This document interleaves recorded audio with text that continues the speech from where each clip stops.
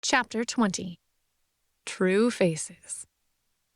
More and more people are reporting dreams, to the point there are multiple Reddit links that describe the different types of dreams. But consistently, people are in this warrior form, even if they've never taken that form before, and they are practicing skills they've never had. There have been reports of people who had tested out as functionally illiterate, now reading at high school level with skills in science and mechanics. Is this a side effect of this form? Or is there something else going on we haven't been told about? KWAC News Special Report. The car pulled up just as she got downstairs. Here, food. Tony handed her what looked like a burrito. Tony shook her head. I'm scared if I go, I'll strangle someone or shift and show them exactly what a pissed-off Kaylid can do. McKenna laughed. Yeah, I know the temptation. Stay in touch. Let me know if you need anything. They got into the car and McKenna bit into the burrito, pleasantly surprised to find it full of eggs, potatoes, meat, and cheese. Thank you, Tony. Thank Karina. She made them when she realized how late you all were. McKenna became aware JD and Perse were also chowing. She focused on the food until she had eaten every bite. Traffic was heavier as they were on the road much later than normal. With a full stomach, she closed her eyes and pinged Tony, though she kept it in the public mind space. Whatever you pay her isn't enough, and at this rate, I need to double what I've been paying her for watching Charlie, especially as we're adding Nam to that. Oh, speaking of which, she asked me this morning if she could change blood with me and Karina. The mental sigh from Tony felt odd, but McKenna understood it. I had to explain to her that Karina can't talk to us as she doesn't have nanobots. Though I explained it a bit differently, but I did exchange with her. Makes me feel better she can call for either of us now. McKenna chewed on her lip. Have you told Karina I can change her? She felt everyone else, especially the kids, snap to attention. You can change people? Cass and Jessie asked at almost the same time. Yeah. Apparently, it's something commanders can do. I just have to bite you while in warrior form and order the nanobots to infect you. Basically. McKenna blinked, then realized something. You guys do realize you won't age and are effectively immortal if you don't get killed, right? And that this won't pass on to your children as the nanobots aren't in women's eggs because they were formed before we were infected and sperm are too small to hold enough of them to spread? A stunned silence filled the mindscape, even the kids. No offense, McKenna, but I need to think about this. Cass's tone held shock and a bit of wobbliness. McKenna glanced at JD, his face drawn and his hand clenched in a tight fist. She opened a private channel to him. I'm sorry. I forgot they didn't know. Seems like I've always known at this point. Not your fault. I had forgotten they didn't know either. After all that time in the jungle, I forgot the fact they hadn't always been there. Yeah. They spent the rest of the trip silent, and McKenna wanted to cry at all the things spinning out of her control. Stop it. Nothing has ever been in your control. All you can do is be responsible for yourself. You didn't ask for any of this. Quit crying over crap you can't control. Her own mental voice provided the slap she needed, and she refocused on her plans. The agent opening the door looked at her. Ma'am, sirs, I've been asked to escort you immediately to one of the rooms. McKenna shrugged and went with them. They went through the same metal detectors, but she noticed a lot more agents watching them, suit coats off and guns in easy reach. Nice to know they regard us as a threat. Guess someone paid attention to what you did and took it seriously. Her comment was back in the public domain, and JD grunted but didn't say anything. They were escorted into a room and carefully placed at the end with no exit. Though McKenna noted this room had 2 doors, both near the front where the president, SecDef, Joint Chief, and a few other people sat. The president glanced up at them and forced an expression that might have been a smile. Detectives, Mr. Alexander, glad you can join us. Am I remembering correctly that you, Miss Largo, are the only person who can understand the Elentrin if they talk in their language? He asked, even as General Murphy crossed his arms and sneered. As far as I know, yes. Fine. We keep her here for the meeting. It doesn't change my point. We need to contain all these shifters and force them to come to us. We lock them up and keep them contained. Create kill boxes for these damn aliens coming in. If a few of the shifters die, that's fine. It deprives these aliens of what they want. McKenna blinked, looking at him with confusion, then glanced over at JD and Perce, who both had frowns on their faces. Arnold, I'm telling you, this won't work, Doug protested through clenched teeth. You can't get them all. Who cares if a few slip through the cracks? You'll have the majority of them for their own protection, and these can convince them that doing it is in their best interest. Arnold jerked ahead at McKenna, and the two men sitting on the other side of her. Excuse me. What exactly are you suggesting? Arnold stood, moving towards her, and she really wished she'd worn the kilt and stayed in warrior form. But all of them had slipped back into human. The Joint Chief stalked forward as he talked. That you are going to help me protect this country. All the shifters are going to be rounded up, placed in prisons, and I'll deploy the military there. That way, the only people at risk are my men and these creatures, so the aliens can get killed trying to kill them. We can possibly eliminate two problems at once. The incoming invasion and this contamination that they saddled us with. Sometimes all you can do is kill the disease carriers to protect the rest of the population. By the time he finished, he loomed over McKenna, glaring down at her. JD and Perce were all but vibrating with rage. McKenna couldn't even get mad. She just stared at him. Then glanced to the side at the exhausted-looking President Carl Simon and Secretary Doug Burby. Is he insane or just really that stupid? She asked, curious. Don't give me any lip, girlie. You're going to help us round up all these people and do what you can to make sure that these aliens don't kill any good citizens. He all but snarled at her. McKenna blinked at him and started to laugh. A full laugh that shook her entire body and had tears coming to her eyes and gasping for breath. The general sputtered and looked at her as JD and Perce fed her info about the reaction of the agents around them. They're a bit anxious, hands on weapons. I don't think shifting in here would be a good idea, especially as none of us have the bulletproof upgrade, Perce pointed out, even as she felt him tensing and altering his position.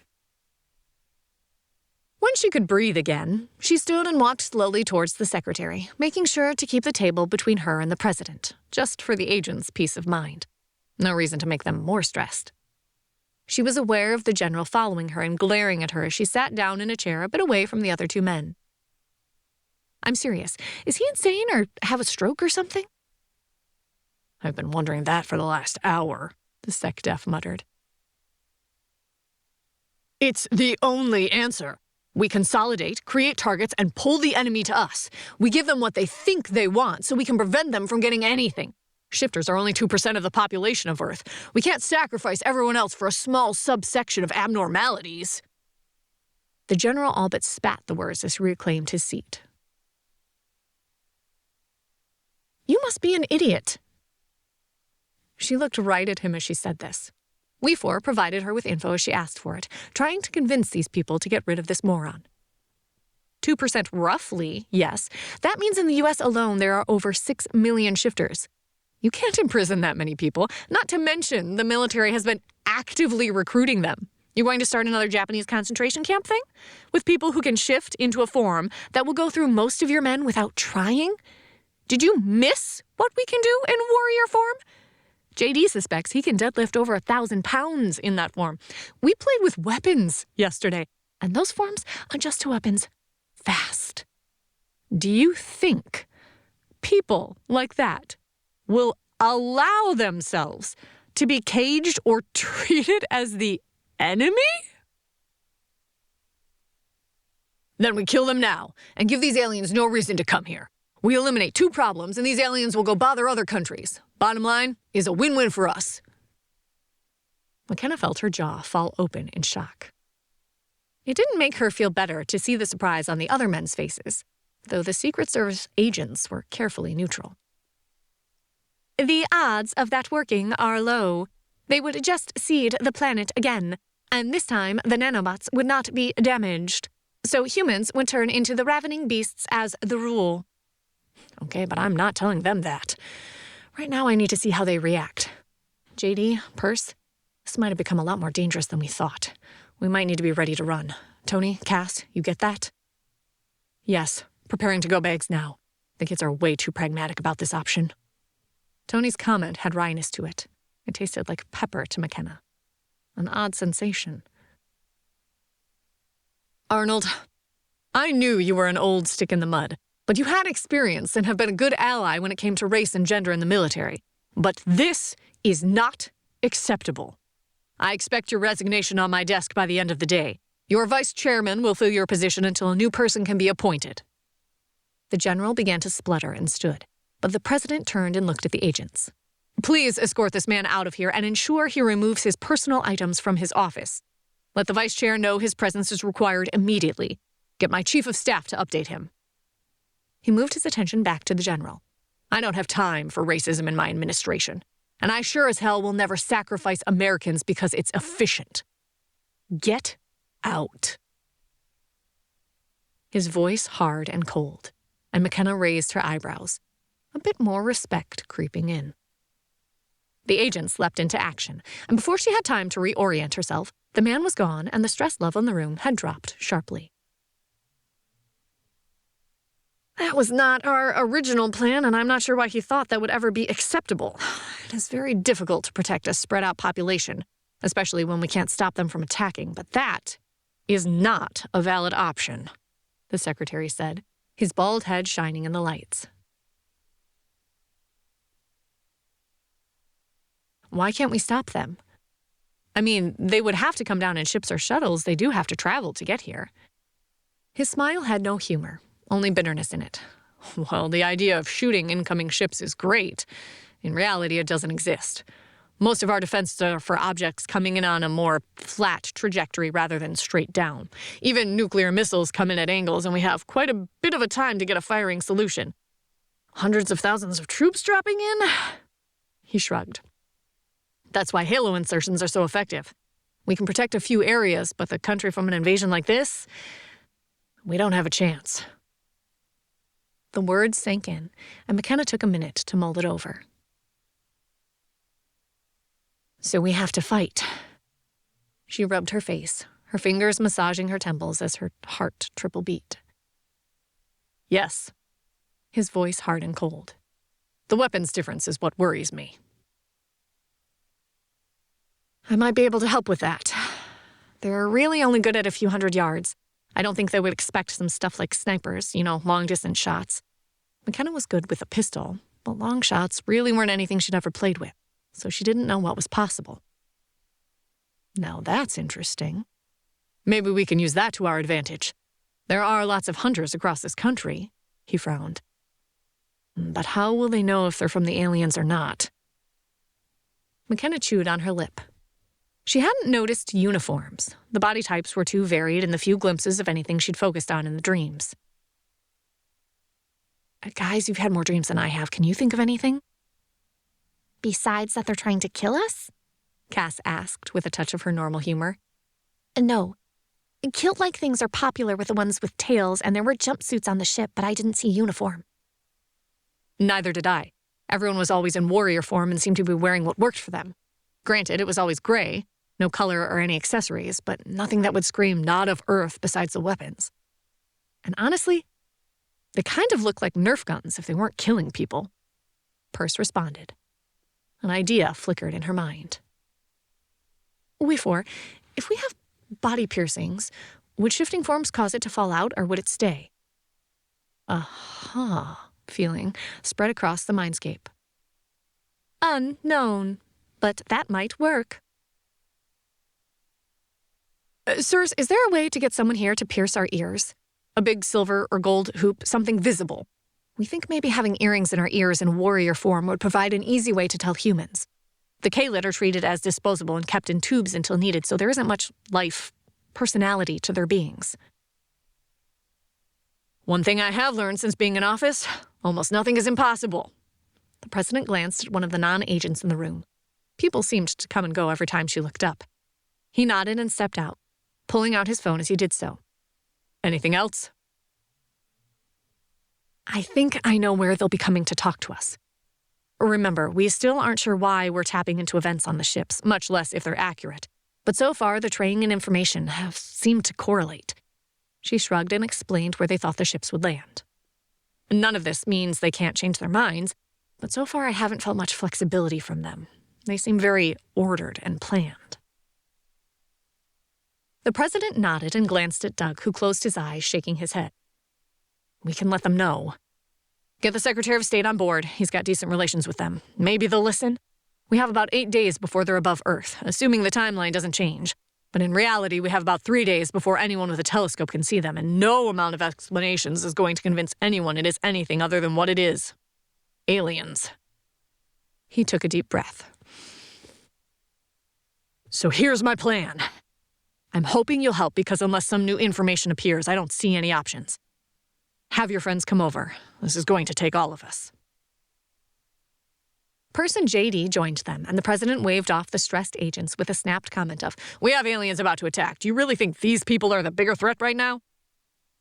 There was a growl from Christopher about them being the immediate threat, but he stepped back and let them talk. The plan made McKenna both uneasy and feel better at the same time. They'd gotten most of the details worked out when a woman with multiple piercings and tattoos was escorted in by one of the nameless assistants. "This is Tamara. She's one of the best in the area. She agreed to come."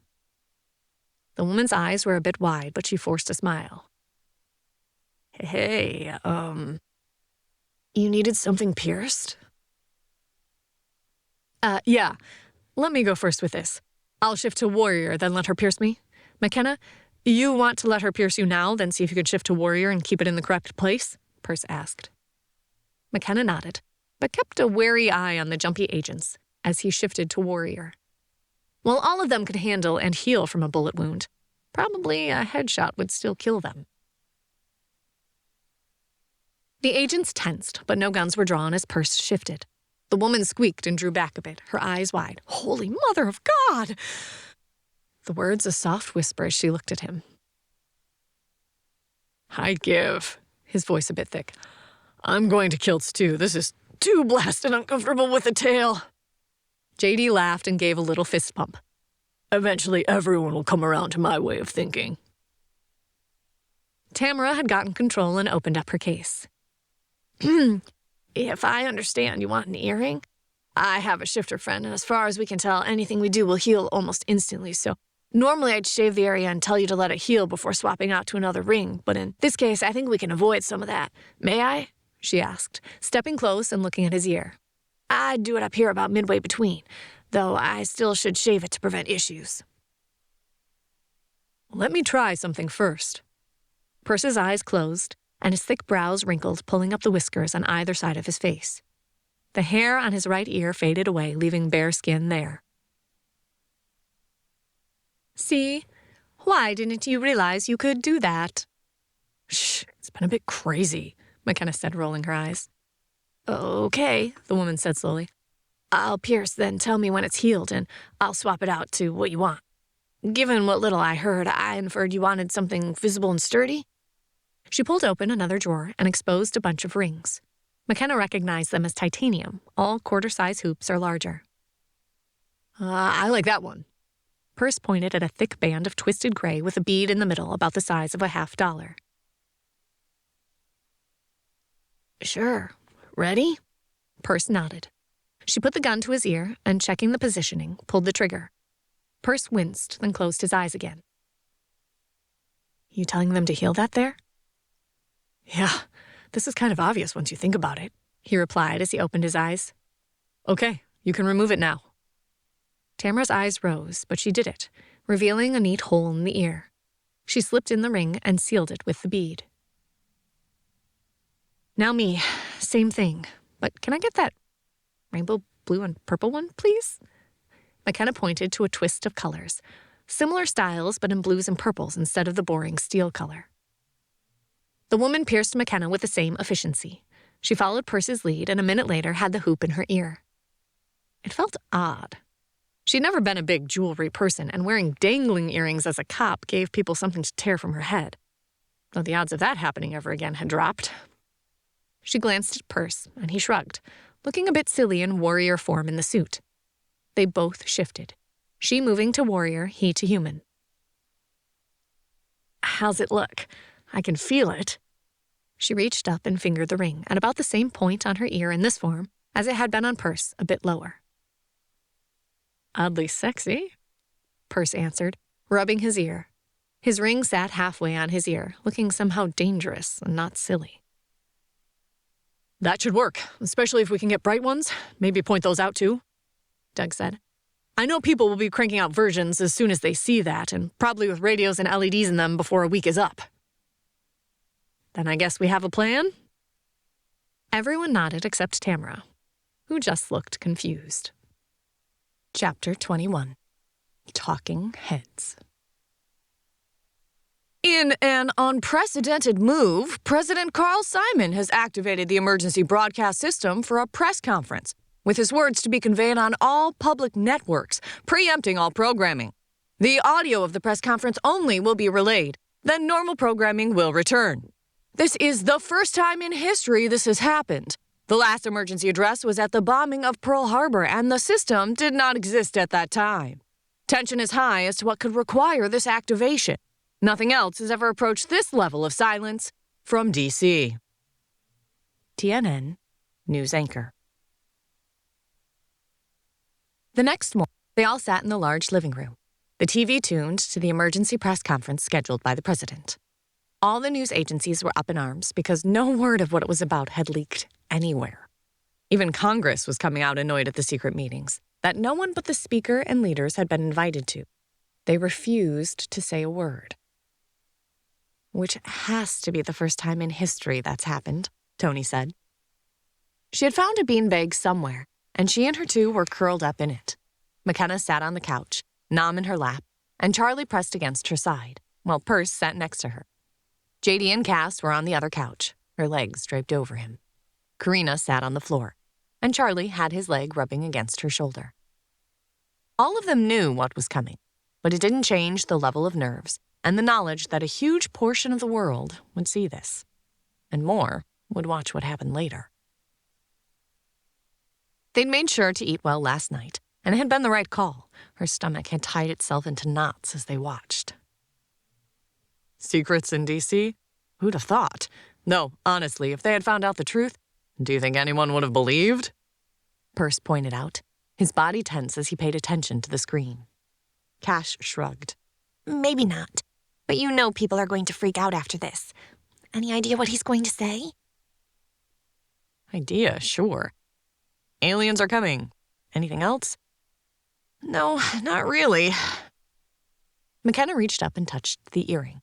They all had one now, even the kids, though they knew not to shift into warrior form. McKenna glanced at Charlie, who kept touching his ear. The bright green ring all but glowed against his pale skin and hair. Nam, on the other hand, had a bright red one that would jump out against her coloring as a tiger. It bugging you? She asked softly, but Nam still turned to look at him. It just feels odd, not hurt or anything. He flashed her a smile. I occasionally thought about a tattoo when I got older, but an earring? Just feels odd. McKenna laughed. 18 for the tattoo. Though I suspect for us it is much less permanent if we wanted. Correct. While the nanobots can leave it alone, they could also remove it after a short while. So noted. You still have to be 18, she said. But her tone and the smile made him smile, and he buried his face in her arm.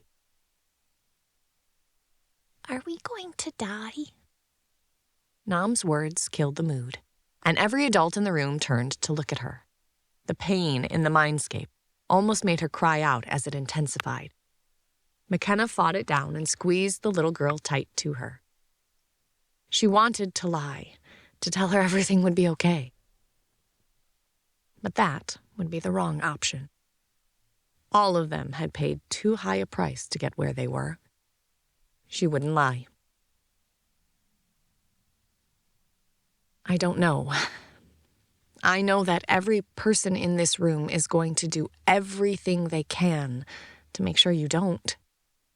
We don't want to lose you. You're ours. I don't know what will happen, but I can promise you won't be alone. Nam looked up at her, her dark brown eyes wide. Okay. I don't mind dying. I thought my dad, her voice broke on that word, would kill me. This feels better. Gods, I'm going to kill that man, Tony swore in her head, carefully making sure Nam couldn't hear them. Ditto, JD and Perce both growled. The sudden flurry of activity on the TV pulled their attention away, though McKenna's arms remained snug around the girl, and Charlie's hand held Nam's in a tight grip. Ladies and gentlemen, the President of the United States. The woman speaking at the podium, with the familiar seal behind her, stepped away, and the president stepped forward. He looked like he'd aged since the first time she met him, and a twinge of guilt rippled through McKenna. But she pushed it away. She hadn't caused this. She was trying to stop it. He held a paper in his hand, the teleprompter screen nowhere to be seen. Carl Simon waited for a moment, and the chatter died. He looked at the cameras, and she wanted to swear he looked straight at her.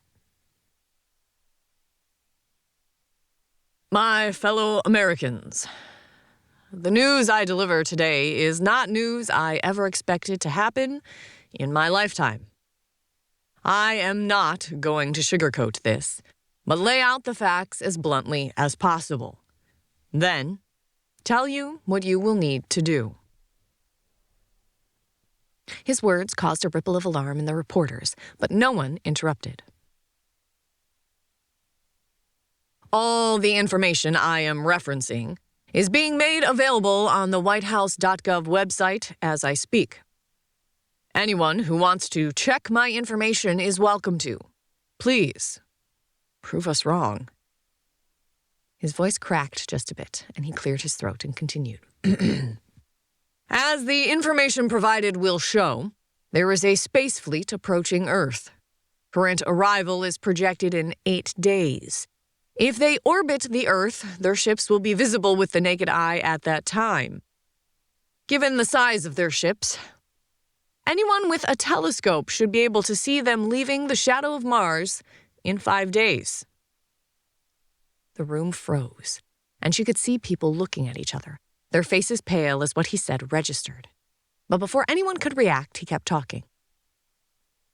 At this time, we have reason to believe they will approach various governments on Earth to negotiate.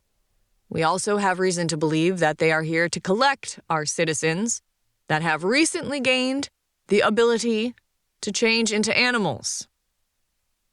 This information is regarded as credible. These aliens, called the Elentrin, are here to collect shifters to fuel their war and use them as infantry in this war. This is not acceptable. He bit out each word, and McKenna felt something in her chest relax. To enable our ability to help protect our citizens and make it clear that our planet is not to be used as a farm for their disposable army, we have reinstituted the civil defense. As I speak, information is being disseminated to your local authorities to set up training, provide weapons, and go over the possible vectors of attack.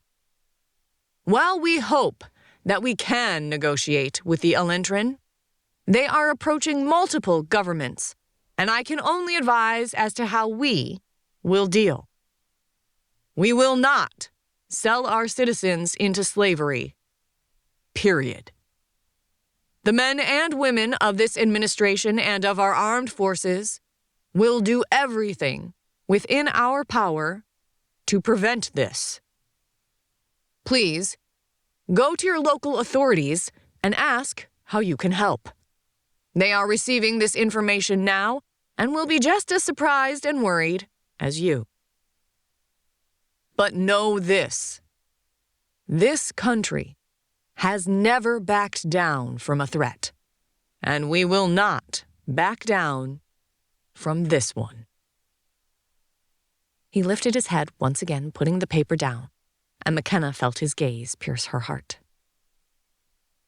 I ask you to pay attention to the news over the next few days, and all of you, be ready to defend your family, your neighbors, your country, and your planet. Thank you. He turned and walked away. The room, after a full 3 seconds of stunned silence, exploded into questions and shouts and people running out of the room. I guess that's my cue, McKenna said, handing Nam to Karina. Perce rose to go with her. Let's get changed. You have a world to save. McKenna stuck her tongue out at him, but headed up to her room. Kilt, tank top, and suit jacket were the uniform of the day. We four? Am I ever going to get my boobs back? This looking like a teenage boy or someone with man boobs is getting old. She locked it to just in her own head, not needing the commentary. Until you have enough calories to spare for fat cells, no. Once you have eaten enough to get the rest of your body back to optimum health, then personal preference can be taken into consideration. McKenna sighed silently. She'd never have thought she'd miss her curves. Being all muscle and no curves wasn't as great as she had expected. She got dressed, did the barest amount of makeup for this next step, and headed downstairs. Perce waited for her, dressed in a kilt and a loose polo shirt and jacket. It looked oddly formal with the kilt. Too many movies with people playing bagpipes, she figured. A car pulled up, and the two of them walked outside. JD and the rest were going to batten down the hatches and wait. They'd spent last night buying supplies, food, toiletries, ammo, and guns. The Secret Service agents got them expedited for clearance, and they had enough to hold off a small army, though she prayed it wouldn't come to that. More than anything, McKenna wanted to be home, on her deck, her family around her, grilling food, the kids playing, and life quiet. But right now, that wasn't an option. They slipped into the back of the car and found George and Doug waiting for them. You ready for this? Doug asked, his face somber, holding a phone that seemed to be approaching a nervous breakdown from how fast it was sending out chirps and whistles. Not at all, but I do think it's the best option we have. Maybe the only option. So I'll do my best. He gave her a wry smile as he glanced at his phone, making constant chirps, beeps, and buzzes. The world is erupting a bit at this. The local law enforcement is scrambling for records they haven't used in decades. Hell, most people only know about the civil defense because of stories from their grandparents. But a lot of the old bunkers and sirens still exist. The tornado and tidal wave warning can be duplicated, and Apple and Android have agreed to let us use the emergency system built into their phones to send alerts. The key is your part. He looked at her for a moment. McKenna felt an icicle run down her back. Thank you. Thank you for trying, and not letting anyone shunt you to the side. I don't know how this will all turn out, but we have more of a chance than we would have otherwise. McKenna had to blink fast. My world, too. I don't want to see it destroyed. And no one should be taken away like cattle, even if we might not be strictly human anymore. The sec-def snorted and glanced at the phone. I can't even respond to all of these, so I'm not going to. He powered off the device and looked at her. He started to speak when their driver interrupted. They're setting up now and should be ready by the time we get there. Information about this was sent out as soon as the president walked out the door. I suspect you will be viral, so I hope you're ready. You need to convince them, because we can only help with the people in the U.S. You have the chance to touch the world. McKenna grimaced. No pressure. Thanks. All I can do is talk and tell them what I know. I'll try. I can't make anyone do anything.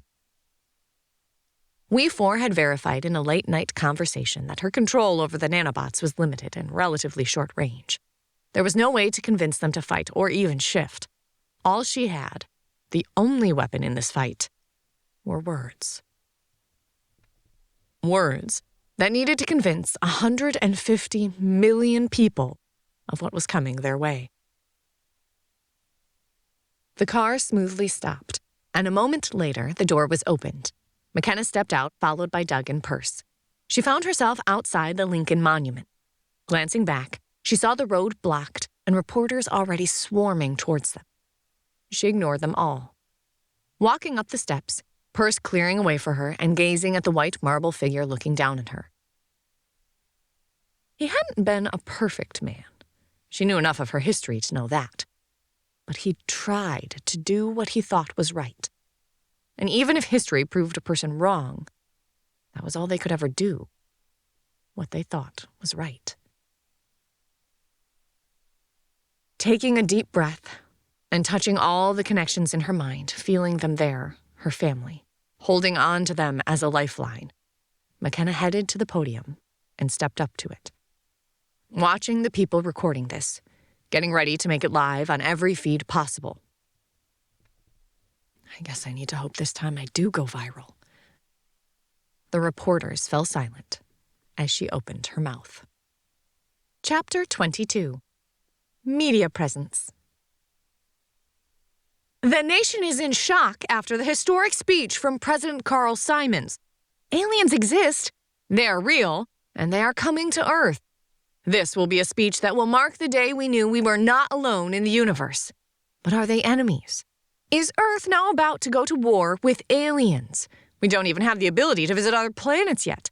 How are we going to fight a war? All we can do is listen.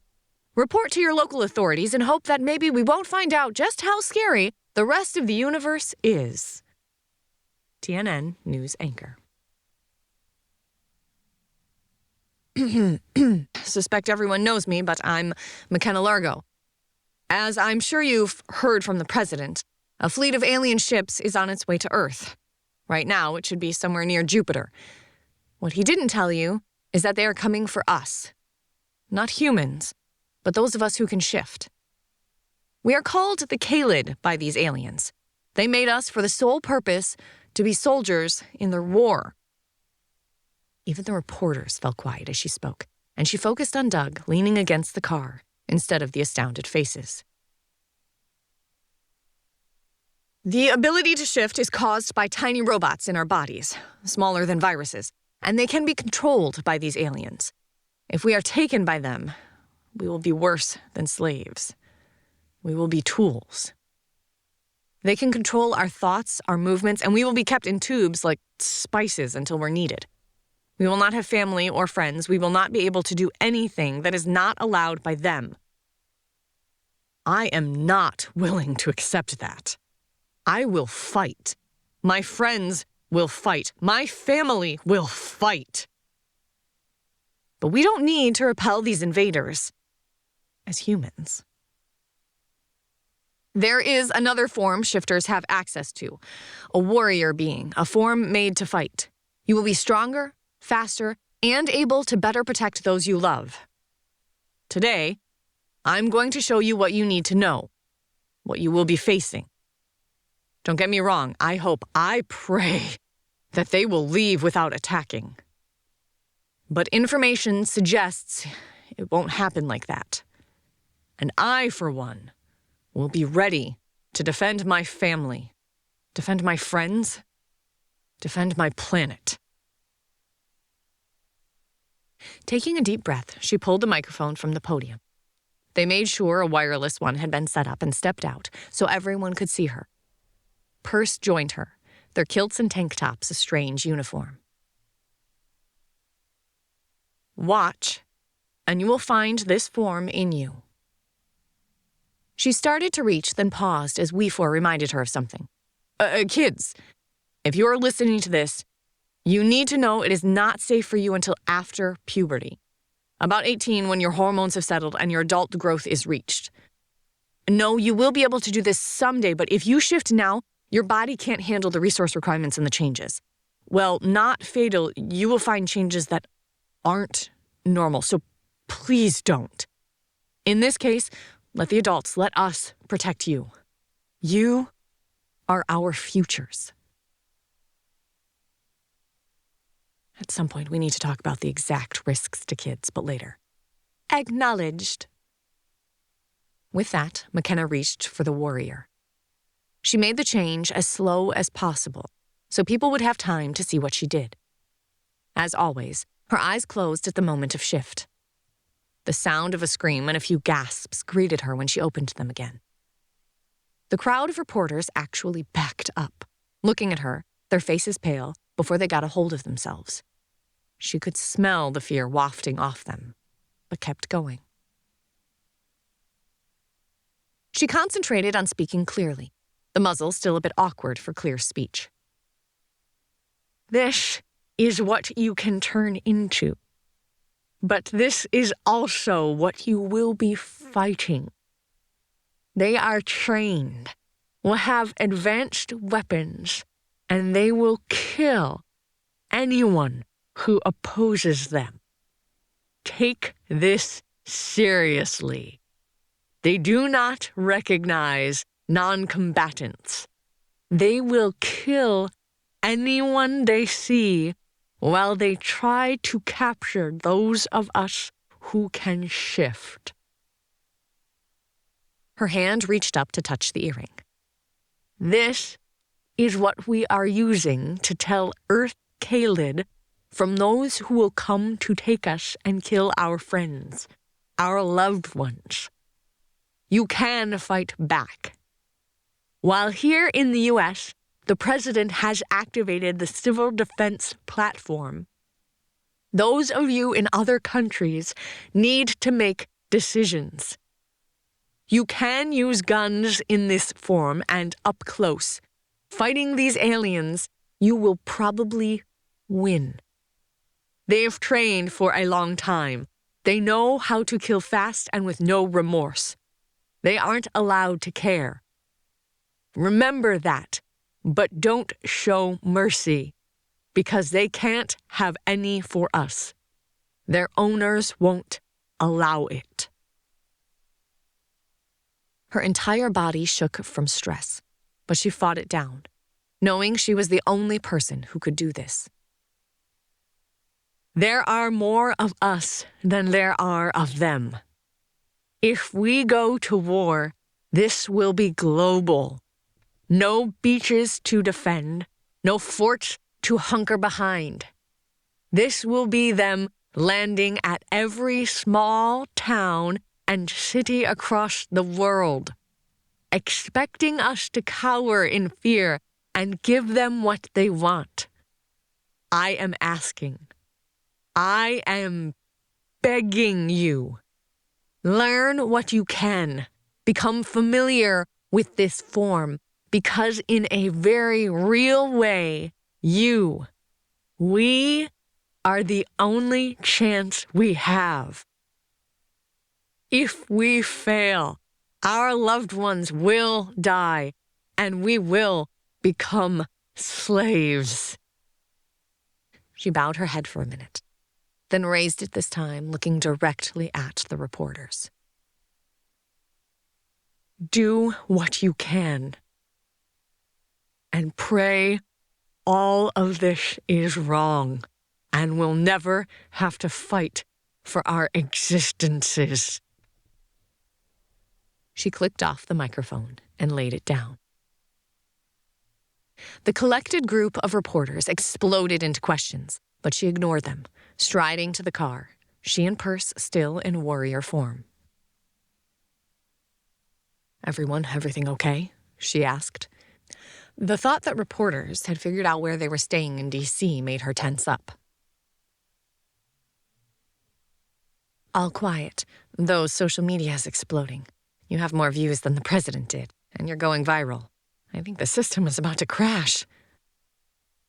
She didn't have time to ask anything else as she got into the car, the driver's pale face and wide eyes catching her attention.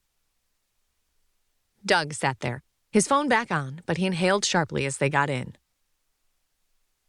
I don't think you fully realize how intimidating those forms are. I keep having to stop myself from fleeing in terror. And I'd always thought werewolves were cool. McKenna smiled, then stopped when he flinched backwards. It is a cool form, honestly. Outside our time in the jungle, we haven't played with it much, so I'm not sure what other surprises are lurking." She nodded at his phone. "Is it working?" He hefted out a sigh and pulled his attention back to the phone, which was now plugged into an outlet in the back. "Damn thing's going off so much I had to plug it in. Your message is getting out. The next few days are going to be chaotic, and we caught a lot of people off guard with the civil defense aspect. But it wasn't like we could give them too much prep time." "True, but still I can't imagine how crazy Kirk is going," she said into the mind space, her voice somber. "I'll lay you money he saw this coming. Remember, he knew aliens were real and coming, so this probably didn't surprise him. Bet we'll see news stories about how prepared Rossville is." JD's tone reassured her a bit, and she glanced at the secretary who responded to something on his phone. "Now what?"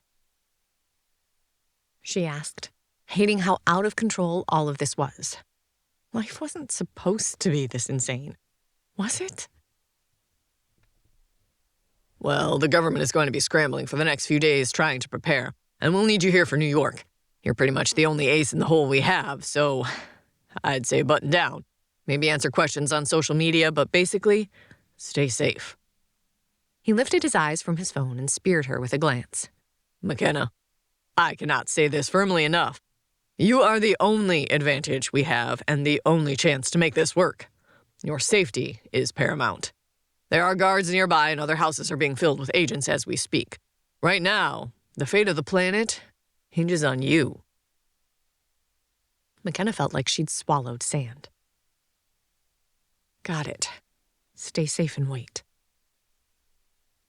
"When we're sure they're in orbit, we're going to relocate everyone to a place in New York, and then try to prepare. New York is fractious at the best of times, and them landing there isn't going to make it easy." McKenna just nodded numbly, and everyone fell quiet the rest of the way home. The only bright spot in her twisting and turning thoughts was Perce holding her hand tight. As they got out of the car, she reassessed the neighborhood and realized just how quiet it was. Being this isolated made her feel uneasy. Even at her house, she'd never felt this isolated from the rest of the world. The noise of kids squabbling over a game as she walked in brought a blessed amount of normalcy to her. Tony met her at the door in human form and pulled her into a tight hug. Until her arms wrapped around McKenna, she hadn't realized how much she needed that humanizing gesture, that reminder that she wasn't just Kaylid. Her arms held her tight as Tony whispered in her ear, "You did great. You were impressive and commanding." McKenna just squeezed back, then let her go to head into where she could hear the kids. They were all playing a cart video game. They glanced up at her, smiled, then shifted their attention back to the game. McKenna laughed at the sheer normality of the scene, the video game being more important than an adult, even in warrior form. She went back to the room where they were watching TV and paying attention to laptops, the main social media sites up. "You're trending if that makes you feel better," Cass said, as she glanced up with a half smile. "Not really. You okay?" "I didn't mean to spring the whole immortal stuff on you." Cass shrugged. "It makes sense once I thought about it. If your cells are rebuilt, then they don't decay. They've known that for decades. But still is odd to think about it. But I looked the other day. A few chickenpox scars from childhood are gone, and I don't think I've had a pimple since this happened," she shrugged. "Anything else I refuse to think about until after we've dealt with the Elentrin. And that I'm just not going to deal with, period. Every time I start to think about aliens coming down here to collect us, I start to panic, and that does no one any good. So I'm not thinking. I can't do anything about it. All I can do is try to support you." Tony sighed. "Join the club. I really want to find a basement and lock me and the kids in it, like badly want. But it wouldn't change anything. And if we all did that, there wouldn't be much of a world going on." McKenna sat down and watched the drama unfold on a local and national stage and felt absolutely useless. Not much was said the rest of the day. McKenna answered a few specific tweets asking about changing, but even though her follower list was huge, Mostly, she just watched people panic. LA was in the middle of a riot that spanned half the city as people freaked out, even as big alien welcome parties were being thrown. It felt like she was watching a bad sci-fi movie. The stock market shut down 15 minutes after the president's speech, and most places had been swept bare of anything usable. The news focused mostly on the happenings in the U.S., as no other country had made an announcement yet. Going to bed that night, she lay there for a long time, wrapped in guilt and stress. "Stop it." JD's voice pulled her from her inner turmoil, and she sat up. She hadn't heard him come in. She'd been so wrapped up in her own thoughts. Stop what? McKenna pulled herself into a sitting position, arms around her knees. JD dropped onto the bed, it groaning a bit under his weight. "Stop fretting, feeling guilty, or anything else. So many people are going to die." She made sure the mind space didn't hear any of this, not wanting to upset anyone else.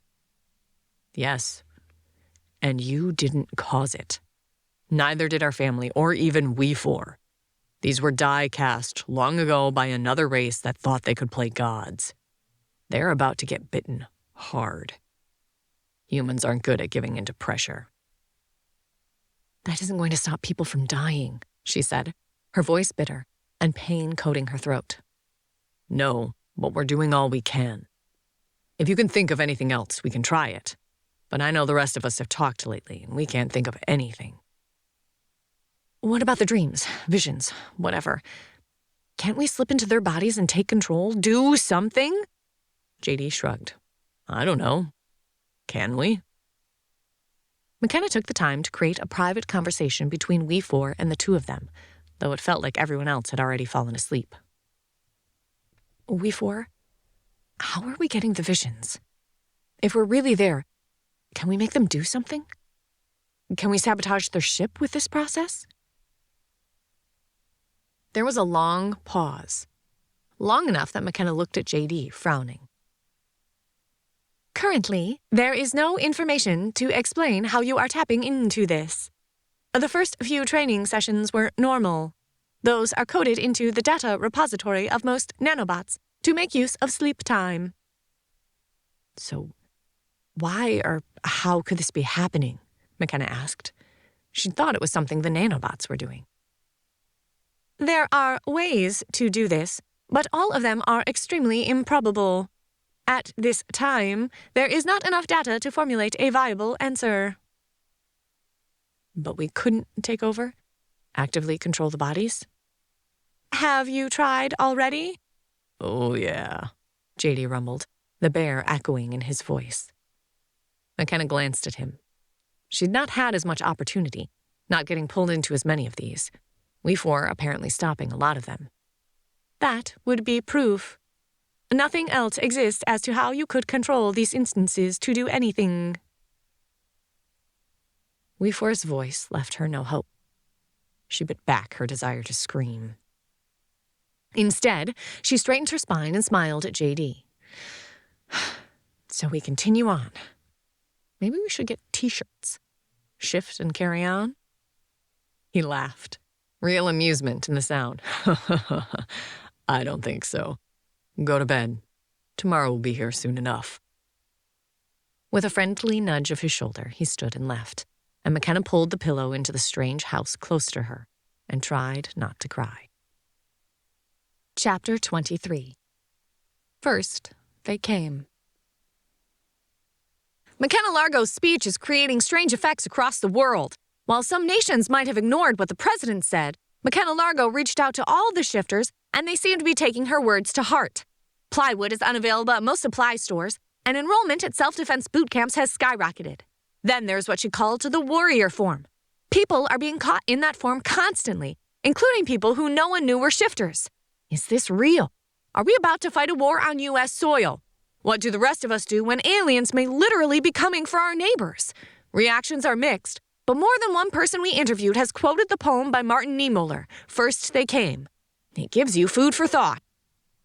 Sleep didn't bring any relief, but it also didn't bring any dreams. McKenna had asked we four to not block any dreams, but didn't specifically ask for them to be created. Watching the news became an addiction for all the adults in the house. Some areas of the country rallied together, and the civil defense plans were helping. She'd sent a message to Anne checking in on people, and Anne confirmed Kirk and Marchant, the chief of police, had been ready for this, and everything moved along without too much angst. When she let the others know, J.D. shook his head, a smile touching his lips. I wonder how that conversation with Marchant went before the president's speech. How do you convince your boss that aliens are here and we need to prepare for an invasion when the rest of the world doesn't even know they're coming? Cass grinned. I'm just wondering what my old boss is doing. Is it bad that I really hope he's freaking out, especially since the higher-ups are livid at him? Granted, none of them really know I can shift, but they might have figured it out from the news stuff. She smirked and grabbed a snack. They'd all been eating and eating and eating, trying to get enough mass to support multiple shifts that might be needed in the near future. But they were all sick of food. Nothing tasted good anymore, and since most of them were predators, well, JD and Cass weren't, and they could tolerate the fruits and sweets more, everything was protein and fat heavy. McKenna glanced at the TV showing a riot in London over the news of aliens, and she sighed. I know that probably tomorrow or the next day they'll grab me and Perce for the New York thing, though I have no idea how they're going to get that all organized. I'm glad it isn't my problem, but right now, I'd like to pretend everything is normal. Some areas of the country are either rolling with this or ignoring it. Not sure which is true around here, but it's been really quiet. Do you guys want to get out of here for a while? Every face in the room lit up at that option, and the kids were rushing to put on shoes. Guess everyone has been feeling a bit stir-crazy, she remarked as everyone tore around to get ready to leave. The house they were in was only a few blocks away from a big park with a playground, so they decided to walk to it. McKenna pulled on her kilt and a baseball cap, along with sunglasses to help disguise her. Getting mobbed didn't sound fun. The weather seemed perfect and created an odd dichotomy from the stress in her mind and across the globe. But right now, in their little corner of the world, it seemed like a gorgeous late summer day. She hid a smile as she saw JD and Cass holding hands, and Tony fell back to talk to her. By mutual unspoken agreement, everyone ignored the agents in the car trailing along behind them. They seem to be getting along, McKenna said, nodding at the two of them who had moved up ahead while the kids ranged between the two groups. Perce had said he'd catch up with them in a bit. He'd been talking to his lawyer friend back in California and wanted to follow up with some stuff. They're so cute, it's almost sickening. But I like her. She's funny, very smart, and can answer all the questions the kids ask that leave me fumbling for the internet to try to figure out how to answer it. Jamie likes her. But Jessie still thinks you're cooler. Tony shot a grin at McKenna, who laughed. That is not a good thing. From the way my life has been going lately, no one should try to emulate me. Tony lifted his shoulder dismissively, casting a wary eye around the house as they passed. But it still seemed quiet. Maybe, but at least we have a chance now. If they had just shown up without this much warning, we would be dead meat. Yeah, I'm just torn. Her voice came out soft and with an admission of guilt. Torn? About what? Tony dropped her voice too as she glanced at McKenna. I like changing. Being the cougar, the warrior form, and I'm kind of glad it happened. But because of all that's happening, people might die. It makes me feel... She trailed off and hunched her shoulders a little, as if expecting a blow, either emotional or physical. Tony burst into laughter, and McKenna jerked to look at her. You don't think that's awful of me? Tony tried to stifle her laughter that had everyone glancing back at her. No, I think it's human. For all that we are Kaylid, we're still human. I love my cat, and knowing my children will never get sick and can live forever, she put her hands behind her back, a grin across her face. We can't change it or stop it, so might as well enjoy the benefits and features. You didn't cause this. You aren't the reason this happened. So enjoy the silver lining. It's all we can do. Oh. McKenna fell silent for a few steps, then glanced over at her. How do you get so calm about stuff like this? Tony sighed this time, the last of the humor leaving her. Jeff being killed. I missed him. I had 2 babies that would never know their dad. My best friend was gone, and I was miserable. At the same time, I had more money than I'd ever had. I had friends helping me, a job that gave me a year off and promised to hold my position, time to spend with my children I might not have had. I really hated myself for a while for enjoying the money, the time, the good things that came behind all that pain. Realized I couldn't change any of it, and I'd give it up to have him back. But since I couldn't, why make myself and others miserable? All you can do is deal with the now. So deal with the now. The words rattled around McKenna's mind and soul as they finished the walk to the park. Part of her expected we 4 to chime in, but the AI stayed silent. Thanks, she said as they reached the park. No problem, Tony grinned at her, then ran towards her unwary kids and grabbed Jessie up from behind, swinging her around to shrieks of laughter. McKenna joined her, grabbing Nam and spinning her as the children chased away the doubts and fears that swamped the adults. The park only had 1 person jogging around it, so they had it to themselves. 2 hours of play left them all tired but smiling. Perce had joined them after an hour. He and JD took turns tossing the kids in the air to the delight of the children. Nam especially seemed to glow by the time they were done. Dinner thoughts? Cass asked. They'd exercised enough that food almost sounded good. Pizza! The kids shouted in what had to be a planned move. Tony crossed her arms and looked at all of them. Uh-huh. And did you have a preference? They shouted out again in unison the name of a pizza chain that had games and stuff for kids. Perce arched a brow. People really go to those? Tony and Cass looked at him and started laughing.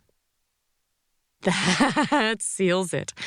If you've never experienced the joy that is kids, pizza, ball pits, and shrieking, your education needs to be updated, Tony said, a definitely wicked grin on her face. I think any of them will still be open?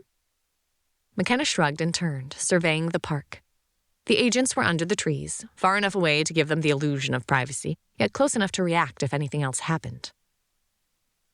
Let me ask. I'd assume they would know. She headed over to the 2 agents, a man and a woman. They straightened as she approached. Hi, guys. Hope you haven't been too bored. They gave her slight smiles. You don't cause as much stress as some. How can we help? Their tone was neutral, and she didn't know how to react. Stupid protection stuff. I don't need it. No one knows I'm here. The kids wanted to go for pizza.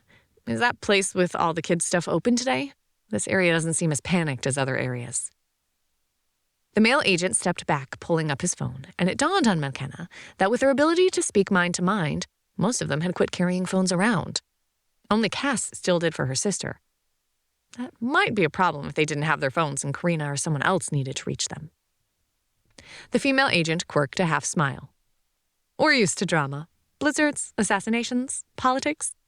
This is just something else. We're almost British in our ability to carry on. The parallel to her earlier thinking made her laugh, feeling some tension melt. The male agent stepped back, nodding to her. Yes, ma'am. The nearest one is about 10 miles away, but it's open. Most places are still open right now. Excellent. Could we go there?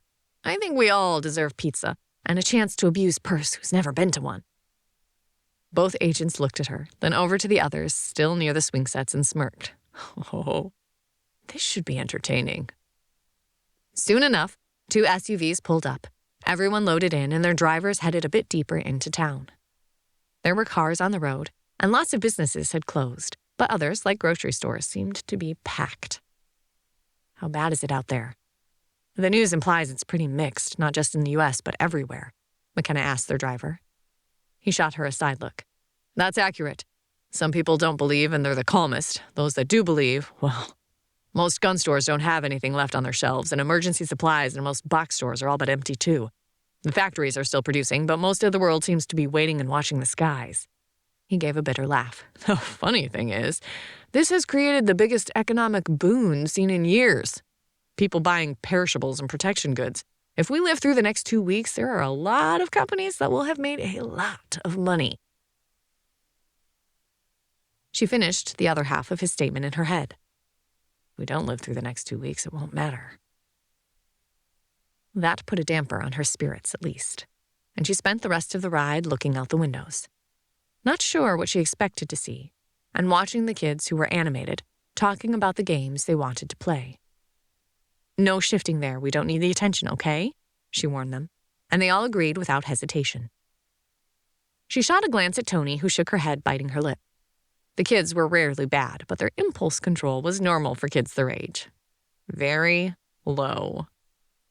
They pulled into the parking lot, and McKenna felt a bit of relief at only seeing 6 other cars. While she wanted to feel normal, she also worried about being recognized. They walked in, the kids arrowing for the ball pit and other games as the adults placed orders. Pepperoni pizza? She asked the kids. This, at least, made life easier sometimes. Yes, and cheese sticks, Charlie replied promptly. How long have you guys been planning this? She felt the adults listen in. They play the commercials a lot, was his only answer. McKenna fought back a smile, placing the order, getting beers for everyone and a cider for herself. The fact they had cider made her happy. Taking their number, they found a table near the tinted windows away from the other people, but close enough they could still see the kids. There were about 5 other adults and 10 children. The kids all seemed about Nam's age, Charlie being the oldest by a long shot. He and the twins were so much bigger than the rest of the children, it almost looked funny, but Nam seemed normal compared to the others. She checked out the adults and they all seemed quiet, pensive. One table watched a tablet playing what sounded like news, while the others just talked and checked their phones almost compulsively. The tension could be felt everywhere. Even the employees seemed to move more quietly and glance at the TV often. It played the news silently, captions scrolling across the bottom. McKenna took a sip of her cider and glanced at the others. The agents had declined to come in, and she could see them in the SUVs in the parking lot, facing the building, sitting and talking. This is much quieter than I expected it to be, Perce said, as a shriek of laughter cut through the mostly silent room. He and JD flinched. The rest of them just smirked. Trust me, it is. I've taken my niece and nephew once or twice, and normally you can't hear yourself think in here. You're getting off easy. Tony nodded lots, and Perce took a hasty sip of his beer. So noted. So, we're all agreed McKenna and I do the New York thing. You guys all stay here? Tony chewed her lip but nodded softly. JD can provide the legal weight we might need as he has power of attorney for McKenna, not to mention being a cop. And I really don't want the kids anywhere near New York when this all goes down. McKenna couldn't help but agree. The idea of Charlie being anywhere near these aliens that would regard him as a waste made her stomach churn and her blood pressure spike. Another thought started to bubble up when a shriek of rage had the heads of all the adults in the room looking towards the ball pit. It was quickly followed by 2 cries of pain from 2 different voices, and McKenna and 2 other adults were headed to the ball pit at a dead run. A large man, close-cut hair, wearing a Patriots football jersey beat her only because he'd been so much closer. A tiny girl, even smaller than Nam and probably only about 4, came running out of the ball pit. Pale blonde hair and pixie tails on either side of her head, a pink dress, and blue eyes welled tears as she ran directly to the man. None of her kids emerged, but all she could get from them was anger and an affronted feeling. He dropped his knees as the doll of a girl threw herself at him, crying, "Daddy, Daddy, she hurted me!" That sounds suspiciously like overacting, and I think those are crocodile tears. Guys, come on out. What happened? The little girl was sobbing in her dad's arms, holding out her arm that had a light red indent on it. The little monkey girl bit me, she sobbed out as Jessie and Nam emerged from the balls. Jessie had her lip out in her stubborn pose, while Nam had paled and flinched back at the girl's words. The boys came out a minute later with thunderous expressions on their faces. She what? She bit my little Linda P? He turned eyes on her that held anger well over what the situation warranted. I'll teach you to bring your mongrel kids in here and attack good Americans. He reached behind and McKenna grabbed the girls, pulling them behind her as he came out with a knife that he flipped open in a smooth move that told her he wasn't a stranger to fighting with a knife. Oh, I so do not need this. I really, really don't need this. I'm sure it's not a big deal. Everyone is stressed. She tried to calm him down, but her sudden move had dislodged her cap, even as the others reached her side. You're that shifter bitch that started all this. It's your fault the aliens are coming. You're the reason people are gonna die and we're going to war with an alien race. The belled words caught her off guard, and she blinked at him. You think this is all my fault? The man sneered at her, waving the knife. You were the first to change. You started this. Hell, if aliens really are coming, you're probably a plant. McKenna just couldn't believe the words coming out of his mouth as she looked at him. In the mindscape, she could feel the shock from everyone else. His lunge took her by surprise, the knife flashing forward. Without conscious thought, she shifted, flowing into warrior form faster than she'd ever tried. Between one heartbeat and the next, she had changed, the heat waving off her. Her hand flashed up and caught the hand holding the knife. With a quick twist, she snapped his wrist, and he screamed. Other people started to scream, and the man who'd been sitting at the table with him came charging at her, beer bottle in his hand. The little blonde girl had run over to the women at the table, holding onto them and screaming. Noise surrounded her as she pushed the man away and turned to face the other man. But JD and Perse were there. Still in human form, they had him restrained and down, hands behind his back, the beer bottle laying on the floor. Agents came boiling into the pizza place, guns out and looking everywhere. McKenna stood in the middle, looking at the whimpering man holding his wrist, the other man under JD's foot, the screaming kids and the shocked employees. Why does this always happen to me? You will be paying for that. Shifting that fast has depleted almost all of your resources. Eating now would be a good idea. McKenna groaned and grabbed the pizza from the stunned employee, sitting down at the table with it as questions began to be shouted around. This sucks. The thought drifted through as she set to grimly eating the pizza, instructing the bots to process and build up her resources. Again. Chapter 24. Reactions. The world waits with bated breath as the ships approach our planet. Most schools have shut down, sending people home as we wait to see what this will bring. Sales of guns, ammo, and survival supplies have seen more shelves stripped and bank accounts emptied. People are scared and watching the skies. If you have a telescope, you are now the most popular person in your neighborhood, as everyone wants to see existence as we know it change. KWAC News. By the time it had all been dealt with, McKenna found herself on the news again, the story flashing across Moform. Due to the amount of resources spent, she remained in warrior form, so of course, the newsies got pictures of her walking out to the cars like that. The agents just gave her flat looks, and she kept her mouth closed, at least where they could hear. Is it a bad thing that I'm ready for the Elentrin to get here just to get this over with? She asked, her voice wry in the quiet SUV. I'm sorry. I didn't mean to cause trouble. McKenna hadn't realized they could whisper in the mind space, but that was what Nam's voice sounded like, a teeny whisper from a frightened girl. She sat next to McKenna, so she ran her fingers through Nam's silky black hair. You didn't. Can you tell me what happened? The little brat hurt her, Jessie blurted. She was in the other SUV with Tony, so McKenna couldn't see her, but had no doubt her arms were crossed and lower lip out. Nam? McKenna made sure her mind voice remained gentle, an oddly difficult thing.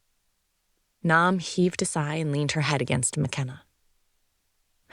She grabbed onto my hair, wouldn't let me go. Jessie was too far away to help. I couldn't get my head up, so I bit her. McKenna felt there may have been a bit more than that, but she hugged Nam. Well, she should be glad that you didn't bite her in animal form. Your tiger teeth would have drawn blood. But we were right there. You could have asked for help. Nam shrank into her a bit more, not looking up. Forgot. Or didn't trust us, the more likely explanation. Oh, Nam, she said quietly, as she hugged the girl to her tightly. No one spoke for the rest of the trip home, and their group headed into the house as the agents stared after them, faces unreadable. The kids grabbed Nam, and they disappeared up to their rooms, their entire attitude speaking of circling the wagons around her. You still need to eat more, we four said. And McKenna sighed, going and grabbing one of the meal replacement bars. They didn't taste great, but at 5,000 calories, it seemed easier to choke these down than anything else resembling real food. She came back into the living room, everyone else looking serious. JD appeared a minute later with drinks. We can't get drunk, but right now I want a drink or 10, as what just happened scared the hell out of me. And not because I thought he might manage to hurt anyone, but by what it implies. He set beers, ciders, and wine down, knowing what each person preferred. McKenna smiled at him as he gave her a straw. Drinking with the modified muzzle tended to be messier, as they'd found out in Colombia. A straw helped. She curled up in a chair, watching all of them. I'm surfing the net now, Cass said, her voice somber. You're trending again, Kenna. Did I ever stop? Not really, but now there's a bunch of monster or savior memes going. McKenna groaned and washed a bite of the bar down with a sip of cider. Should I care? Cass snorted. Not yet. You haven't reached the level of Jekyll and Hyde some celebrities have. Just lots of questions. Any point in trying to explain what happened? Cass sat silent as she clicked on something. Nope. The restaurant chain just released the video of what happened. I'd say the trending is going to flip quickly. McKenna sagged and drained half the cider. I hate social media. Aw, you don't like being famous? Tony teased. It got you out of trouble last time. It's back to 3-1, so no, I hate it, McKenna shot back. So kick back and ignore. I mean, not much longer, and it's all coming to a head. I wish we had some knowledge of what they're planning. What's going on? Regarding that, we four said, her comment almost hesitant. Well, the ability to force these dream sequences, as you call them, has not been discovered. By changing the transharmonic frequencies, it should have the effect of making you more susceptible to these dreams. Can you do that only for us? Not the kids. I don't think they need any more encouragement for these dreams. Yes, that should be possible, but absolute assurance is not given. The children seem to be more predisposed to this sort of mental joining. Tony and McKenna looked at each other, and finally Tony sighed. I can't protect them from what might happen if they attack. I suppose as much as it makes me grind my teeth, the best way to protect them is educate them. They know how to run, to hide, and they'll look after Nam. She rubbed her face for a minute. Ugh, maybe it's a good thing my 2 7-year-olds look closer to 9. They're at the top of all the weight and height percentiles. We four, if you can't, you can't. You still don't know why or how this is happening? Correct. I'm game, Perse and Cass said together, even as she closed the laptop. Very well. The necessary changes to the transharmonic system should be done by tonight. They spent a quiet evening, avoiding anything to do with the news or social media, and the kids fell asleep against respective adults while they watched a movie. With the kids tucked in, McKenna lay in bed and thought about what might be headed their way. Her stomach twisted and turned, but she couldn't think of anything else to do. Falling asleep in Warrior felt odd, but she didn't want to burn the calories to change back. Is this going to work, we four? Unknown. All you can do is try. With your changes. Perhaps. All your previous attempts have happened regardless of any interaction. I have faith in you. We four didn't respond, but the feeling of warmth flickered across her brain. McKenna closed her eyes and tried to relax into sleep and hope that she might find out more than she had before. Have you finished a review of the information, Commander? A name followed, but she couldn't hear it, though she could hear the question. McKenna looked up and saw the same male she'd seen in all the dreams. He matched what the others had reported, the white tails striking. No, I'm still reviewing it. Is there a problem? Her head tilted as if listening to something. There's still half a Lead prior to landing. His eyes narrowed. True. Do you have any questions? What is your name? McKenna asked, then blinked when the words came out of her. Holy shit, my question was asked. His tail quit moving, and his strange whiskers twitched. She took the opportunity to look at the male and try to figure him out. Taller than JD even as a human, and the amount of muscle on his body made JD's form look small. While he had a muzzle similar to hers, she didn't think he would be any Earth cat she'd ever seen. There was something more bulky, solid, like the bear JD resembled. And rather than the long white whiskers she had in this form, his drooped, but moved as if independent of his own desires.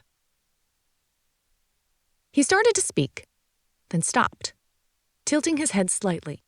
One half of his whiskers curled, then drooped again. You may call me Ash, he said finally, his tail darting to the side as if to emphasize the name. McKenna felt her muzzle move in a bit of a smile. Shit. I can interact, and I have no idea what to ask. Think we talked about pulling this off, not what I was supposed to do if we did. Are more ships coming for the Kaylid we collect? Her voice didn't sound like her, which reinforced that this wasn't her, but a surrogate or something else. Muzzle drew back from his teeth, body still tense, but he didn't move away, yell for someone, or try to kill her, so McKenna hoped that meant this was allowed. Getting her host killed would qualify as being an ungracious guest. Yes, they have requested 3 more transports due to the high volume of available Kaylid. So how many Liad before they get here? McKenna probed, hoping they had months or more. Less than 1. With our lead ship being here, they are targeting their drive to pull them to this location. They should arrive outside the moon of this planet. Crap. She felt herself sag and glanced back at the information on the desk before her. It lay out the visitation plans and the projected landing spot in New York. Anything else? Ash's voice had an odd quality to it, and McKenna felt her head jerk back up as she tried to think about what to ask. Weapons. How can I ask about weapons? What happens if they resist? They may not allow us to take the Kaylid. McKenna tried to make the comment offhand. She lifted her head to watch him, trying to read facial expressions with no idea how to do that. The whiskers seemed the closest to being reactive to his emotions. Maybe. They will be eliminated per standing policy. The Kaylid stunned, loaded into the transports, then their minds reset to standard training. Normal medical processes will be fulfilled. His voice still stayed very neutral, but there was something about the way he held himself that made her pause. And if they resist? Both sets of whiskers curled this time, but he didn't move otherwise. Standing policy will be followed. His ears twitched backwards, and he stiffened. Finish the information review. The ambassador will not tolerate any failure on your part. His words carried a warning she couldn't miss. With a sharp nod, he turned and headed out the door, the sound of voices rippling down the corridor as he left. Oh, wasn't that interesting? McKenna turned, moving her attention back to the display in front of her. It didn't appear to be in English, but she still knew what it said. The information focused on her team's mission: protect the ambassador, assess the skill set of their opponents, and evaluate the easiest way to eliminate any resistance. She sat back, thinking about that. Most of the glimpses I've seen of the Kaylid here, they are all warriors. The Draken I've seen are almost always avoiding. They come across as soft or pacifist. The idea rippled around her head. They don't know what to expect when they get here. What they see at the original meeting might drive their expectations. Can we use that? Ambassador teams, assemble in the meeting room to hear words from your assigned ambassador as to their expectations. The body got up, clicking off the display she'd been looking at. McKenna could look around a bit, but the body kept moving in a specific direction. Everyone around her, all different colors, furs, scales, even one or two, where she swore she saw feathers, looked like fighters. What do the Elentrin look like? Can I play with this? She moved into a room where beings milled up at the front. A glimpse of long hair, slim forms flashed before her brain fritzed, and something pulled her away. "Kenna, help!" Charlie's voice yanked her from the vision, having her jumping from the bed and racing into his bedroom. Chapter 25. Children. There has been a mass exodus from Washington, D.C. Even though they should be in session right now, Congress and the Senate have called a recess. This has created a ghost town in D.C. Military officers in appointed positions seem to be the only ones still here. Do they know something we don't? The other aspect is almost all ambassadorial residences in NYC are being reported as being vacant. While the aliens are supposed to come down in this city, who is going to be there to meet them? An unprecedented news blackout has occurred, and the entire city has been declared a no-fly zone for everything. Helicopters, planes, even drones. Is this really the start of an invasion? TNN News raced into Charlie's room and almost stumbled to a halt as she took in what lay in front of her. The boys had been put in one room and the two girls in the other. She expected to see Charlie and Jamie each in their own twin bed. Instead, she saw three of the kids in a nest on the floor, with a tiger cub thrashing in between them. "What happened?" McKenna asked, dropping to her knees beside their nest. She pulled the tiger into her arms, ignoring the deep scratches caused by the girl's thrashing, claws slicing through her skin. Blood welled and smeared as she held the tiger close to her, cuddling her, humming softly as she tried to soothe the girl. I don't know," Charlie babbled, his eyes wide, face pale as he panted. McKenna realized he was fighting not to change. "We were sleeping, no dreams, just sleep," he answered before she could even ask. "Her screaming woke me up," Charlie said, moving his attention to Nam. Us up, Jessie blurted. She and Jamie looked just as stressed as Charlie. "By the time I woke up, she had changed, and we can't reach her. She's blocked off to us," he said in a rush, the words tangling over each other as they tried to tell what happened. Nam, can you hear me?" McKenna could feel the child there, but her words bounced off. "What is wrong with her? Why did she change?" "Something is wrong. Can you get some of your blood in her? Recent data is needed to analyze." "Charlie, pull some of my blood off my arms and get it in her mouth," McKenna snapped out. It would take a bit longer, but she had blood everywhere. With effort, she'd managed to control the tiger cub, though Nam still struggled and thrashed. Charlie ran his hand across her arm, coating his fingers in McKenna's blood. Jessie grabbed Nam's head and Charlie ran his finger into her mouth. Nam swallowed, her teeth showing blood on them. Is that enough? "Yes, but time is needed to analyze what the nanobots report." "Can you tell me anything else? No dreams?" McKenna looked at the three kids, holding the shuddering cub. "No, just sleep. Or at least, I don't remember any dreams," Jamie said, his eyes locked on Nam. Jessie and Charlie nodded. Jessie had her hand entwined with Charlie's, both of their knuckles white as they watched Nam thrash. By now, everyone else had shown up, and Tony moved in, dropping between her kids and pulling them into her arms. Even though her kids leaned into her, Jessie didn't release Charlie's hand. "Anything we can do to help?" Perce asked behind her. "I don't think so. I may need something to clean these with." McKenna glanced down at her bleeding arms.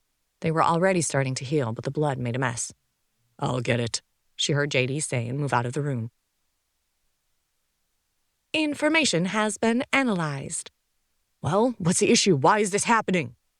McKenna didn't manage to keep the stress out of her voice.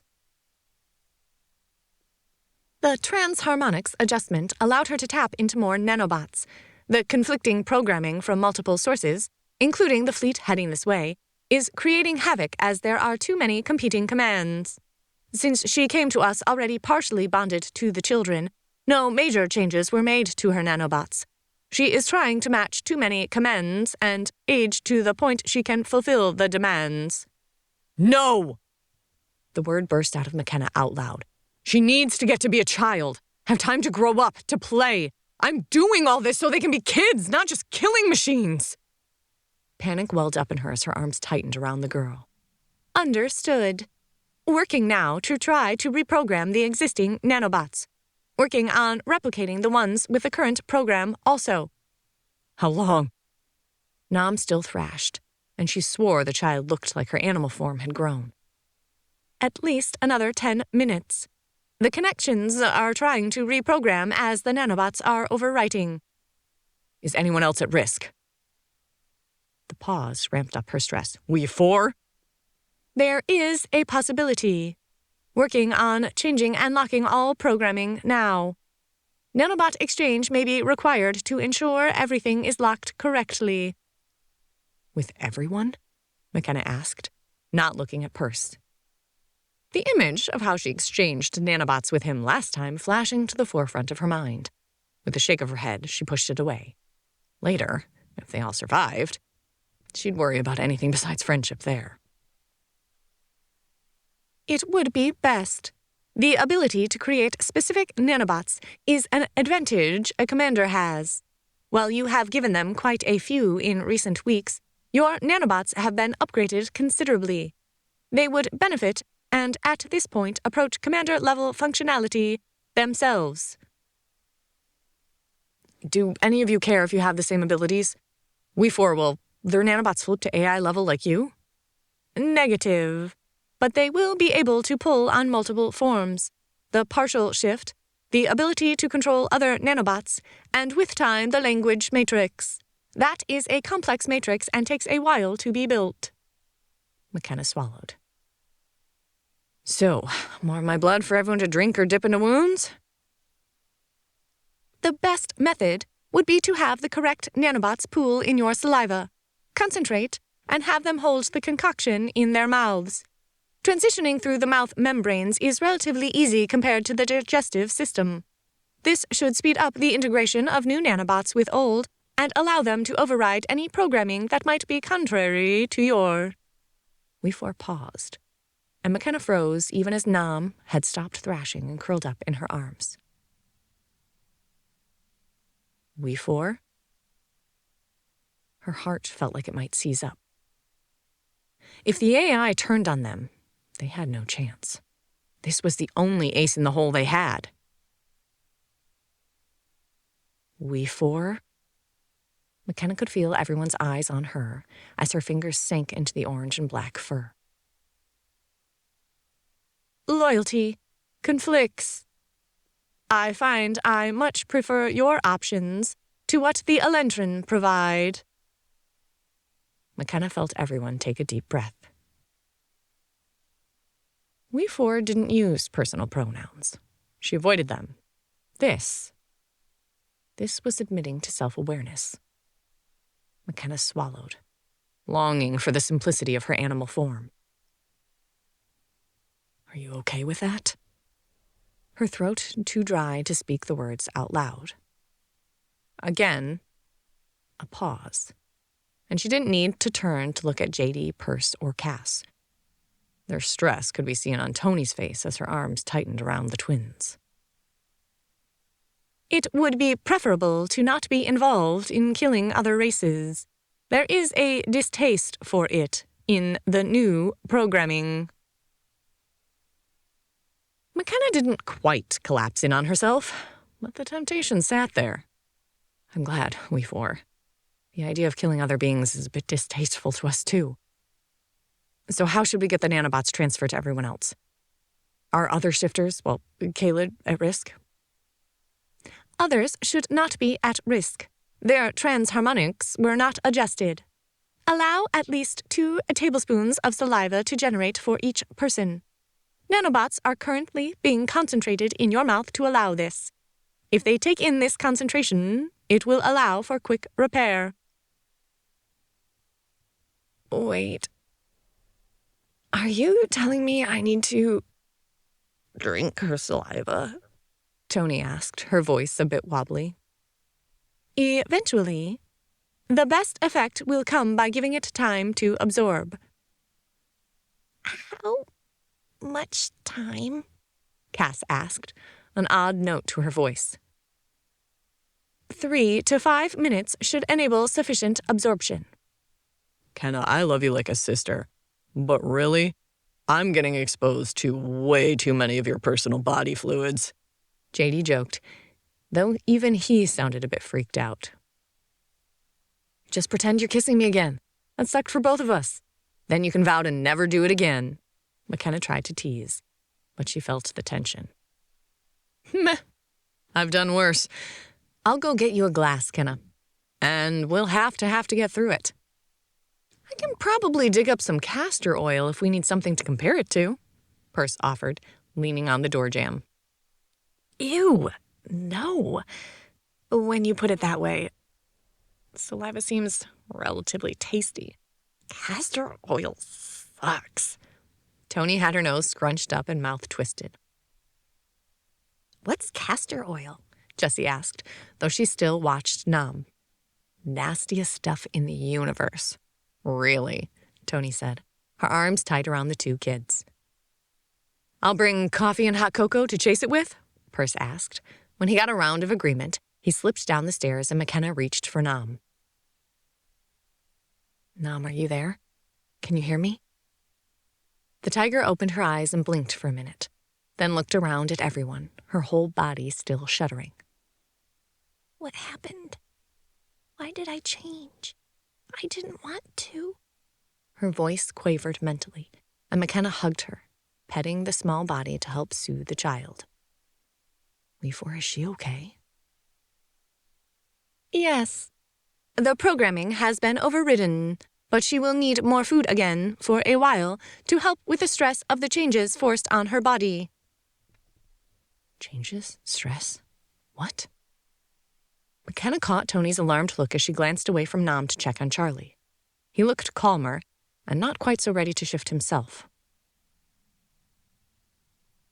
The nanobots tried to age her to a form that would be effective for any of the established needs. It was caught quickly, but she has aged a year, possibly 2. Human growth rates are not exact, so the data will be approximate.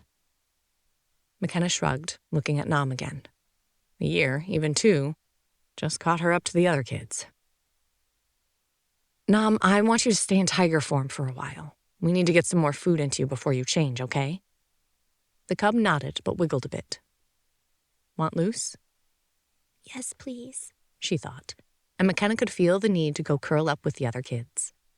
She let her go, ignoring the echo of pain as that movement reopened a few of the deeper cuts. Let me get you cleaned up. Then I think you have saliva to start producing, JD said, kneeling next to her, still in boxers and a t-shirt. McKenna glanced at the clock on the wall. 6:15 a.m.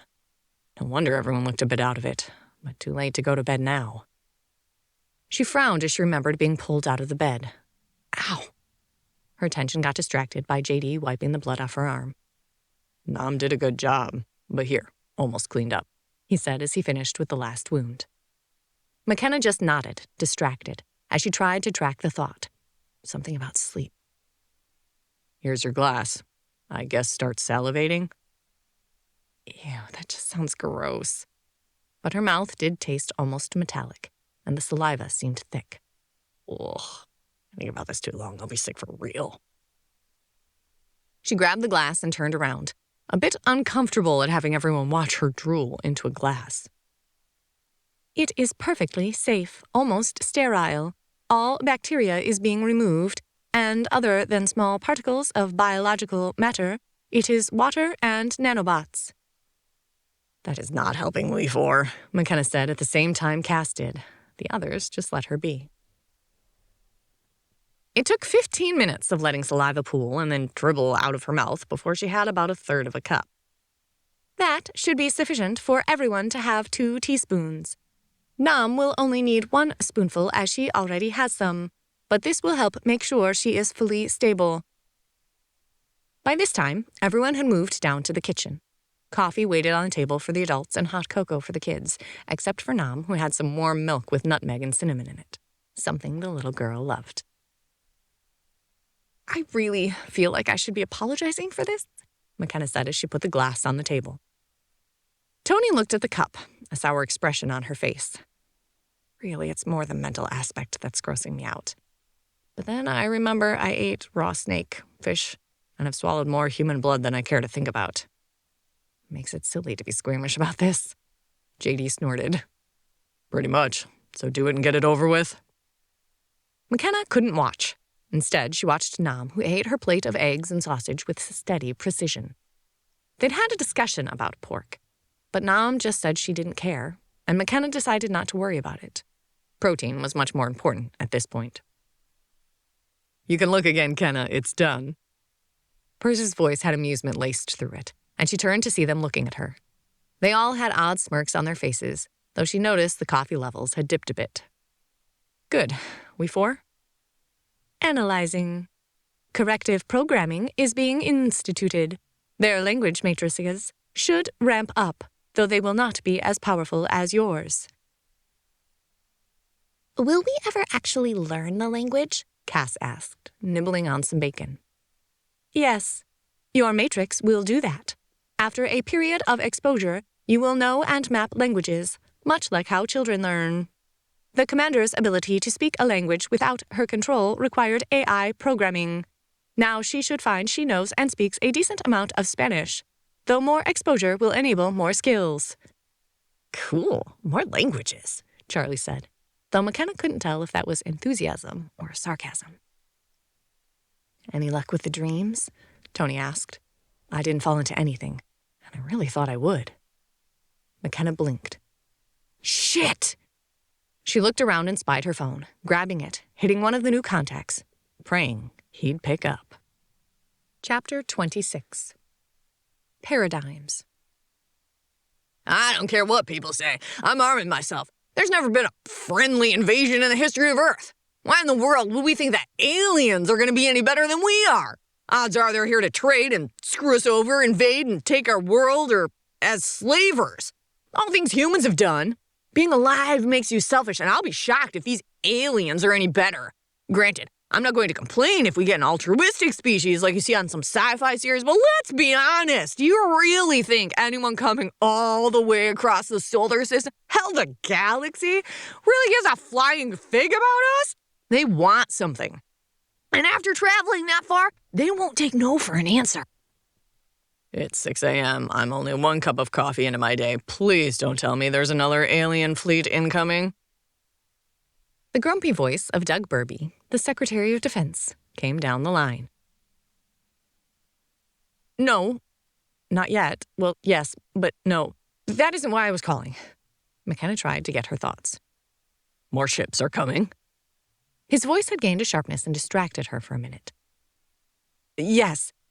I think they should arrive a few days after the initial ships settle into orbit. There's supposedly more transport ships because there are so many Kaylid here. Huh. Not sure if that's good or bad. If they're coming to pick up Kaylid, they should be mostly empty.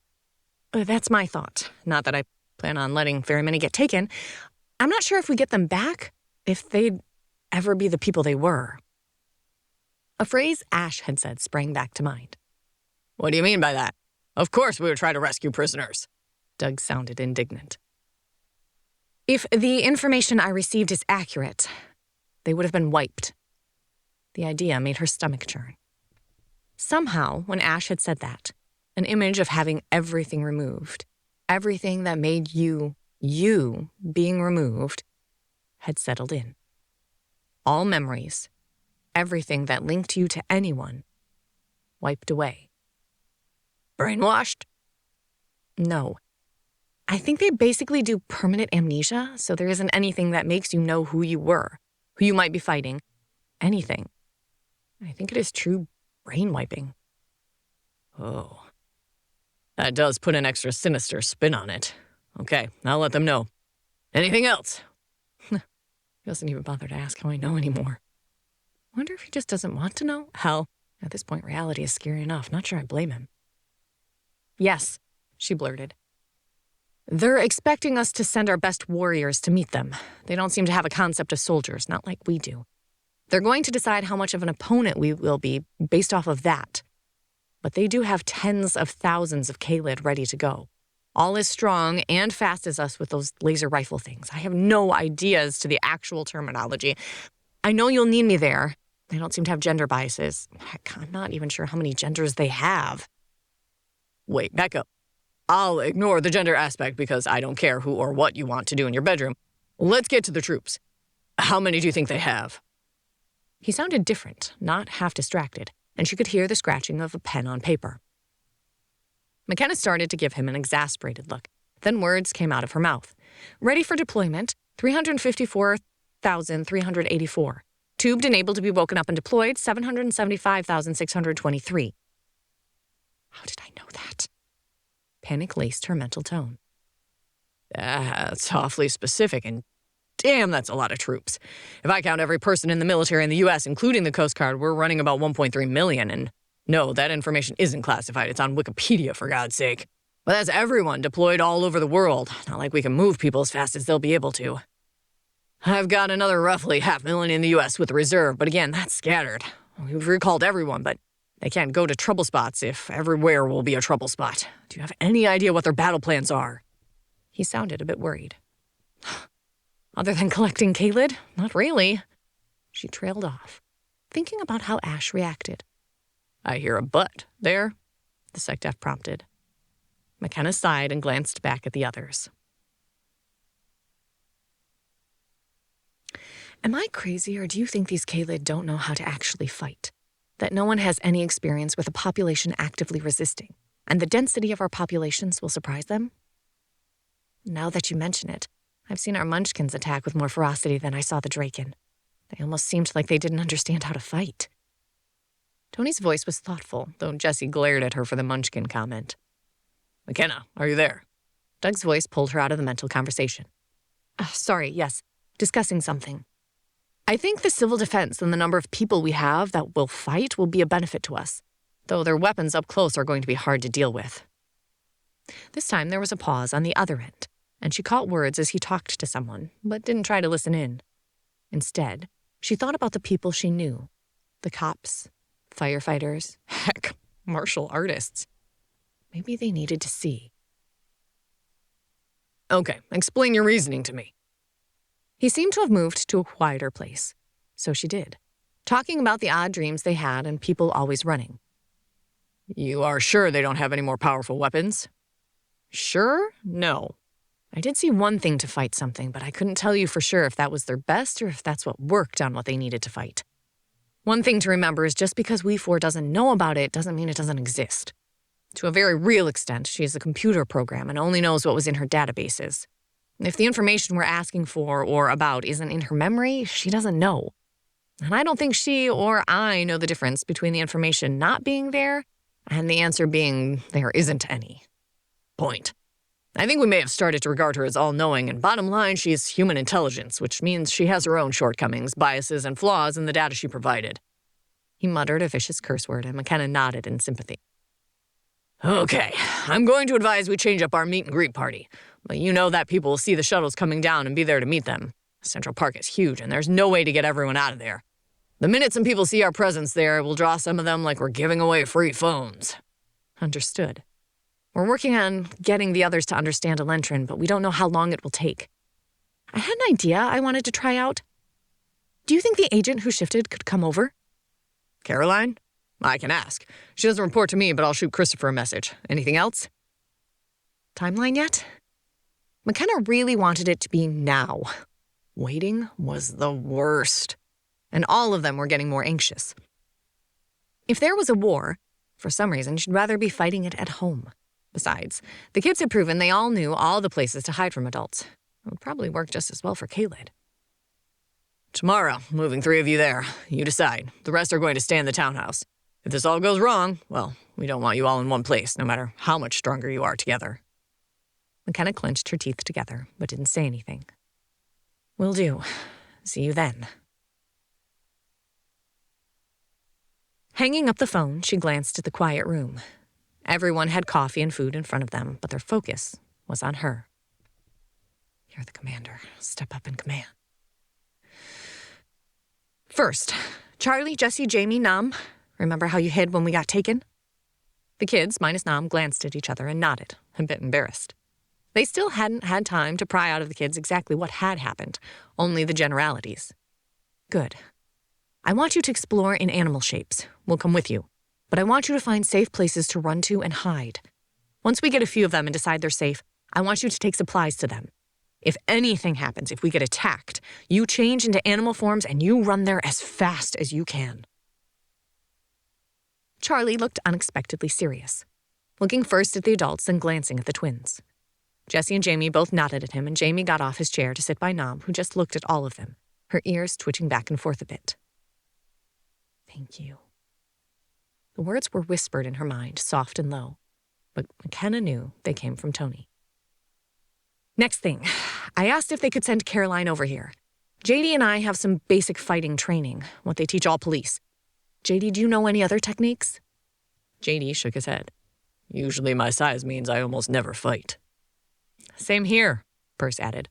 On the field, I'm avoiding getting tackled, and few people are going to pick a fight with me. Basic punching, not much else. McKenna chewed on her lip. Think of all the people who know martial arts, kickboxing, or are just good athletes. I bet the Kaylid are going to be surprised when we don't go down easy. But I want to see what a trained martial artist can do against a Kaylid who isn't. She forced a bright smile. We get to be test dummies. Just don't look at me. I can barely manage to make a fist. Cass trailed off, her face pensive. But I remember fighting, and my body knew what to do. It moved automatically. I wouldn't assume that the Kaylid don't know how to fight. Oh. Now McKenna tried to think. She hadn't had the same types of dreams. You practiced fighting? Most of them nodded. Yeah, I remember going through forms, kind of martial art-like, but not anything I could tell you the name of, Tony contributed. McKenna wondered how much else she might be missing, or not thinking about. The coffee started to sour in her stomach. What exactly do you learn? Mine were never like that, but I still seem to know some of it. Tony shrugged. Some, but it never seemed all that different from what the others saw. She cast her eyes towards the kids. Besides, we never talked about it much, just that we had them. Mine were mostly practicing, shooting their odd guns. She watched McKenna, her face blank. Nothing all that exciting. McKenna looked at her and started to say something, but now wasn't the time to push Tony for something she obviously didn't want to talk about. Okay, let's go hunt for safe places. Then maybe this afternoon Caroline can see how much we suck, or if we're really good. Doubt nibbled at her, wondering if she would get them all killed because she'd made assumptions. Would Earth fall because of her own arrogance? I wonder if I can go throw up now. What if they have weapons I just haven't seen? What if all of this is a horrible game to make us think we can fight? She started to pull out her phone again to call the Secretary of Defense. Kenna. McKenna glanced up to see JD walking towards her. Listen to me. There is nothing that has been set up that depends on your being 100% accurate. Quit second-guessing yourself. I was never trained for this. I'm a good police officer. I know my job. I can handle idiots, drunks, people who are angry, suicidal, or just violent. I don't know how to help with this, and yet I'm in the middle of all of it. What if I'm wrong? Then you're wrong. You're a good officer, Kenna, and we trust you. Whatever happens, even if it's the end of the world, we aren't going anywhere. She drew strength from his voice, sure and confident. What he said. McKenna looked up and saw Tony, Cass, and Perce watching her, even as they helped the kids get ready to go exploring and looking for safe places to hide. You're the commander for a reason. I think you're probably right. Besides, even with us being Kaylid, we're human first. And humans aren't known for being pacifists at any point. Perce pointed out as he put Nam's dishes in the sink and picked up the tiger cub. They all found out Nam loved to be hugged and cuddled, and in animal form, her cuteness level rendered all the adults defenseless. She curled up in his arms, laying her head on his shoulder, watching all of them with sharp eyes that missed very little. True. As a rule, humans tend towards the violent side, especially when threatened. McKenna closed her eyes and pushed it away. Let me get dressed, get the kids changed. We have exploring to do. The next few hours involved watching four tails disappear into places. Odd looks through windows and backyards, 3 police cars driving by and slowing down, plus 2 confused agents trailing them everywhere. The options weren't great, but a park had a dense, brushy area the kids said would work in a pinch, and they found a school that wouldn't open for another 3 weeks that would work for them to hide in. The brick structure made most of the adults feel better.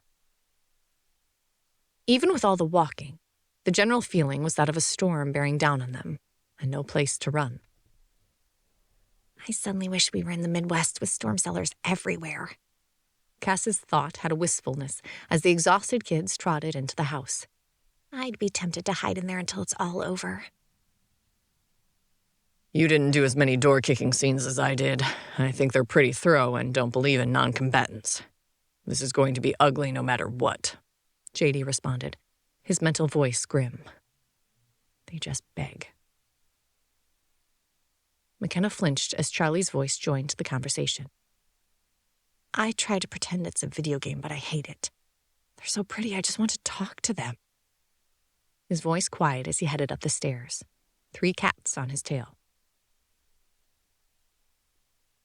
You realize we have very old children, right? Tony asked, an odd mixture of emotions flavoring her voice. Yes. Her voice echoed the feelings in the mind space as they watched their kids, their Pax children, disappear up the stairs. A knock on the door pulled her from the thoughts of children growing up too fast, and she turned to go answer it. Chapter 27. Skill Sets. All countries have canceled leave for military personnel. Normal channels of communication have sealed down. In some more totalitarian regimes, like in the Stans or Eurasian countries, more than one person has been met at the door, their belongings piled on the step, kicked out because they are a shifter. The excuse being provided that conflicting loyalties cannot be tolerated at this moment. In the U.S., all branches of the military are on high alert, and local authorities are scrambling to try to make the concept of a civil defense a reality. Question that hangs in everyone's minds is, will it work, or will we die, or is it not needed, and they really come in peace? Right now, we can't afford to believe she is wrong. But what if? What if McKenna Largo has her own agenda, and this is all just part of it? Time will tell. Op-ed piece in Sac Wasp. McKenna pulled the door open to reveal Caroline, Christopher, and another person she didn't recognize. A large man, Samoan if she had to guess, dark hair, a face that looked like it should be smiling, and thick slabs of muscle under fat. Morning, or, she glanced at the clock. Wow, afternoon, I guess. Come on in. They did, following her towards the kitchen. It just dawned on me how late it is, and we should probably eat. Join us? Yes, Caroline said instantly, while the other 2 shook their heads. Neither of us shift, so I don't need to eat, Christopher said, a half smile. This is Aleki Mapu. He's an expert in some martial arts and is strong enough that hopefully even in Kaylid form we can see how a normal human, granted a strong one, might fare. I hope you don't mind. No, that sounds great. I'm a bit scared that they might be really good. Hell, the only thing I'm sure of is they aren't used to people fighting back. I think, McKenna sighed. Okay, I'm sure I have no idea how any of this is going to play out, and I'm sure it's going to be messy. Aleki laughed, a deep rumble revealing white teeth. The smile made his face look right where his serious expression had looked wrong. Most good leaders feel that way. Then they lead anyhow. It's a pleasure to meet you. His voice was oddly musical for his size, lighter in bass than JD or Perse. I bet he sings and sings well. So, where should we do this? Caroline asked, though I do need to change into sweats and a shirt. Well, I can do this all in my suit. I'd really prefer to not destroy it for practice. Suits are expensive. Backyard. It has an 8-foot fence, so no prying eyes. And we'll need to change too. McKenna pointed to a half bath as they headed into the kitchen, and Caroline darted in there. In the kitchen, Tony and JD were making sandwiches, while Cass and Perse put dishes away. Nam sat on a kitchen chair watching all of them, her ears constantly moving. You okay, Nam? McKenna asked, checking up on the girl. Yes. Still scared, but I'm okay. She sounded okay, and McKenna scratched her ears as she went by. It felt so odd to treat the kids like pets sometimes, but she knew how good it felt when she petted and scratched them, and none of them took it as demeaning, simply the same way you would hug or kiss a human. They all craved it, and all the adults worked hard to give them what they needed. Charlie being the most standoffish, but he was also the oldest. But in wolf form, you could scratch his ears for hours. Alecki and JD chatted while McKenna and Perse inhaled a sandwich. Caroline joined them a few minutes later and ate one also. Then Perse went to change. He'd had the most dreams of training, and while skilled in sports, had not done much martial arts. Tony would change after she finished eating. The kids were all still in animal form and happily eating their own sandwiches. After a minute, Alecki asked, his voice only curious, not accusing. Do they stay as animals a lot? Granted, I'm making the assumption you don't have wild animals wandering around your house. Cass laughed, as Tony had just headed upstairs. No, but shifting burns calories, and right now there isn't a need to be human, especially when they just want to run around the backyard while we practice. Easier to let them stay as animals and not waste the calories. McKenna nodded. I suspect food prices are going to start rising. She paused and sighed. Maybe it'll depend on how all this Elentrin stuff works out. Her comment put a damper on everything, and she shook her head, finishing her sandwich. Caroline returned, and they all headed into the backyard. The playset sat to one side, and a neat grassy area lay to the other. JD and Tony came out, dressed in kilts and tank tops. It really had become their uniform, feet bare. Christopher and Alecki both looked at them, Alecki with narrowed eyes and a thoughtful expression. I am seeing the advantage to these kilts. Pockets and flexible. JD shot a smile at McKenna. I'm changing the world one person at a time. The familiar joke made her smile and give him a cheeky grin. Have at it. I'll watch and try to think up a miracle. JD shifted slowly. They had learned the faster they changed, the more calories they burned. So doing slow shifts made it easier on everyone, though they still needed to replace them. Christopher and Alecki watched intently, their gaze not moving from JD. You've never seen anyone shift before? McKenna asked. Cass and Perse sat in two of the chairs on the back patio as the kids were scampering up and down the slide. Their movements were slower than usual. The exploration that afternoon had tired them out. Caroline once, Christopher responded, still distracted. But it was the first time, and chaotic doesn't begin to describe it. A few YouTube vids, that's about it. You, of course. His cheeks heated a bit as he glanced at her. Sorry. Never occurred to me I'd actually meet you. At this point, I'm just assuming everyone on the planet has seen me naked. It is what it is, and I don't have the time or energy to get upset or embarrassed about it anymore. And we're finding that spending as much time changing as we have been, being naked isn't as big a deal as it was 6 months ago. She waved it away, grabbing a chip out of the bag she'd snagged. JD finished changing, and Caroline looked at him carefully. You can talk in that form? Yes, a bit distorted, but yes. His words were thicker and slower than usual, but understandable. It struck McKenna how spoiled they were with the mental communication. She glanced at Caroline, thinking. Did she remember reaching their public mind space?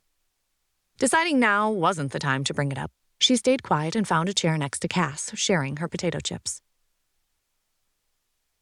Caroline looked at the solid form of JD, her eyes lingering on teeth and claws.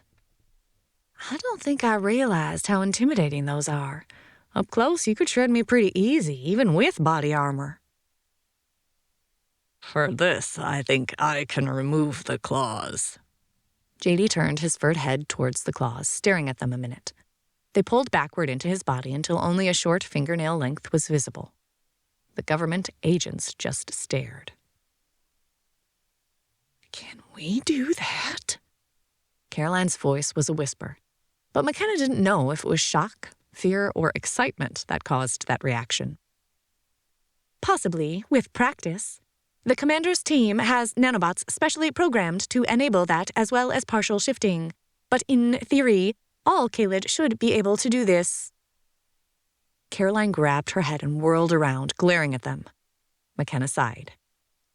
Remember, that was the AI, We4, answering your question. At the confused looks from Alecki and Christopher, she went over the AI and mental communication thing. At this rate, I should just get cards that explain it all.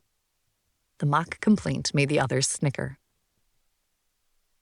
Part of me really wants to run away screaming, but aliens are coming, so having a mental breakdown now would be counterproductive. Besides, people who have issues adapting to change don't last long in this environment. Christopher's tone had wry acceptance to it. Caroline just shook her head. And you get used to it? Yep, don't even notice anymore, JD told her as he opened and closed his hands. Wonder if it itches pulling them in that short, or if the nanobots just break down the cells. Okay, that is neither here nor there. You ready? She had settled back on her heels, hands in front of her in a relaxed pose. I guess. JD braced himself.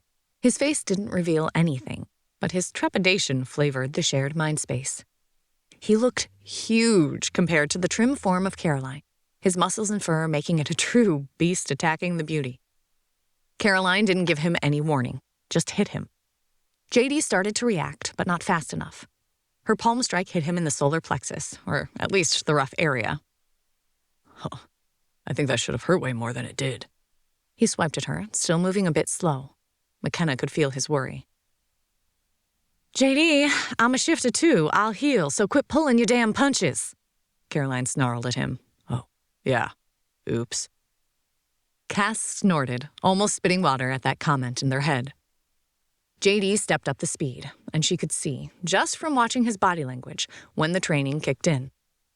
Caroline reacted to a feint, and he kicked her legs out from underneath her, following up with a strike to her throat. If his claws had been out, she would have been dead. They all stood watching, serious worry on their faces. So much for the hand-to-hand idea. If they've all had that training, people can't take them on, Caroline said wryly as JD pulled her up. Was any of that you? No. I felt stupid and awkward trying to hit you. Then everything melded together and strike patterns that I've never done, at least not as a human, kicked in. I knew how to block and then what counter-strike to make. Not all of your attacks, but many were similar, and I just adapted. Damn it. But those knives you call claws would have made up close dangerous anyhow. Christopher sighed, typing a note into his phone. McKenna figured he was keeping Doug updated. What now? Alecki responded before anyone else could. If Miss Tony would change, I would like to do a strength comparison. Tony flashed him a smile. Just Tony, please. And sure. She finished her snack and stood, starting to shift into warrior form. Just so you know, per the AI, our neurons are faster in this form. The muscle is denser, and the something about fiber length? She said it made our muscles perform closer to primates than humans, so the strength is greater than it would be otherwise. Alecki nodded. I suspected something like that. But JD is a huge person in human form. Tony is more approaching normal. I'm interested to see her strength. As they talked, Tony finished shifting. What first? Something simple, Aleki smiled. Arm wrestling. Tony blinked, an odd look on her dark face, the green eyes disappearing for a minute, then reappearing like luminous emeralds. The kids were still watching everything, though when she touched Nam's mind, the girl had fallen asleep curled up between the twins. She's fine. We watch her, Jamie responded to her mental touch, and she sent a wave of pride and love to him. I know. When she refocused on the adults, Tony and Aleki were at a table and had linked arms. Even with the fur, you could see the muscle on her arms. Aleki's arms looked like massive slabs of dark brown flesh. Cass stood next to them, her hand on their joined hands. Ready? They both nodded, totally focused on the other, though a whiff of amusement in the mental space drifted across McKenna's awareness. We're becoming more attuned to each other. More and more is slipping through. Is this good or bad? Are we going to lose privacy? We four didn't respond, and McKenna didn't know if it was because she hadn't heard the private thought or if she didn't know the answer. Go. As Cass said that, she yanked her arm away, and the two combatants started to strain. In her human form, Tony was slight but firm. In her warrior form, her loss of inches made her stockier, like a gymnast. Aleki looked huge, dwarfing her, though with Person JD around, all the women looked tiny. It had been an advantage when on patrol.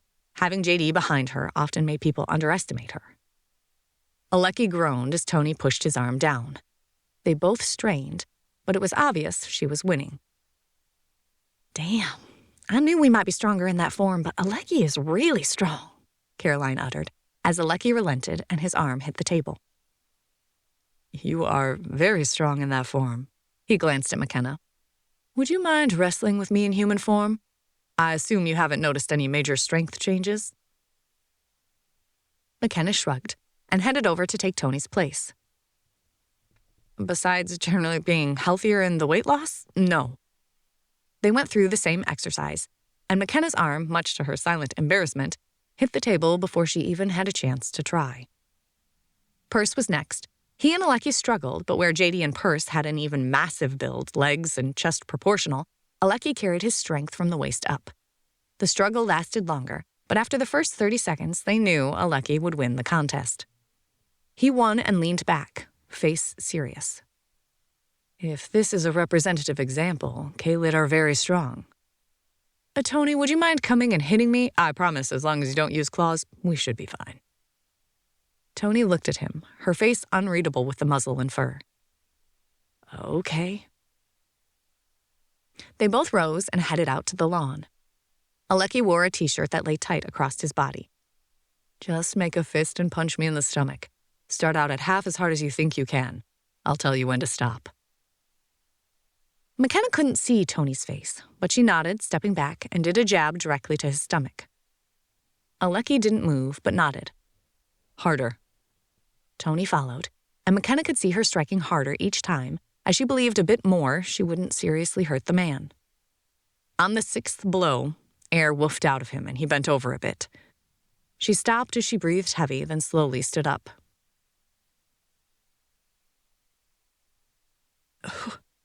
How hard was that? Tony's head tilted as she replied.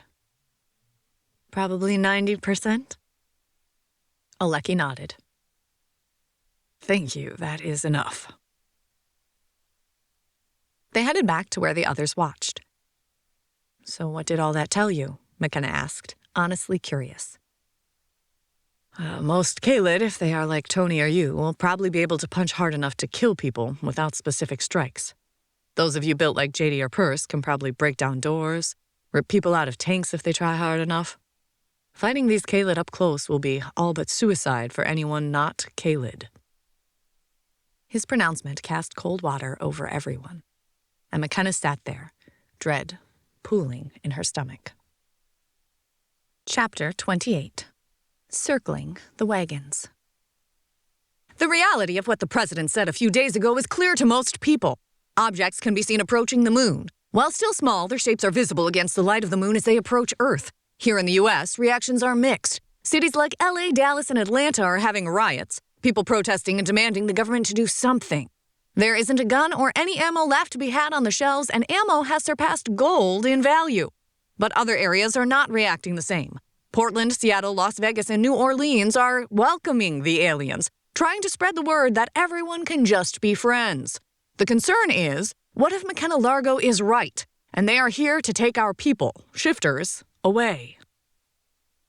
Nothing more really came out, though they talked until late in the evening, the kids playing for a while longer, then shifting back to human. Christopher rose, looking at all of them. We should get going. I'll be here in the morning to pick up 2 of you. We're setting up a place in NYC. Both the consulates of the Russian Federation and Pakistan are next to Central Park. They've cleared out to let us talk there. We'll take whichever one is closer. Perce raised an eyebrow. How did they manage that? I have no idea, but I'm very glad I wasn't involved in that negotiation. Christopher had a wry smile. This has been a headache as it is, but your suggestions have been taken into consideration.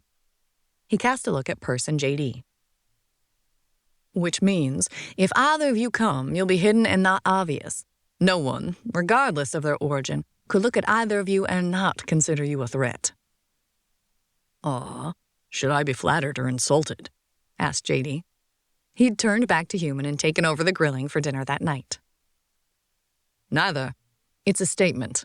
You make most men feel inadequate, and for women, you're going to outweigh them by over 100 pounds, and that makes you a threat. Christopher didn't look apologetic. We equate body size to physical threat. It's something I've worried about, that your Kaylid forms are smaller than the average height. Some people won't see the strength in that body. He pointed at Tony. I'd never guess her capable of what she is. We train to read people, body language, physical capabilities, etc., so I don't want our people to underestimate the Kaylid, ours or theirs. McKenna rubbed her temples, a headache coming on. The next week, everything will change. Caroline laughed. Everything has already. It's just going to change again. Yeah, but people might die this time. A lot of people, McKenna pointed out. She hadn't eaten much, her stomach in knots thinking about the next few days. That's why we're talking to you and taking what you and your AI say very seriously. No one wants a war, definitely not a war with an alien species. McKenna took a deep breath and got up, wanting to change the subject. What time tomorrow? About 9. Have bags with you, enough for a week, and then, well, we'll see where the negotiations end up, Christopher said. They shook hands and headed out, leaving McKenna shutting the door behind them. Are we sure about this? Tony asked behind her. McKenna turned to see her leaning against the wall, arms crossed over her chest, chewing on her lip. With a sad echo in the mind space, McKenna closed the 2 steps between them and pulled her into a hug, trying to comfort. Tony let loose a sad sound and hugged her back. No, I'm not sure about any of it. But we have to try. We have to see if we can stop this one way or another. Tony nodded, squeezing her once more, then pulling away a bit. Agreed. I'm going to work on bags for the kids, and we'll stock the emergency places tomorrow. You need to pack and go see if you can save our world. McKenna wanted to scream, to grab her family and go hide someplace until it was all over. But no one else got that option. So neither did she. Yes, I do. You going to be okay with just you and JD? Sure. Kids love him, and he makes an intimidating bodyguard. Yes, he does. Want to tuck in kids with me? They had agreed that even trying to get the kids to sleep separately was a waste of time. So Tony helped get the 4 kids into their nest. They fell asleep quickly, a tangle of legs and arms. Calls were made to family. Perce calling his parents and Cass keeping Helena up to date via calls and almost constant text messages. Eventually, they couldn't avoid the next day anymore. The adults headed towards their own beds, though McKenna noted JD heading towards Cass's room and just smiled as she headed for hers. Sleep didn't come easily for her, but when it did, she welcomed the escape from her own mind. No dreams pulled her in, and she woke to the alarm going off. We four? No visions? No. Information indicates the ships have locked down all communications as they ready to approach your planet. That implies something was being sent to us and now isn't. Yes, it does. We four's flat words rang in McKenna's head, and she frowned, mulling over the possibilities of what that meant. It could be good or bad. What if other Kaylid across the planet were being programmed by these dreams? What if more were like Nam, torn apart by conflicting programming? What if, enough, you can't change any of that. Get going and deal with what you can change. That at least got her out of bed and moving, but she still spent a few minutes on social media, looking to see if any more people were going into animal form and going crazy. The information went from welcome parties to martial law in some areas, riots and protests, and this was just in the U.S. China and both Koreas had locked down completely, refusing flights into and out of their countries. Everything she read made her more depressed and scared, and finally, she logged off. All you can do is what you can do. The mantra repeated in her head over and over again as she got dressed and packed a bag. She headed downstairs to find Tony and Karina cooking, the kids quietly eating at the table. McKenna sat down between Charlie and Nam, looking at Nam closely. The girl did look a bit bigger, but the circles were gone under her eyes and she didn't look as gaunt as she had. For now, McKenna would take that as a win. Nam leaned into her a bit as she ate her eggs, but she didn't say anything, though she noted every person coming in or out of the room. How you doing? McKenna directed her question to Charlie, even as she rubbed Nam's back. He shook his head, not looking at her. Come on, talk to me. He put his chin on his hand as he pushed eggs around his plate. Worried, but I've had the not dreams too. We know. Just... He covered his face with his hand, and she saw a drop splash onto his plate. Her arm snaked out and wrapped around him. I love you. I'll do everything I can to keep you safe. I wish I could promise it will be all okay, but I can't do that. McKenna wanted to. She badly wanted to assure him everything would be fine. But lying to Charlie would destroy everything they were trying to create. I know. He turned his head into her shoulder for a moment, and she accepted his tears. But he didn't cry long. Pulling away. We'll be fine. I'll look after everyone. I know you will. McKenna didn't point out JD and Tony would both be there. She looked up and caught Tony watching them, strain clear on her face.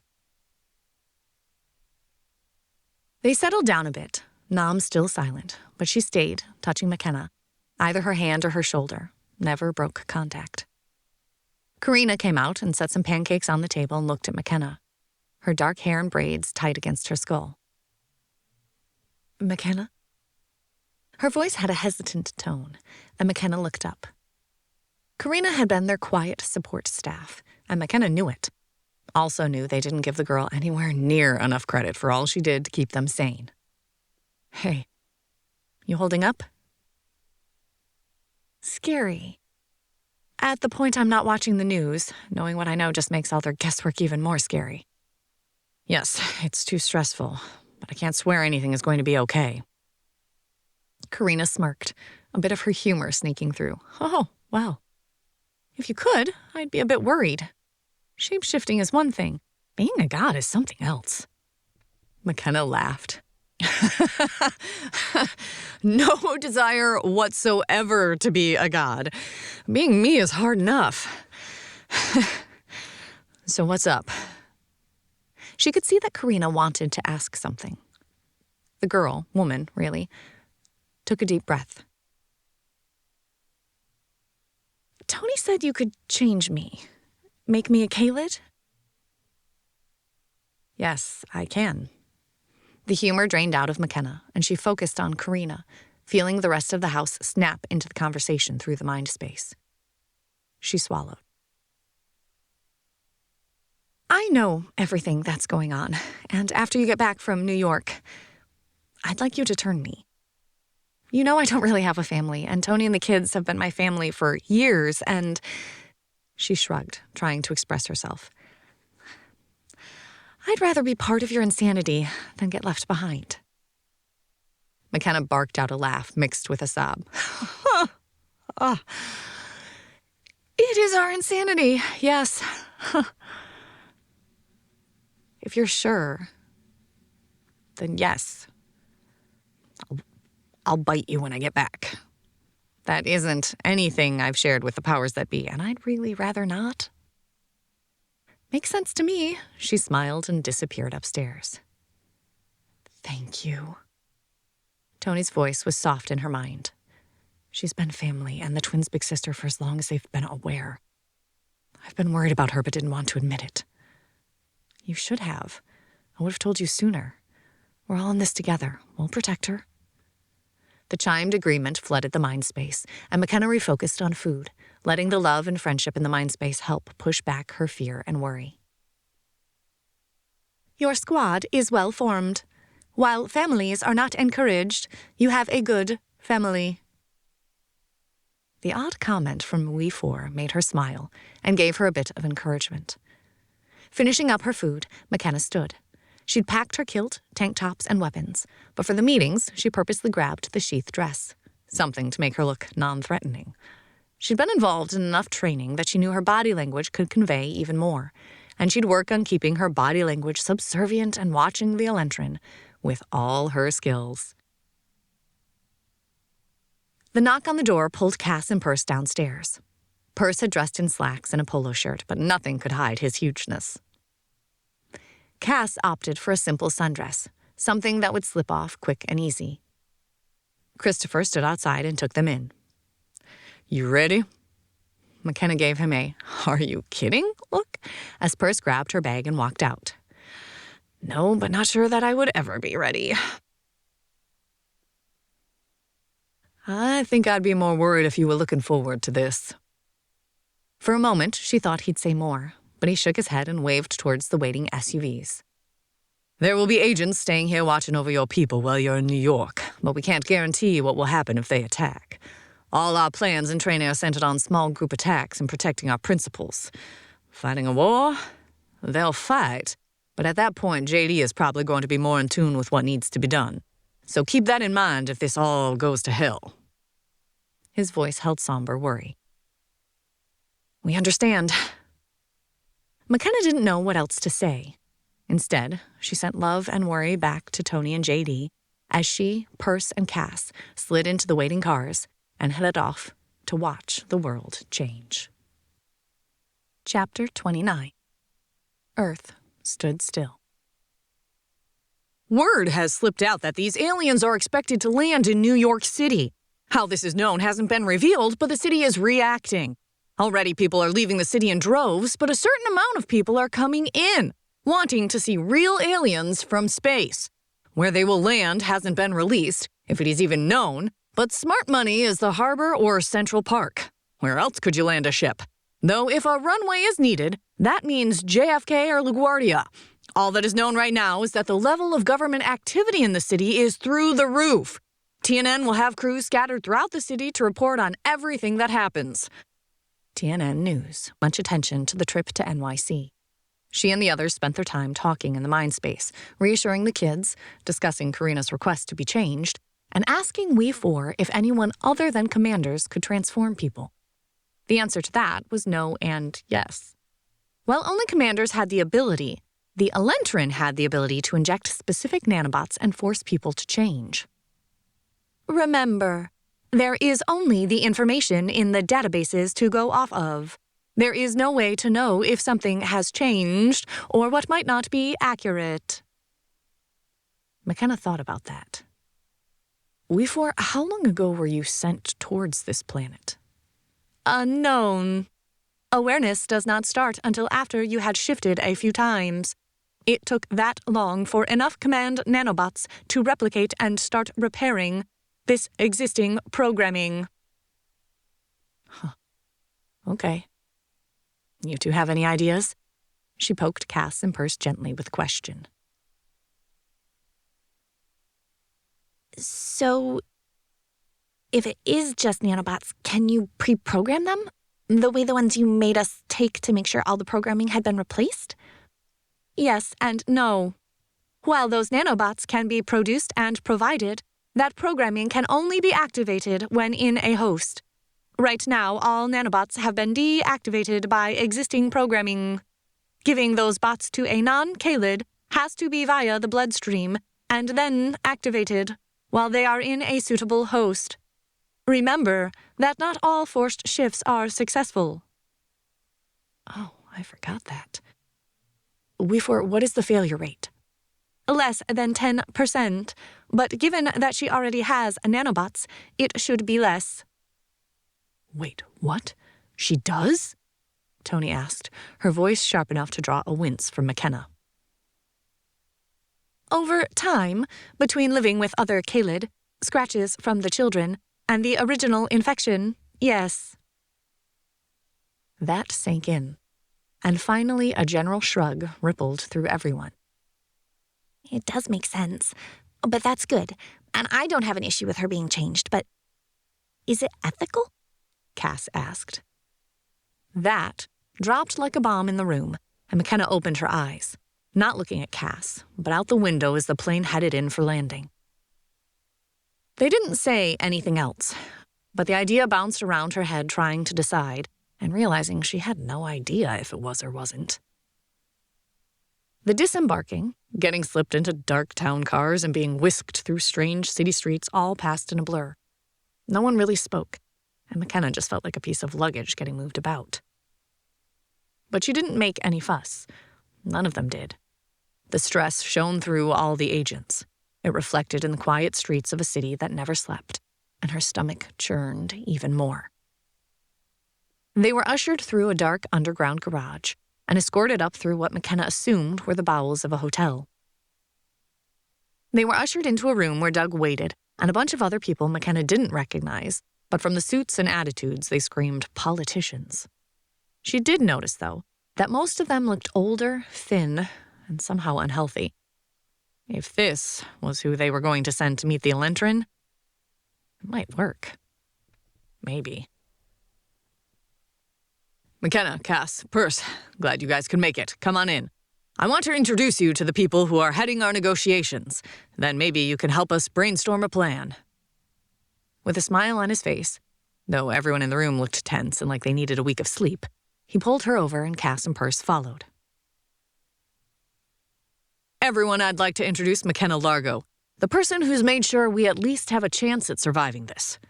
The people, one woman, two men, turned to look at her. McKenna, this is Albert Larenson. He'll be our ambassador, if you will. The man who looked like in his heyday he would have made a perfect extra on a movie about gangsters or the Italian mafia, leaned on a cane and held out his hand. His body had slimmed to the point of gauntness, and hair that she suspected had been thick and lush like a poodle coat looked tired and thin. She took his hand and caught a whiff of his scent under tobacco and Old Spice. You're dying. Cancer? The other two blinked at this, but he nodded. Yes.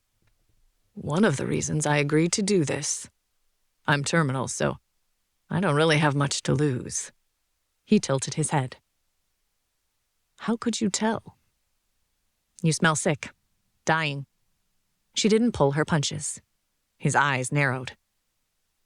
Will they be able to smell that? Huh. Good question. I don't know about the Elentrin. The Kaylid with them, yes.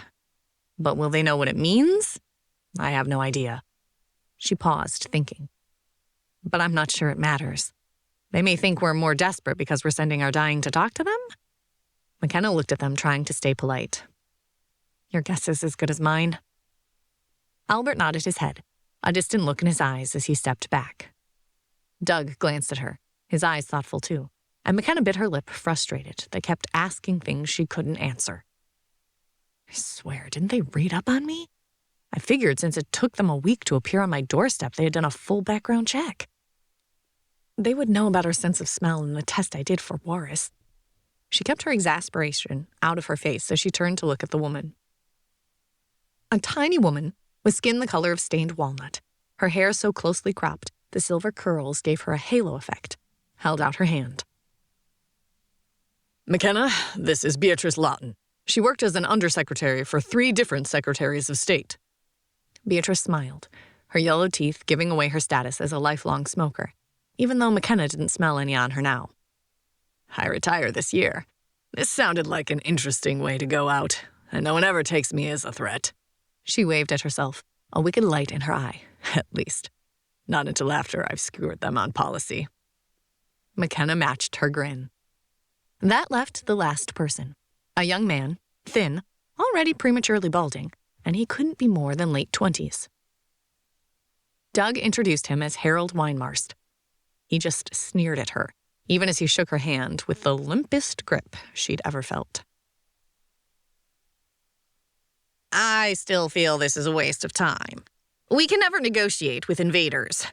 He took his hand back from her grip and looked like he wanted to wipe it on his slacks. We should meet them with weapons and let them know we will not tolerate this invasion of our land and our people. The odds of them signing a treaty is nil.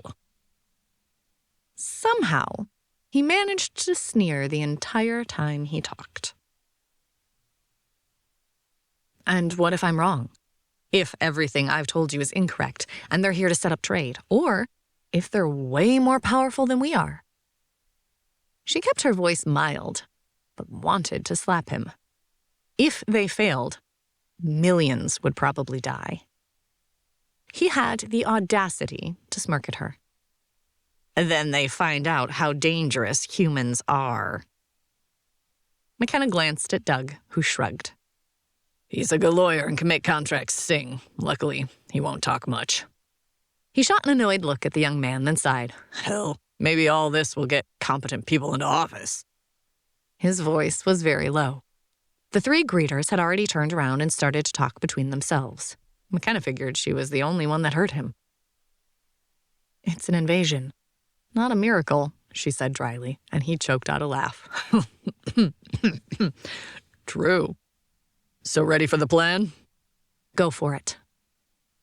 By this point, everyone else had arrived, and Cass and Perce had drifted over. Doug got them all sitting. A few more people McKenna vaguely recognized from the first or second meeting had also joined them. The next 6 hours were spent going over plans, coming up with ideas and strategies. McKenna and we 4 spent a lot of time answering questions and saying they didn't know. Too much was unknown, and by the time they finished, even McKenna was exhausted. Perce and Cass acted as her chaperones, which felt odd as Cass looked so tiny between the 2 of them.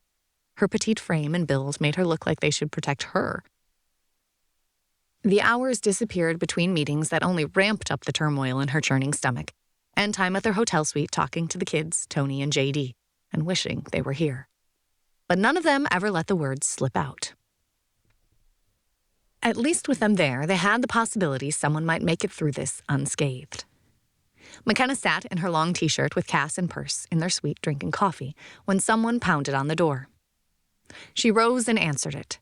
Christopher stood there, his face gray. They're coming. We can see the shuttle movement. It's showtime. The coffee threatened to come back up. Thanks. Give us 20. She shut the door and headed back towards Cass and Perce, who were already dressing. Cass in a simple dress that made her look tiny and harmless. Perce would be staying way in the background, already in Kaylid form. He'd change as soon as they landed, but stay far enough away that in the park, if they landed there, he wouldn't be visible. Caroline would be with him. McKenna got dressed too, pulling on an ugly dress that made her look blocky, her hair in a bun at the base of her skull, and glasses she didn't need, but changed the shape of her face. Bland ballet flats that she could run in completed the outfit. No makeup, and her only accessory would be a large notepad and a pen. They hoped the Elentrin had bureaucracies and would dismiss her. She could communicate everything to Perce, who would tell the people running the earpieces that everyone else would have. Cass was her backup. Christopher waited for them as they opened the door. He was dressed in his normal dark brown suit, something to make him fade into the background. Ready? No, I want to run and crawl under my bed again.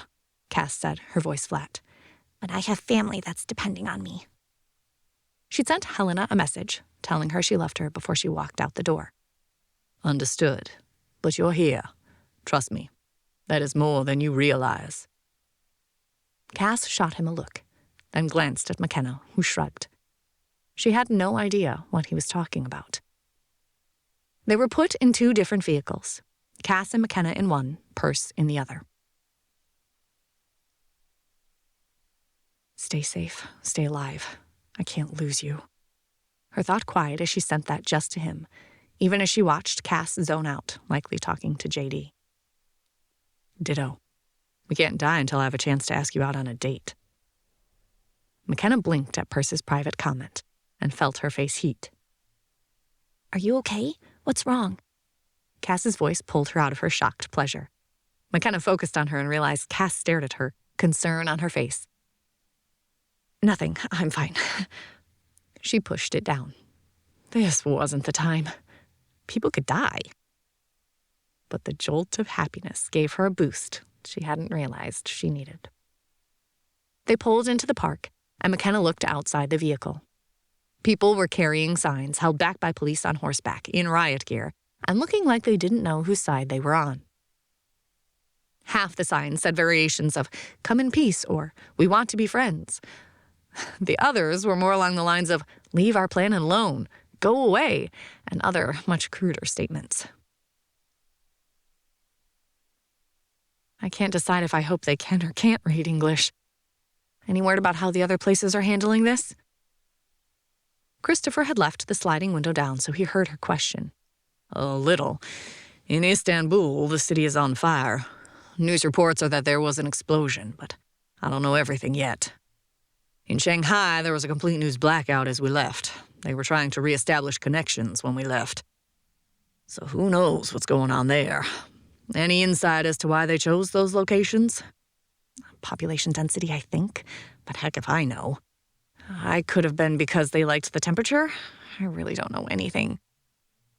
Welcome to my world. No matter how much you plan or prepare, some idiot can come out of left field and blow it all to hell. McKenna nodded, then swallowed as she realized he had stopped. We here? Not quite, but we need to see where they land. The park is big, but we have spotters on most buildings, so they should be able to see where they're going to land. Once we do, we'll head that direction. There didn't seem to be much to say, so McKenna leaned back and tried to not think, not do anything. It didn't matter from this point on. All she could do would be listen and provide the information needed. Cass reached out and squeezed her hand. McKenna squeezed back and tried not to notice how fast both of their hearts beat. We 4 didn't say anything, and the mind space sat quiet as they waited. Got it. Looks like the shuttle is landing in the sheep meadow. Let's go. Christopher said the words as they took off. It didn't mean anything to McKenna, but she held on as they raced through the park. The jostling over bumpy ground had both women grabbing onto the seats to make sure they weren't tossed to the floor. The vehicle slid to a halt, and Christopher took a deep breath. We are here, ladies. It's game time. He jumped out, and before McKenna could get her head in the game, he pulled open her door. She and Cass climbed out and saw the others under a tent that seemed to have magically appeared in the last few seconds. They headed that way. Tension radiated through everyone. She could smell the stress oozing out of people. More than one reeked of cigarette smoke from people she'd never smelled it on. The occasional whiff of alcohol hit her nose as the mixed group of people stood, silent, watching a shuttle from another world land in Central Park. And so the earth stood still. Chapter 30. Hero Worship. We are here live at the historic meeting in Central Park. Aliens are walking on Earth. While our reporters are not allowed close, our cameras are directed towards the space where our ambassadors for the United States, dare I say Earth, wait. This is a moment that will go down in history. But will we come away with friends or enemies? What do we know about the people who are waiting for our alien visitors? Are they the best representatives of our nation? Our planet? TNN News. McKenna didn't know who said it, but it felt right, and her stomach twisted as a ramp. She had binoculars. The shuttle, she guessed, seemed about the same size as the Gulf Stream in length. But there, any comparison ended. Wide, plain, including the wings, it had a smooth shape that called to mind liquid mercury. The one vision containing a shuttle had not drawn her attention, but now, with the silver-black shape absorbing the sun, she examined it closely. The nose seemed more transparent, but there were no landing struts. It simply settled on the ground. The ramp seemed part of the ship, the same smooth, silvery black. Her attention was ripped from the ship to the beings walking out of it. A tall Kaylid led the way, golden fur giving away what it was. She counted a total of 5 Kaylid, all of them slightly taller than she was in warrior form, but not as large as Perse or JD. They formed a wall around someone in the middle. All she could see was the occasional glimpse of dark hair and bright colors in the middle. They headed towards the group. An undercurrent of words and comments washed around her, but she ignored it, wanting to see and understand. The Kaylid wore simple skirts that hit about mid-thigh and moved and flexed as they did. It looked more like spandex than anything else. As they headed towards the group, she caught glimpses of tails, but she really wanted time to study these non-Earth Kaylid. The colors seemed more vibrant than any except the reds she'd seen on a fox or red panda. Their golds shimmered, blacks were almost blue, and she wanted to look at one she swore had dappled green marks across the fur. Even trying to figure out what they resembled didn't work. They moved too fast, and their faces and coloring were just different enough she couldn't grasp what creatures they might be created from.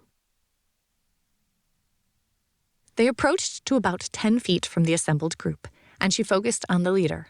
Odds were this was the commander. It felt odd to watch the body. Maybe she had been riding. The leader stood, almost posing, as all eyes were drawn to him. At least McKenna thought it was a male. There were no breasts visible like on her form, but that might not mean anything. He stood erect, eyes tracking across all of them, pointed ears twitching back and forth at the noise that surrounded them. His skull looked a bit like hers in that form, but longer, sharper than she in that form. His eyes were a vibrant blue that stood out against the golden fur.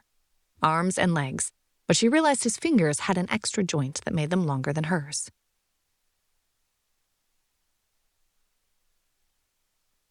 I bring Ambassador Silita to discuss the rescue of your people from this horrible calamity. Are you the leaders of this area? He spoke English the way she spoke Spanish. The mouth movements didn't match up exactly, and it came out heavy, thick, like someone with a heavy Russian accent. Albert stepped forward, leaning on a cane he hadn't had the day before. I am Albert Lerenson. I speak for this country. Then Ambassador Silita will speak with you. Up until now, the other Kaylid had surrounded the person in the middle like a living shield. With the leader's words, the others parted and moved in a fluid, synchronized movement to reveal the person in the middle. McKenna felt her knees buckle, and she fought to remain standing. Around her, soft moans and gasps rippled away as they took in the being looking at all of them. Slim, almost petite, as she couldn't have stood more than 5'4", breasts and overall form implied female to McKenna. Long hair the color of rubies or heart's blood rippled down her back. A face with wide lavender eyes framed by lashes that matched the color of her hair sat in a face that had no flaws. Everything perfectly symmetrical and heartbreakingly beautiful. Her fragrance drifted across the breeze and McKenna's eyes closed. She found herself unable to resist the desire to inhale and savor that scent. Need flooded through her, and only years of social conditioning kept her from moaning out loud. She wanted to fall to her knees in front of this goddess, to give her anything she wanted, to make her happy and serve. McKenna? Perce's voice cut through the haze a bit. What's going on over there? We can see people falling to their knees, and you and Cass feel odd.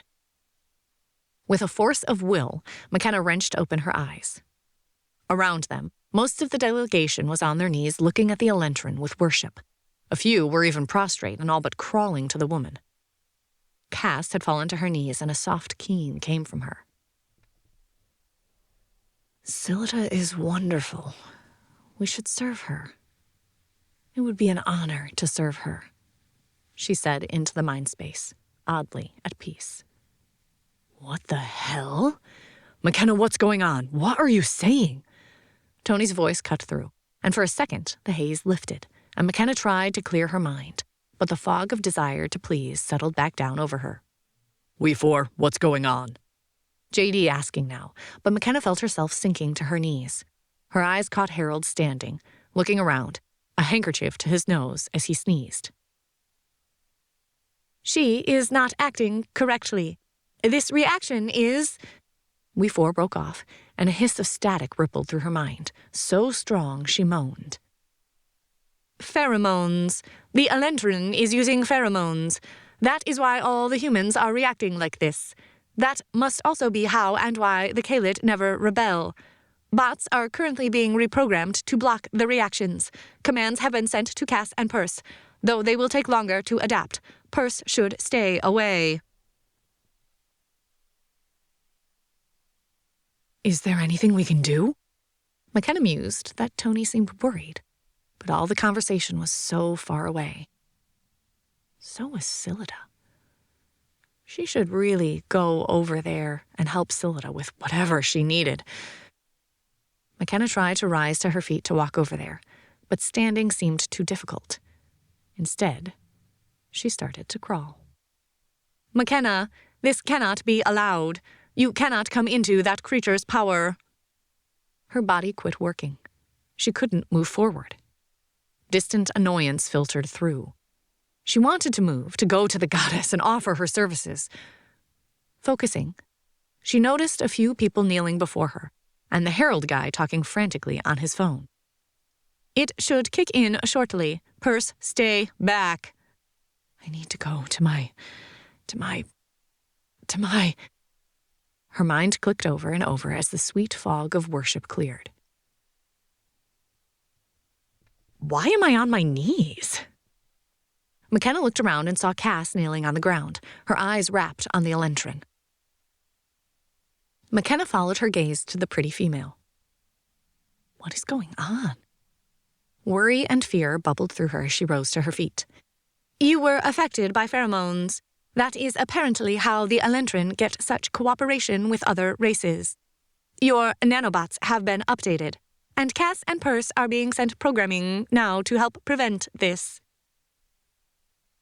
Perce, let them know it's pheromones. Why isn't Harold affected? He looks like he's about to freak out. How long have we all been going crazy?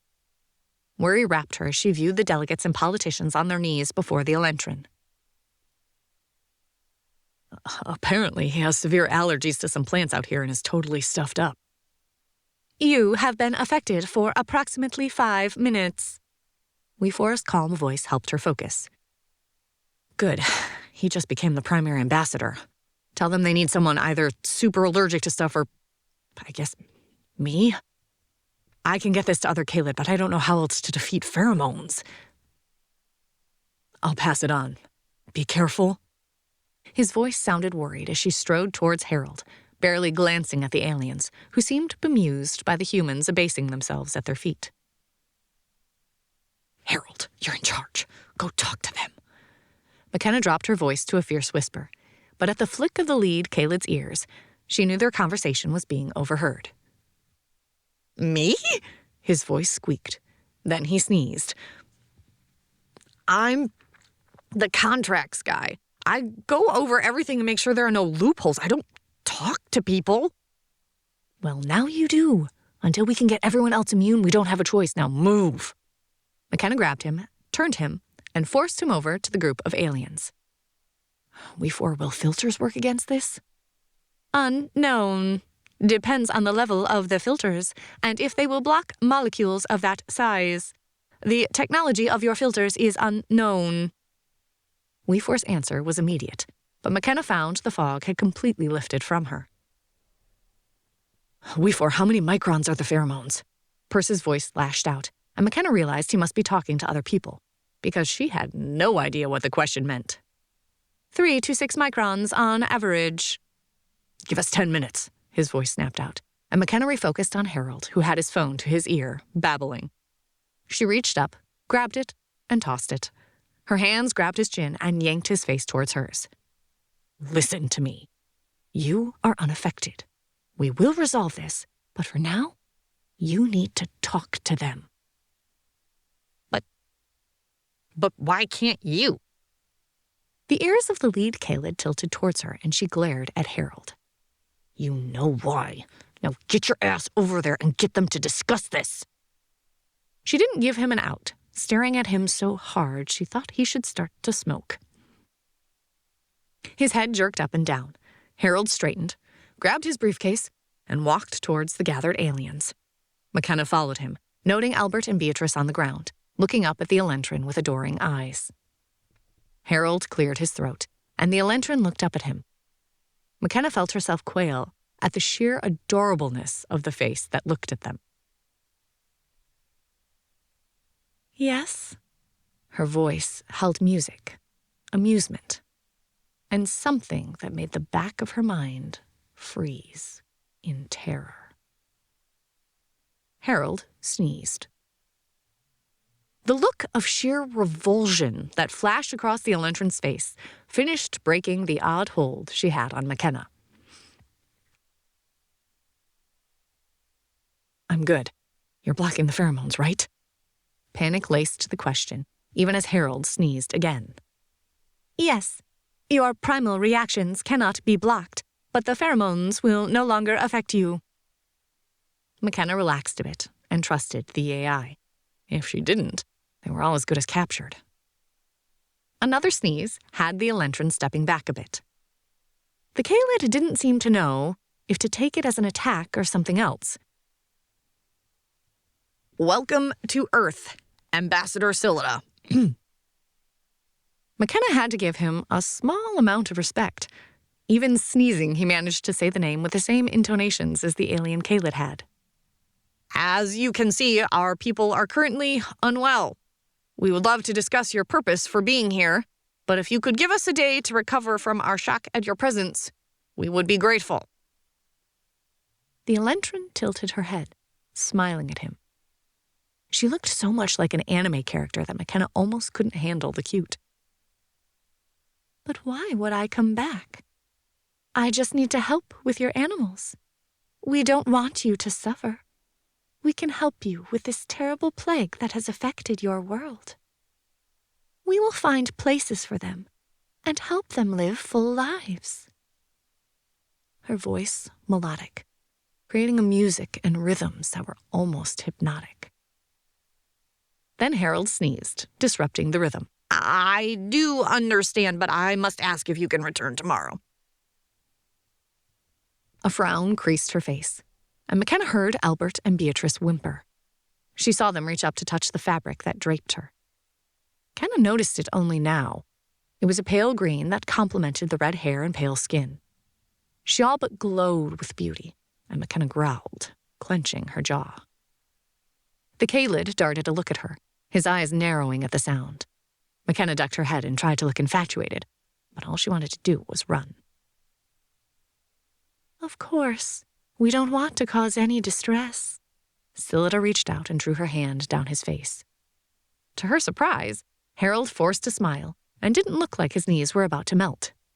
If anything, he looked vaguely disgusted. Scylla frowned and turned to the Kaylid. Why do they not worship my magnificence? I am beautiful, perfect in all ways. They should be honored to serve me, to give me that which I need to destroy the abominations. The words sang like music in her ears, and only Harold's confusion let McKenna realize they were not said in English. Unknown, my Siret. We should return and see how the others have done. Your beauty cannot be resisted. Perhaps return in the morrow when more of their weak-willed ones will be here." The lead Kaylid spoke to her in the same language, though he kept his eyes on the ground, not looking at her. It sounded like music. She turned back to Harold, not even deigning to look at McKenna. "Very well. We will return to talk. But know that I must have my Kaylid to help in the preservation of our species. Surely you would not want to deprive me of that." Harold sneezed, and Scylla flinched back. "Tomorrow we will talk. Thank you for your understanding." A frown creasing her brow, Scylla turned, the Kaylid forming up around her as they headed back to the ship. McKenna didn't even try to watch them this time, figuring someone or lots of someones were recording the whole thing. Beatrice and Albert cried out in pain, weeping as the Elentrin moved away. McKenna looked around, but didn't move until after the ramp had sealed. Her legs almost gave out at that point. Perce came running up to her and pulled her into a hug. She leaned into it even as she looked at the weeping people on the ground. "What do we do now?" Chapter 31. DTs. Images of the Elentrin have already hit the web, gained by a few people using drones and cameras. The beauty of this woman is insane. Our most beautiful actresses could only hope to be a shadow of her radiance. Ruby red hair and lashes will be the fashion for the rest of the year. Do the other Elentrin look as beautiful as this? Dare we hope to have new fashion icons to lead our way? TNN Fashion Filler. The second the ship lifted off, chaos exploded around them. People rushed over to pick up the weeping people, crying out for the Elentrin to return. McKenna stood in the middle of it. This is ridiculous. Why do I still ache for her? The chemicals the pheromones trigger are still present in your brain. It will take a bit for them to wear off. There is no way to eliminate the chemicals, as they have already started the reactions. But the pheromones will not affect you anymore. Good, 'cause this wanting to slip my wrist for wanting her is scary, Cass said quietly into the mind space as she moved over to them. Perce pulled her into another hug, and Cass leaned into it. They all needed the touching, the affection, the grounding to help fight their reactions. How long until Perce is immune? How do we make others immune? Can we? McKenna looked around and saw Christopher striding towards her, his face a calm mask she rather envied right now. "Are you okay? Alexander here passed the message to us about the pheromones." He nodded to Perce as he talked. "We have filters coming out that should work, but why were our people so badly affected? And why wasn't Juan masked?" Allergies. McKenna's voice was dry. He's allergic to something out here, and he couldn't stop sneezing. That meant the pheromones couldn't get through his clogged nose. She shrugged. It's a bit amusing, I guess. The country was saved because a flunky was allergic? "I'm not a flunky," Harold said as he walked up. "But even I'll admit I didn't plan on actually talking. My skills are the contracts and hammering that out. Albert and Beatrice were supposed to be our charmers." He had an odd look on his face and glanced back at the people being taken away in ambulances. Are they going to be okay?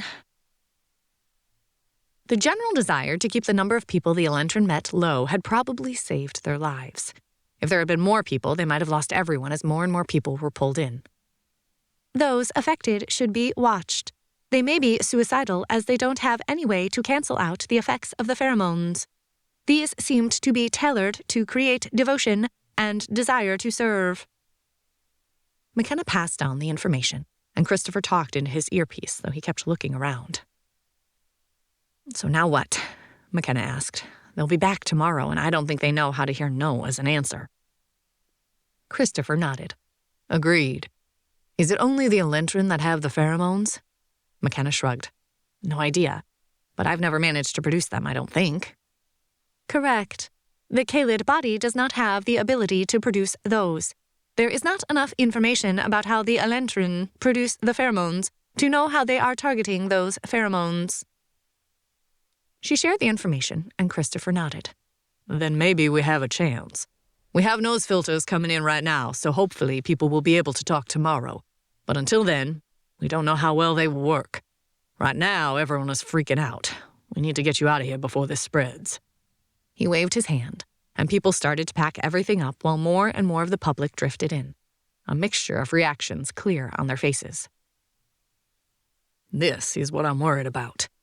We can't get filters to everyone who is going to show up here, and if they fall into the Elentrin spell, we'll have a very big problem." Christopher's face showed stress, and McKenna couldn't help but agree. This could go sideways very easily. "Our ride is here." He nodded towards a black SUV coming towards them. The shuffle of people, cars, and vehicles passed in a blur. McKenna found herself back at the hotel with a grim-faced SecDef, president, and other people, all looking like the world had ended. "McKenna, can you explain exactly what happened?" The president asked this, his voice sounding slightly odd. She realized everyone had nose filters on. Maybe it would help. Maybe not. "No, but I'll try." She laid out what happened and the information we four had provided. The people in the room all listened intently, not interrupting until she finished. "Well, I guess that explains Shanghai, but not Istanbul." Doug leaned back and sighed. McKenna shot him a look. "I don't understand. Did the other shuttles come down?" McKenna asked. She felt the same confusion from Cass and Perse. "Oh, you haven't listened to the news, have you? Sorry. We've been drowning in reports from what happened." He sighed and rubbed his head. "Let's just say you probably saved our lives, or at least you and Harold." He looked up at Harold, who still held a handkerchief to his nose. "I never thought I'd be glad for my allergies," his voice wry, "or refuse allergy medicine." People half laughed at that, but it faded fast. Everyone looked at everyone else, waiting for something, though McKenna had no idea what. "Well, now what? We have to meet them tomorrow. We four says we'll be immune, but anyone else is at risk, and we don't know how to immunize people as a whole or if it's even possible. What do we do to be able to keep us safe? And is someone going to tell me what happened at the other locations?" McKenna hated the panicked tone that slipped into her voice at the end, and she took a deep breath, trying to calm down. "You don't want to know," Tony said softly. "Shanghai is bad, but Istanbul, I'm not sure yet if that's bad or not." "That doesn't tell me anything," she shot back, while JD laughed softly. President Carl spoke up, pulling her from the conversation. "It doesn't matter. We can worry about other countries later. First, we need to make sure ours is safe. We have news that Albert and Beatrice are fine and should be here shortly, though they're still a bit woozy. We know this Silita can make people want to worship her, and the only reason you were not affected..." McKenna interrupted the president. "I was affected, trust me. I wanted to worship her too." Cass nodded fervently in agreement. "We four just managed to counteract it. Without her, we would have all been at her feet except for Harold." Harold sneezed in response. "Which means we'd all be dead. I might be smart, but what could I have done besides either get myself killed or watch helplessly as everyone fell in to worship them? You kicked my ass and got me to at least talk to her. Mostly, I wanted to run away screaming. It seemed like a really viable option." Carl Simon shook his head, the corner of his mouth quirking softly. "Very well. We know she can affect all of us, and the only thing giving me hope is everyone assures me there is a limited number of them. That hasn't changed?" McKenna shrugged. "I know there are lots of Kaylid, but that was the first Elentrin I've ever seen. So I'm still assuming they're rare.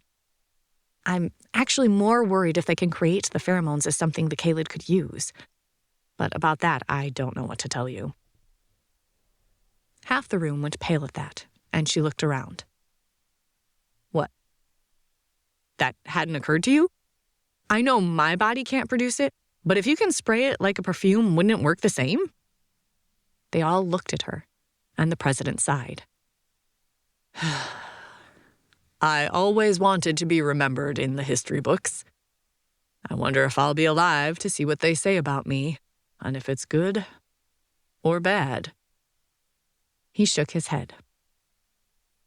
"I don't see that we have any other option than to convince them the price of coming for our people is too high. No matter what, I will not engage in the slave trade." His voice had taken on an icy tone. "And after seeing what's going on in Shanghai, it will not be allowed." He turned and looked at Christopher. "Clear the damn park. I don't want to see anyone there but our people. Get more drones up and see if you can get some sort of sniffers. I'd like to know if this can be detected. If so, it might give us a start. Don't forget to get snipers in the trees." "Yes, sir." Christopher's face looked like a mask to McKenna. He nodded and strode away, already his phone to his ear.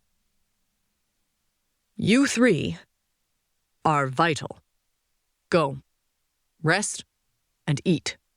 You'll be there tomorrow. You're the only warning we are going to get."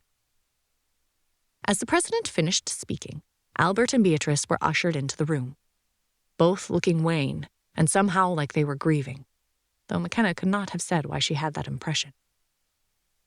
Both the president and SecDef transferred their attention to the two. "How are you? Will you be able to go back tomorrow?" Albert and Beatrice exchanged glances, then sank into chairs. "I don't believe that would be wise," Albert said slowly. Beatrice nodded her agreement as she lifted hands that trembled to pour water into a waiting glass. "Why?" The president managed to ask it without sounding accusatory or anything else. Beatrice replied, holding the glass of water, twisting it in her hands, focused on it rather than a person. "Even now I crave her.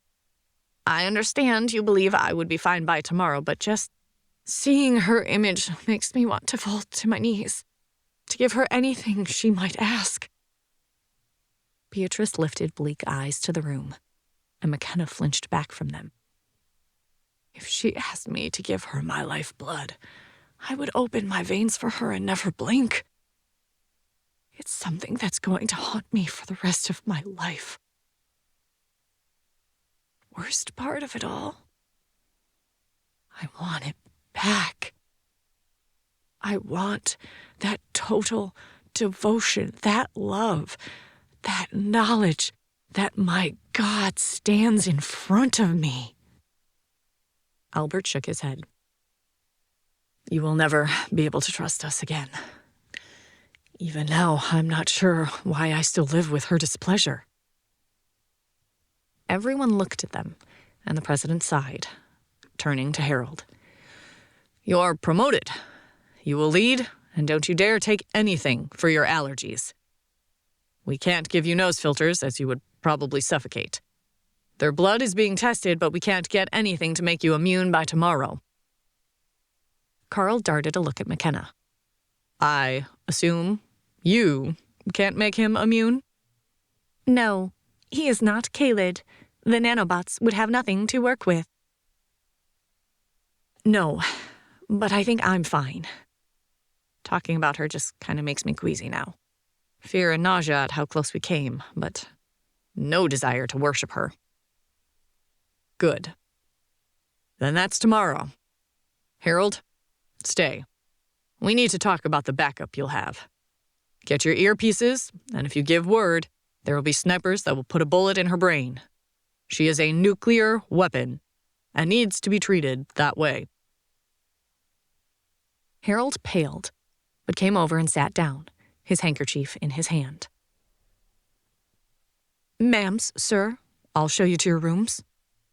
A young man had materialized at her elbow, and she jumped. With a shake of her head, she realized she did need food. The adrenaline had faded, leaving hunger in its wake. Sure. The three of them were efficiently delivered to their suite. "Room service will be up shortly. I took the liberty of ordering what you have eaten before and had them increase the protein and caloric contents. Press 101 on the phone if you need anything else. Thank you." With that, he disappeared, and McKenna blinked. Did either of you even get his name? Nope. Cass sat down, her face pale. This is insane. Why didn't we know? McKenna sank into another chair, lifting her hands. I never saw them in my dreams, did you? No, but it never occurred to me there was anything odd or wrong about that. That remark made McKenna think. And she remembered her host body had an odd thrill as it walked towards the ambassadors before she got pulled out of the scene. You should probably watch the news. You need to know what you're walking into. JD's voice had a weight to it that caused spikes of ice to crawl up McKenna's spine. Perce turned and flipped on the TV. It took him a moment to find TNN, but once he did, they all fell silent. The news scrolled across the screen, displaying the horror of what was going on in Istanbul and Shanghai. Chapter 32. Breaking News. TNN Breaking News. Shanghai Landing. As everyone knows, today aliens are landing on Earth. This is a groundbreaking moment for the world. The shuttles have been spotted, and it looks like they will all be reaching their locations within a few minutes of each other. Other crews are covering the U.S. New York landing and the Istanbul. I am Dominique Faris for TNN China. We are waiting to see the approach of the first alien ship to visit Earth. There, a silver ship is approaching. The woman talked into the camera, a microphone in her hand. Young, probably in her late 20s, long dark hair and a braid that went down her back. Bright brown eyes and tan skin made her seem healthy and all but glowing on the screen.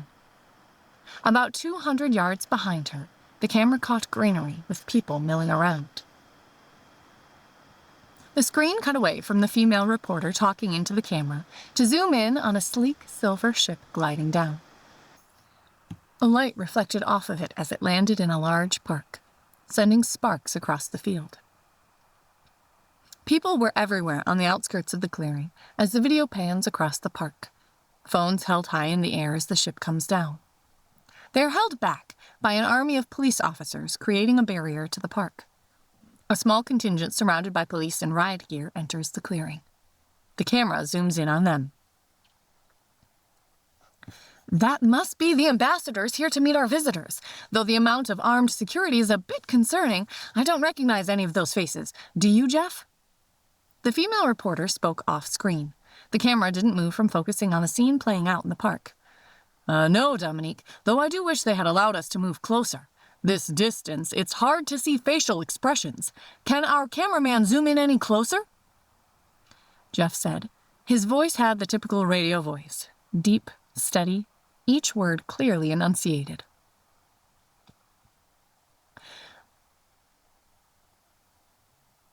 Unfortunately, no. He's using the new shoulder-attached version, and at this distance, the clarity isn't as great.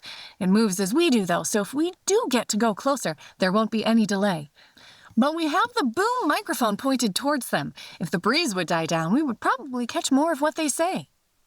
The camera flashed back to the young woman and other reporters near her, the overlap of their voices creating a hum of background noise. Look, the door is opening to the ship.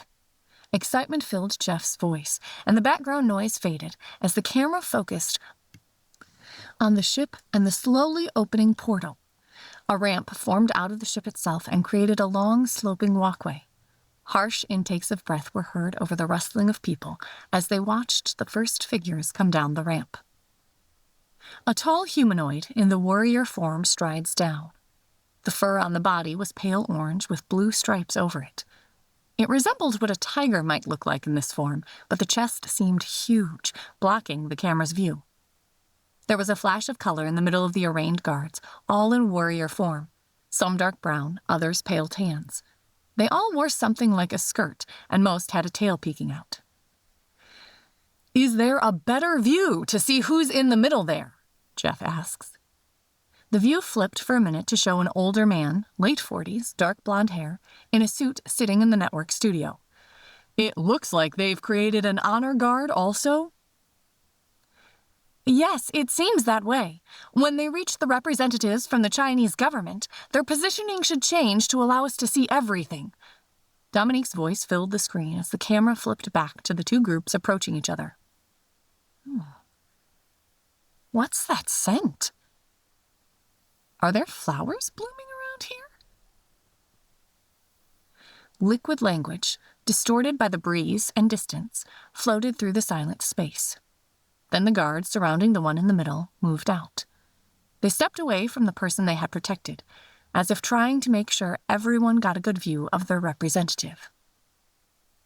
Oh my. She's stunning, Dominique whispered, but the microphone pulled it into the feed. The camera focused on the being that had been revealed with the movement of the others. Cloaked in loose pants and a tunic of pure black, vivid purple hair fell to her waist. She turned, displaying gentle curves favored in the Renaissance painters, with a face that arrested with silvery white skin, eyelashes, and lips the same purple as her hair. Her eyes were too far away to pick up. Dominique, what's happening? Jeff asked, as the reporters had all gone silent. The camera wavered a bit, but steadied on the group. Oddly, it seemed to start getting closer. Dominique? Jeff asked again, his voice a bit sharper. She needs us. Can't you see how pretty she is? Dominique's voice seemed almost dreamy. The camera showed the delegation kneeling before the Elentrin, kissing her feet. All the Chinese security had knelt, too. And around the perimeter, the police, keeping the people out, were turning to look at the gathering of aliens. Cops were taking off their helmets and dropping their weapons. Slowly, people were moving towards the gathering.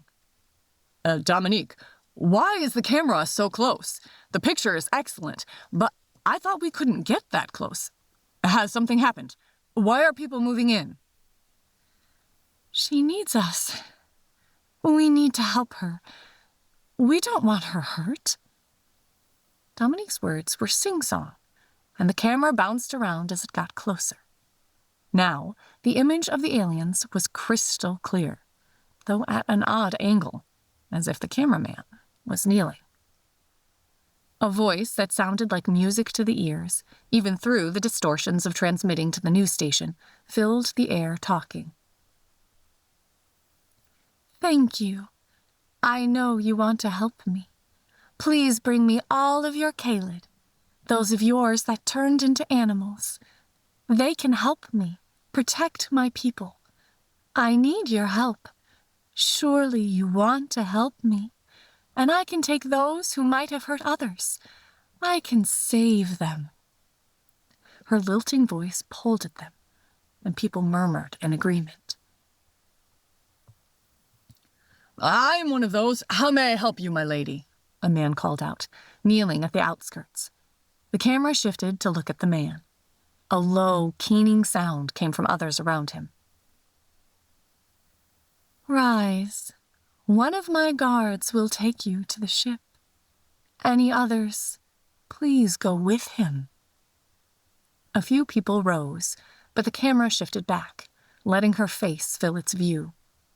Her eyes were a pale lavender that all but glowed as she smiled, a slight twist at the corner of her mouth.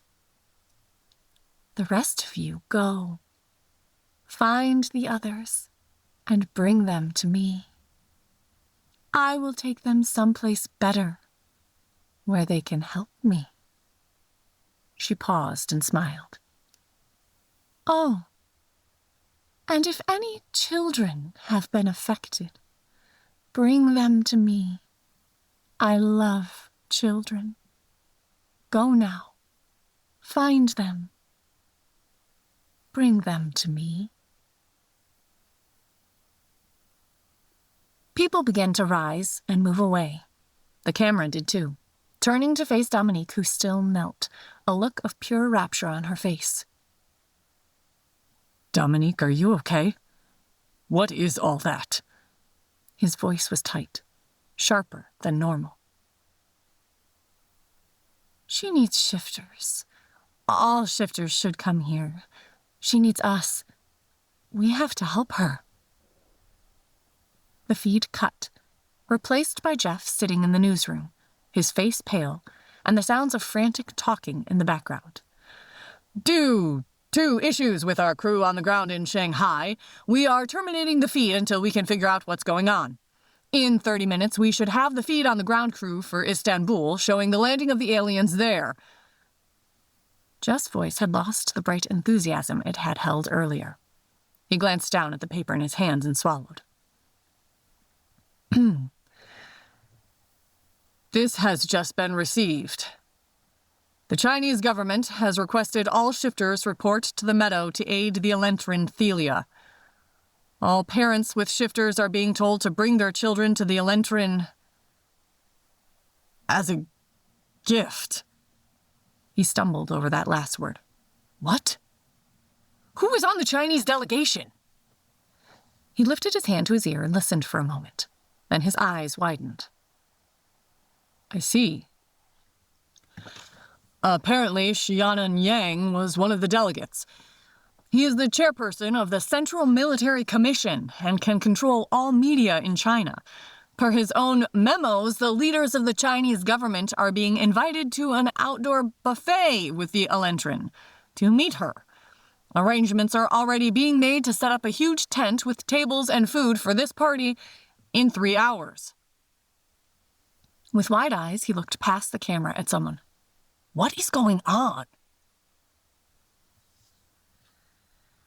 TNN breaking news. Istanbul landing.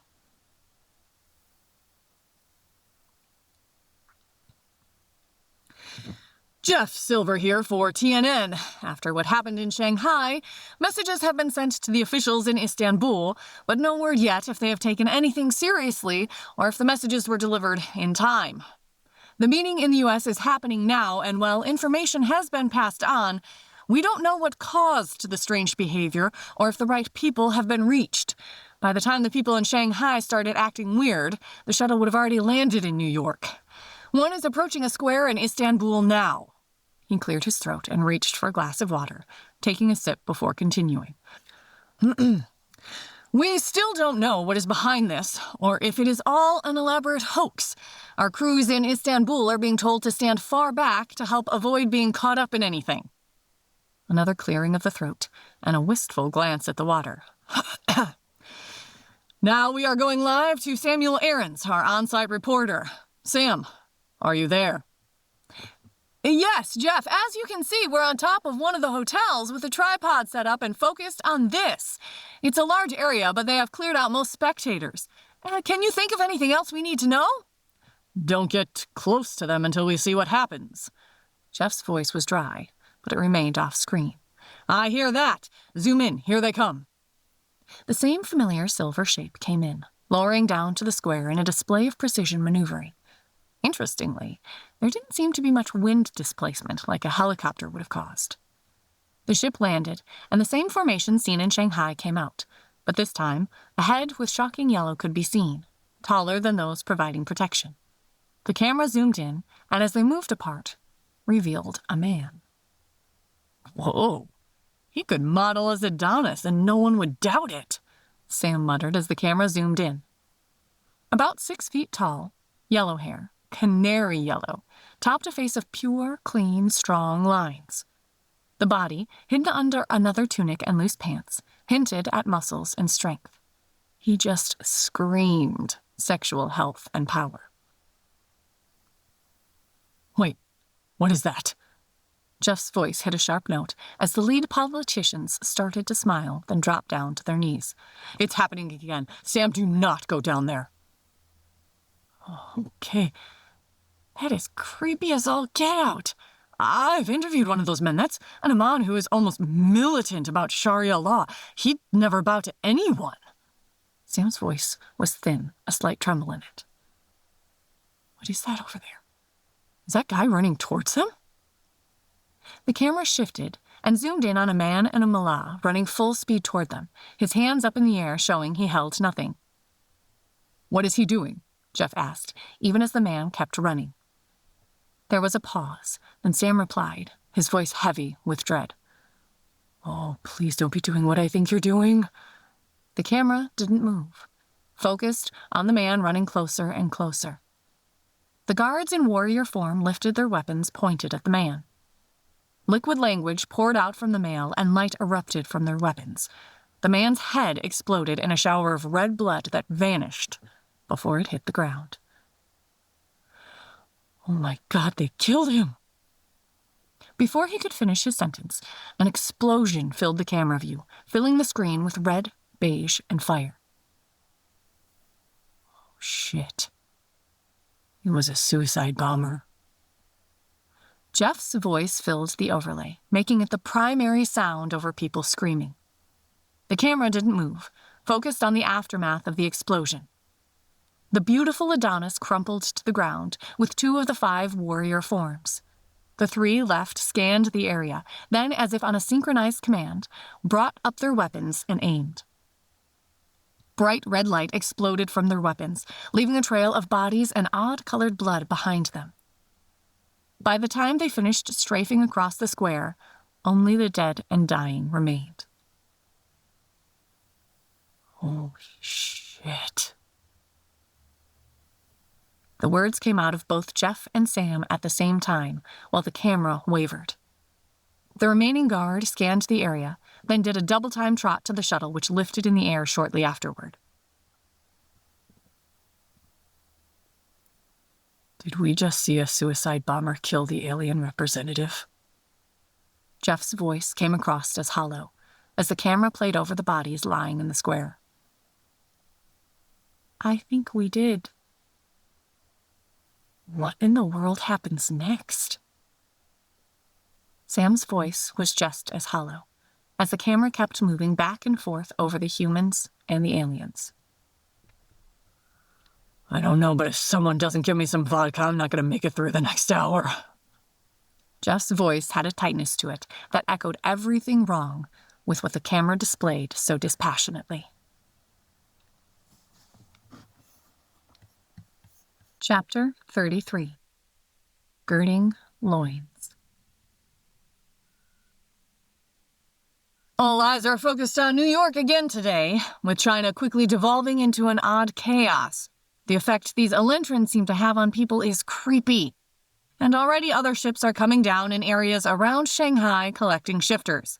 China has locked down all external communications. The only official communication going out right now is that the Elentrin are our friends, and all shifters should come to the ships to help the Elentrin. The level at which they have managed to worm their way into China, a notoriously xenophobic government, is terrifying. TNN Invasion Report. They watched in horror at the information coming out of the 2 other landing spots. Only the knock of room service pulled their attention away from the news. McKenna opened the door to let a young woman push in a cart full of food. A minute later, she was gone, delicious smells filling the room. Shut it off. There isn't anything we can do about them now. We need to focus on tomorrow. But now we know the consequences of one path. We'll have to wait to see what the consequences of the other will be. Maybe by morning we'll know if we should follow Istanbul's lead. They fell silent. The images of what occurred in Shanghai etched into their brains. Food was eaten, silent goodnights given, and McKenna rushed towards sleep, desperate to not be awake and having to think about all of this. She stood at attention, the Elentrin pacing back and forth in front of her. Ash stood to her right, his body perfectly still. Not even that shockingly white tail twitched.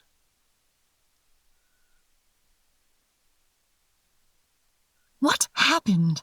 How did anyone stand against my presence? The chemical cocktail was specifically designed for this species. Per our records, we were here about 500 Rayans ago.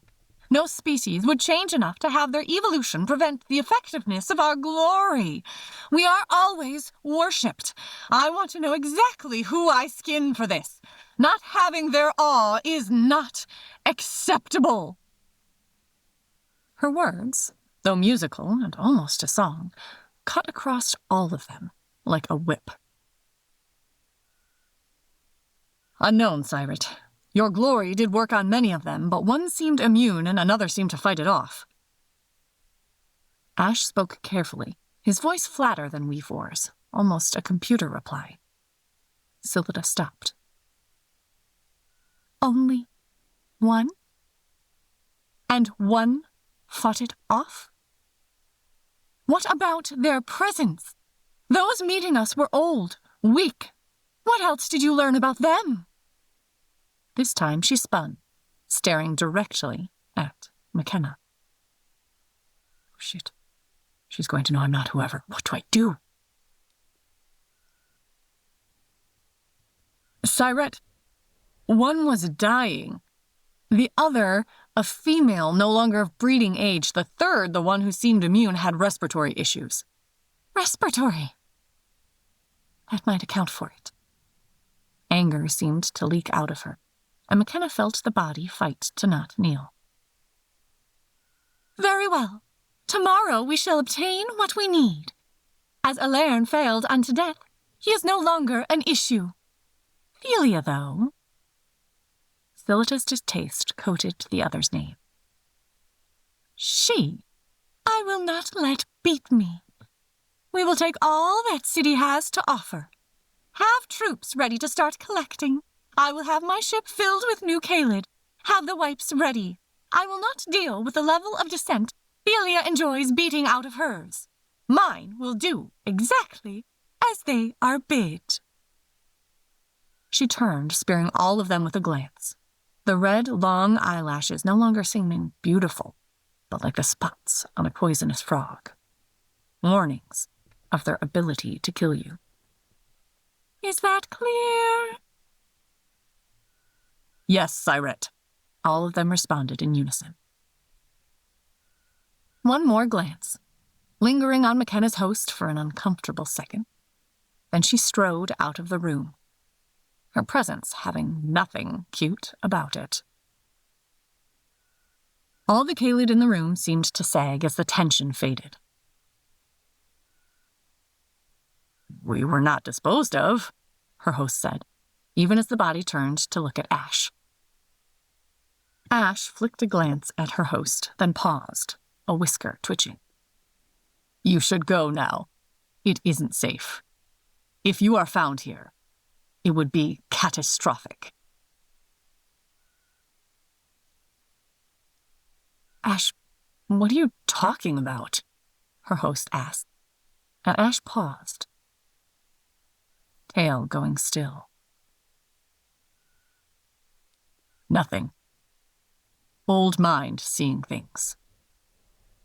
Prepare your people.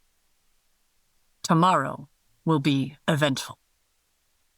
Ash said as he walked out of the door, leaving McKenna and the host behind with a vicious swipe of his tail like a lash.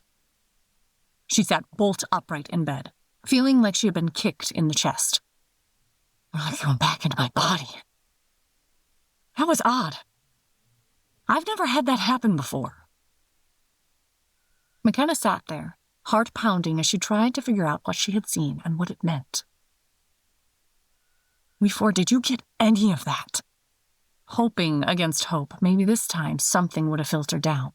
She didn't trust herself to remember everything. No. More and more, it is like your consciousness is not here in this body. Your vitals are constant, but there is no sense of you, just your corporeal body. Huh. Okay. Glancing at the clock, McKenna saw it was only a bit after 11. With a sigh, she lay back down, searching for sleep. It came, but fitfully. By the time morning woke her up again, she felt almost more exhausted than she had been.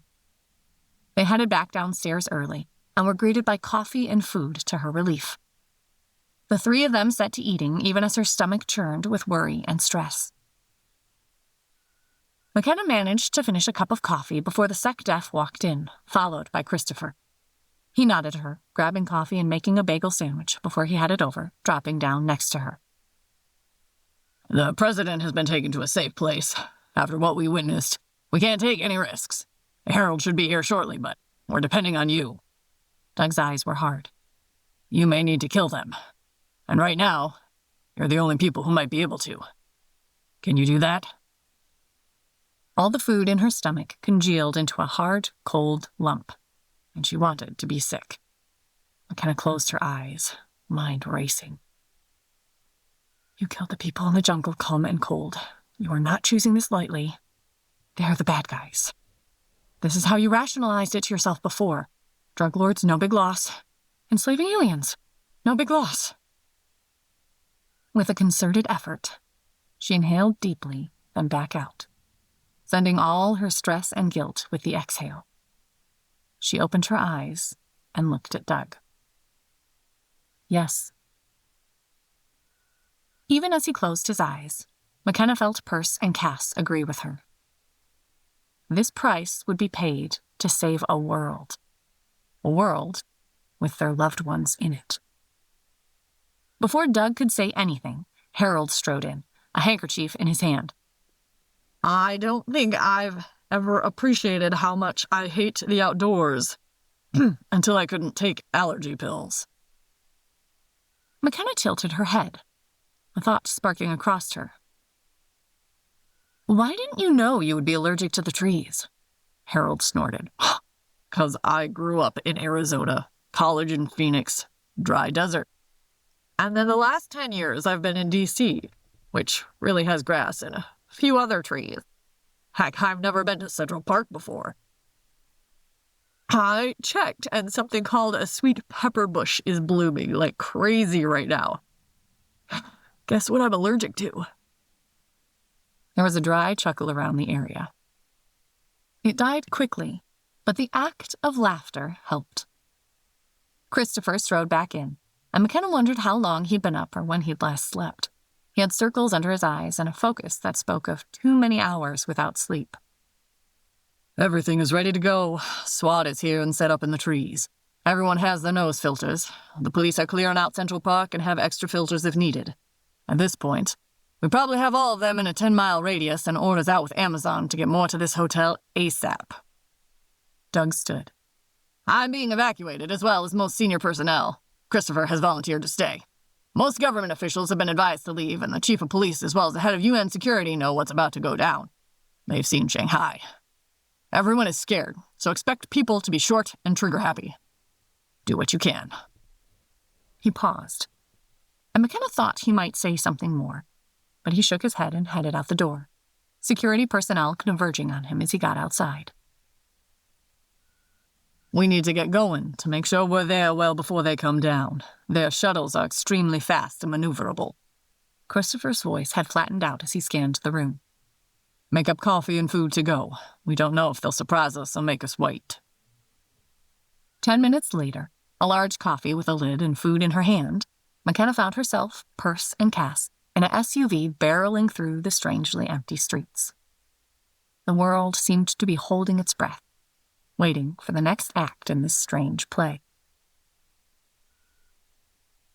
Everything okay? She needed to hear Charlie's voice, talk to Tony and JD. Part of her wished they had all come with her. It would make her feel better, even as it would put them more at risk. Kenna? Charlie's voice filled her mind, his joy and worry a flavor like cherries and sour lemons mixed. Yeah, we're good. Tony won't let us watch TV anymore, so we've been practicing escape routes.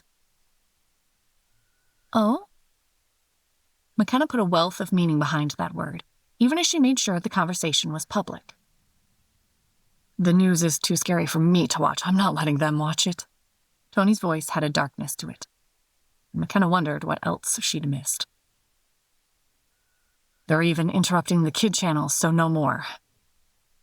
This is it then? The question hurt. McKenna closed her eyes as she absorbed all the meaning behind those words. If we don't come back, know that I love you. All of you. We know.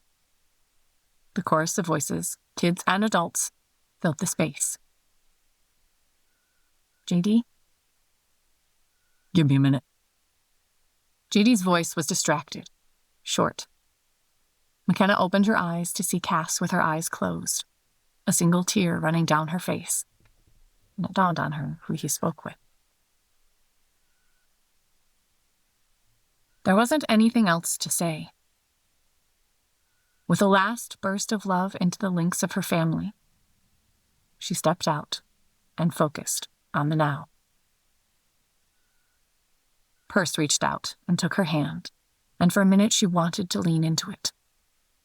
For right now, they needed the commander, and she couldn't lean on anyone. Not if she wanted them to survive. McKenna squeezed back, but then disengaged. Perce's eyes narrowed. Then he nodded. They both went back to watching the city go by. We four? McKenna made sure that was private, outside their shared mind space. Yes. Is there anything else I can do? Anything that I should know? Be aware of? There is nothing in the databases that seems appropriate. If anything should appear, you will be told immediately. The AI's voice had a metallic feel to it. Hoppery. That was it then. Thank you. McKenna let everything go. There was nothing else to do. No planning, no worry. She just needed to do her duty. A half smile crossed her lips. At the end of the day, everything always fell back to that. Doing her duty. Well then, there really wasn't a choice for the commander. Chapter 34. Once again. After what happened yesterday, Central Park has been cleared of all people within a half-mile radius. The few reporters allowed there are all wearing filters to prevent what the government is calling pheromone-based psychosis. We are watching to see if maybe the U.S. will succeed where other countries have not. If you look carefully, you will see McKenna Largo as part of the group. Does this mean something? Is she on our side or theirs? TNN reporter. The four of them stood out there and waited, watching the silver ship come down. This time, Perce stood with them. They had all worn kilts and tank tops. Even though the morning breeze held a nip to the air, being able to shift and not be restrained now mattered more than anything. Standing next to Harold in his suit, with a handkerchief to his nose, it probably formed an odd picture. But maybe it made sense to the Elentrin, as it echoed their own presentation. The shuttle landed, and the ramp formed, letting its occupants out. Even knowing what to expect, McKenna felt her breath catch as Scylla walked towards them, her hair flowing like a cloak of rubies around her. We are safe, right? Yes. All your bodies have been adjusted to not respond to her pheromones. And if new ones are detected, there will be an instant response to prevent them from reaching your brain. As long as I don't think too much about how you will do that, it sounds great, Cass said, and McKenna shivered. She avoided thinking about this stuff as much as possible. That way led to insanity. She already had enough problems. Good luck. Christopher's voice spoke in her ear and she almost jumped, the sound surprising her. But she didn't reply. Instead, she shifted all her focus to the Kaylid in front of them and the Elentrin they protected. The lead Kaylid, she still didn't have a name to refer to him with, glanced at them, then the clearing. A half nod, and he stepped back, allowing Scylla to come to the forefront. Are you ready to allow us to help rescue you from the animals harassing your people? We can save you, and all we ask is that some that we save come with us to help us. Her voice was sweet, almost hypnotic. And Harold sneezed, a hard, violent sneeze, making her flinch. It made her seem less ethereal. The vision from last night popped into her head, and McKenna braced herself. This isn't going to go well. Be ready to shift. Philida, isn't it? Harold asked, his tone staying respectful, but he didn't bow or look odd at all. Honestly, he looked miserable. Yes. Are you ready to help me in our time of need? I fear you are mistaken. We have no animals that we need to be rescued from. Our people are fine. How else could we help? If McKenna hadn't been in meetings with him, she might have believed his concern. As it was, she watched the Elentrin, trying to be ready for everything and anything. Philida spun to look at the lead Kaylid. Her eyes narrowed to red slits of long lashes. Why do they not bow to my wishes? They should be crawling to my feet to serve me. The same musical language as in the visions, but she understood all of it, sharing it quickly with Cass and Perse, though Harold looked confused. I do not know, my Siret. All should fall before your beauty and revere you. The Kaylid replied back in the same language, but to McKenna it sounded less heartfelt and more practiced. Could they either be immune or have developed a tolerance? Philida asked, her foot tapping. Unknown, my Siret. The information available for deciphering reactions is limited. Without others to run tests on or tools to take readings, there is not enough information to make a hypothesis. All we know is what we see. McKenna bit back a sigh as all this flitted through her mind, and she shared. Fine. Then kill them and start the collection. We should be able to gather over 1 million from this continent alone. Use standard collection techniques. I wish to be off this planet. Their deaths should prove to them we are to be worshipped, appeased. The musical language and translating the numbers into concepts McKenna could understand distracted her, until it dawned on her what they were saying. Change. They've been ordered to kill us. McKenna reached for her warrior form and felt it move into her, filling her body with strength, even as she felt a strange alertness from we four and the others. As you will, my Siret.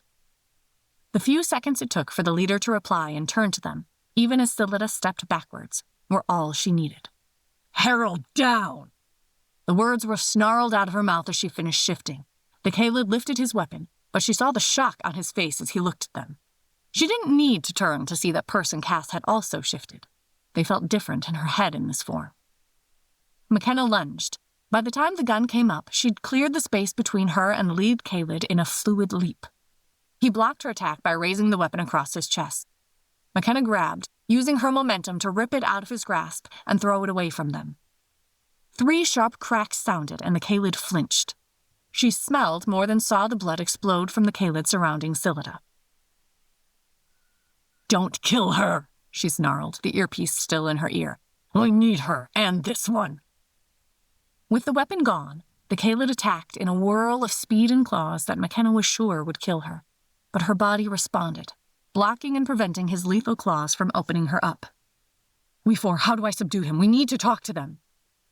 There is no information in the databases as to anything specific. The same drugs that worked on you are probable to work on him, but the biology is different. Get me manacles, chains, something, she yelled, even as she ducked a blow that if it had connected would have ripped off half her face. This close, his bright blue eyes gleamed in the sandy coat, but while there was a thrill of action, she swore she saw something else in there. It almost looked like relief. McKenna, drop! Christopher's voice rang in her ear, and she launched herself away from the Kaylid. She saw 2 prongs embedded in his chest, and the scent of ozone filled the air. His body jerked backwards, arching up for a time-defying moment, then slumped back down on the ground. She glanced at him, trying to see if he had really been knocked out or was just faking it, but the blood where his teeth had bitten his lip and side muzzle indicated it probably wasn't fake. The other 3 Kaylid were dead. Where is Philida? She spun, looking for her. Halfway to the shuttle, she found her, laying on the ground, her bright red hair looking like a cloak of blood around her. She isn't dead, is she? McKenna asked as she ran towards the female. 3 soldiers in full tactical outfits stood near her, guns pointed at her as one of them talked into his headset. Elentrin captured, 3 aliens dead, no casualties on our side. His voice sounded in her earpiece and in her ears as she got closer. Caged? She asked, looking at the limp figure, still so impossibly beautiful. Yes. Seemed the safest way to not deal with drug interactions. She looked at the dead bodies and the ship and firmly pulled her mind away. These are not your problems. You know autopsies and studies need to be done. Let someone else worry about them. You need to go with the 2 live ones and help with information gathering. Her mind in a whirl, wanting to ask about the ship, the crowd control, but McKenna kept her mouth shut. She turned at the sound of a vehicle approaching over the grass. Christopher slipped out as it came to a halt. Let's get them loaded up. An ambulance is coming for the dead. These 2 are being taken to a secure location. We contacted JD and had him verify what he could and couldn't break out of, so we're pretty sure it will hold. McKenna nodded absently, turning around in a circle. Cass, Perce, where are you? Are you okay? She figured she'd have felt something via her connections if they'd been hurt. Right? We are fine. We got Harold out of there and distracted the other Kaylid long enough for the snipers to take them out. Cass had an odd tone to her voice. But I need a shower. But you aren't hurt? No, Perce replied. You moved so fast, giving us time, and the others didn't respond as fast as yours did. So when we rushed them, they panicked and fell back. That gave people time to take them out. Perce sounded steadier, and McKenna relaxed. Where are you? Other side of the field. We'll go back with them. They know to have food waiting for us and some clean clothes and a shower for me. I have brains on me. Cass's mental voice went up just a bit, and McKenna couldn't help but shudder in agreement. Looking around, she saw the bodies were gone. A big flatbed truck with a crane was being driven towards the shuttle, and people were carefully not looking at her in her warrior form. Suddenly, self-conscious, McKenna lifted a hand to play with the large earring there. McKenna, we need to go. I doubt we have much time. With a shake of her head, she entered the vehicle Christopher stood by and buckled in. No one spoke on the drive, and McKenna replayed what had happened. It had been so fast. Before, was that learned memory or you? Because I can't fight like that. She left the question in the public mind space, in case it helped others. Both. The reaction time was sped up, but the memories of the fighting are laid into your cells, literally. Then, the visions, evidence is supporting that even when you didn't remember the dream training, you have been training consistently for months to raise your training levels. This information didn't appear in the databases. McKenna didn't know how to feel about that. But getting upset when it had probably just saved her life seemed more than a bit stupid. Okay, JD, Tony, anything on the news we need to know about? The news, no, but social media is going crazy. Apparently someone had something they're filming, drone or something. They caught the takedown of the Elentrin and people are freaking out. Butchers, animals, villains, all things being used. There's also one of you, though that's where the controversy is. Did he start to attack first? But with the Elentrin running, people are saying we attacked without provocation. Tony rattled all this off with a distracted attitude, and McKenna suspected she sat there going through social media watching all of this meltdown. So people aren't sure if I'm a villain or a good guy. Didn't they see what's happening in Shanghai? She tried to keep the exasperation out of her tone. From the laughter from Perce and JD, she figured it had still slipped through. I don't think most people know. All they see is happy people bringing things to the Elentrin there. And even the few things that have slipped out about the children have been pulled from the net. And then there is her beauty. She already has websites worshipping her, and requests for passage to Shanghai have spiked, even with all the airports closed. Wow, you're good at this, Perce said. You learn to pay attention and see problems coming working the 911 center. Usually means we can get help moving that way before people call. Tony proceeded to fill them in on what was going on the rest of the drive. Bottom line, the public didn't know for sure who were the bad guys. But right now, they lean towards the government. After all, who doesn't want to believe in friendly aliens that are beautiful here to solve all our problems?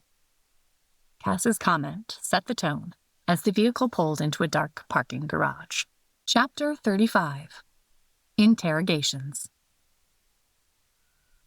The ever-treacherous politically correct speech has a new minefield. With the shifters becoming a focus, how do you refer to people who aren't shifters to differentiate? Normals? But that implies shifters are abnormal. Non-shifters sound stupid as most people can't shift. But if there is a difference, like what is coming out more and more with this alien threat, as they are only after shifters, what do we do? Are shifters even human anymore? Is that the answer? Shifters and humans? What does that infer about the survival of our species? Will future generations merge? Well, the aliens approaching are a concern. What are the laws on us? TNN social scientist.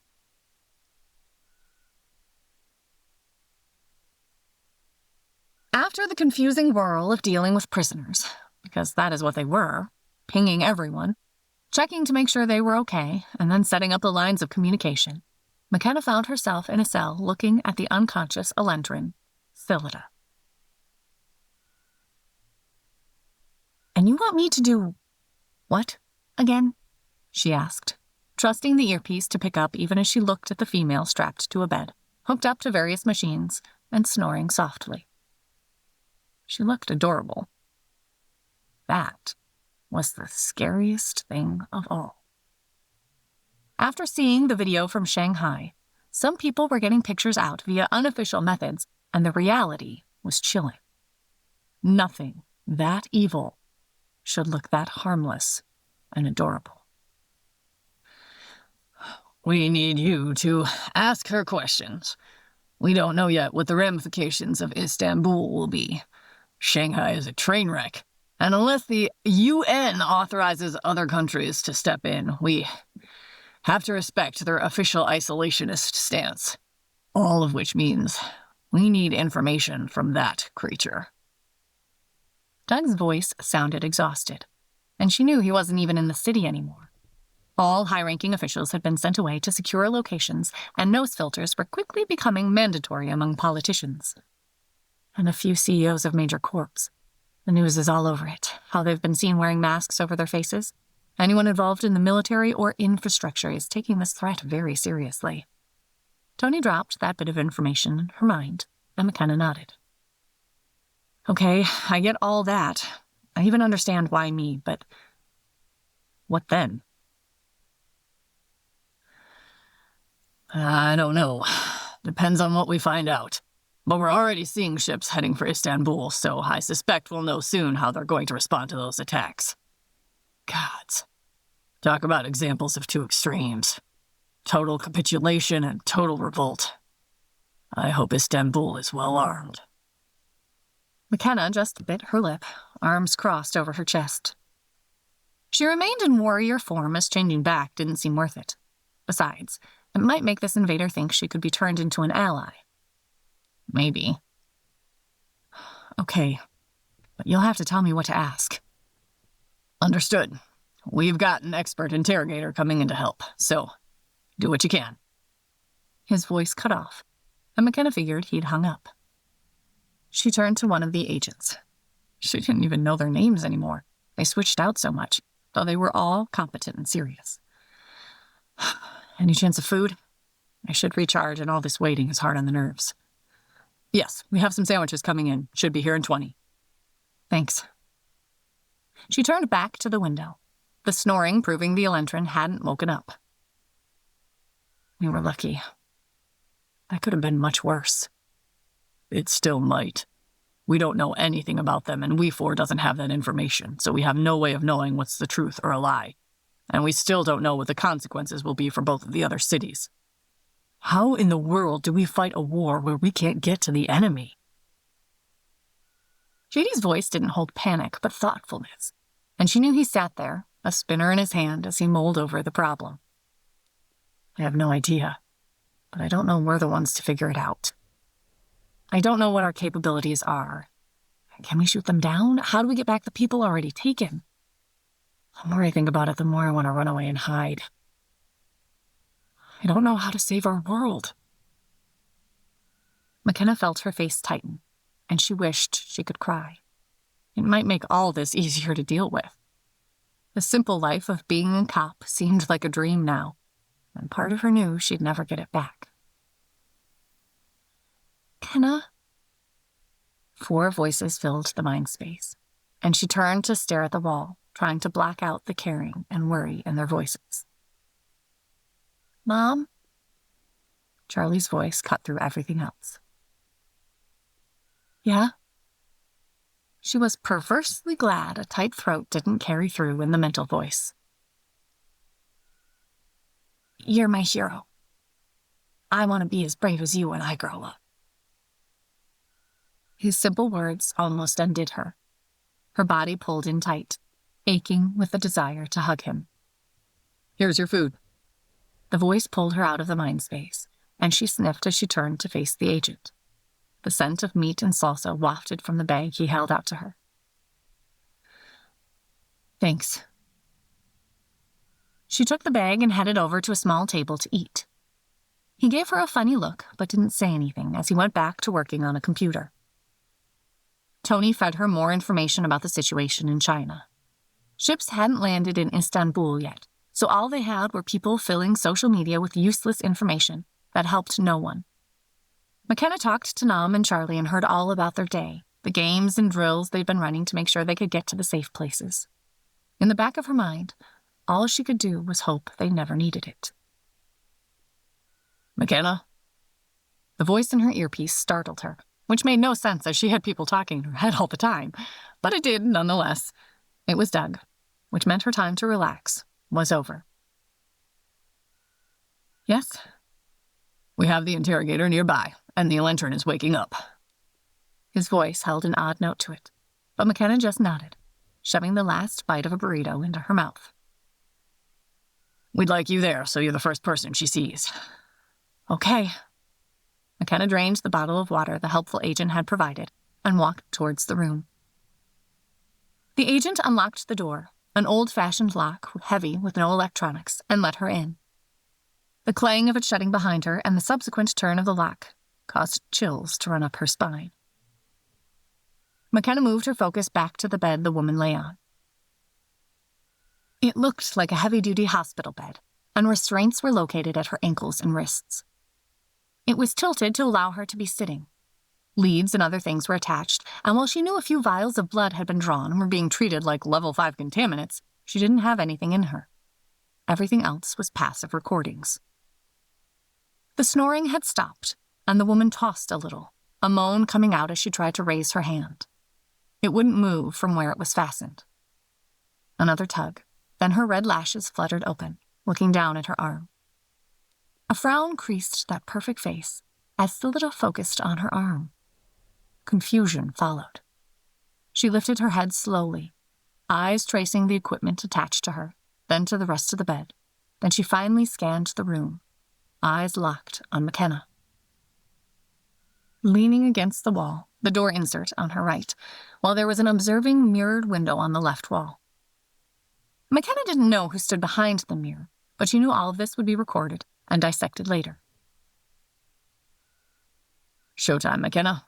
Perce is here with us, so if the earpiece fails, we'll have him get you the information. She didn't respond verbally, but nodded her head slightly, knowing the people watching would see her. You, release me. It was said in that liquid music language, one that sounded so much like song. McKenna didn't say anything. This much she had down. Silence tended to make people talk, and while they might have the interrogator there, she knew how to ask questions, and leaning against a wall in this form should make anyone nervous. But who knew how the Elentrin would react? Did you not hear me? I said release me! The command was snapped out, but McKenna didn't move, didn't do anything except watch. Phillida's eyes narrowed, and her gaze snagged on the earring in her ear. A sneer appeared on the beautiful face, and even then it didn't distract from her beauty. You're one of the animal. But how did you achieve warrior form without us releasing you? The Ailmites never fail. How did you break out of your animal? Her questions were sharp, rapid, even as she pulled her gaze away, inspecting the room. McKenna stayed silent as she heard a voice say her name via the earpiece. "McKenna, I'm Darrow. I'll speak in your ear, just go with the flow. You know how this works." The new voice spoke, and McKenna let it flow in and tried to make the questions sound like they came from her. "Ah, stupid, you are just an animal and have no way of knowing what I'm saying. I'll have to lower myself to your inadequate language." "Oh, I understand you just fine. I just don't care. How can we make you leave?" She spoke in the same liquid syllable, and Scylla's head jerked up. "Commander Matrix, you should be required to obey me." Her body stiffened, and she spoke odd words that McKenna could translate but made no sense. "Execute priority Siret Draken Servitude 025 activate." Did my language break? "Those are command words to activate the AI programming. All command words have been eliminated, so they have no control over you. The original programming no longer exists for their purposes." "Sorry, won't work." Now answer the question. Her eyes widened, making her look so much like an anime character. McKenna hoped a video of this never got out. People would go mad over her. "That is not possible. The Elmites are perfect. There are centuries of research to make them the perfect troop creation." Her indignation made McKenna want to laugh, but she just watched her, trying to keep her face blank. "Now release me. Where are my guards?" "How do we make you leave?" McKenna repeated the question, not moving from her position on the wall. Scylla sneered at her again. "You can't.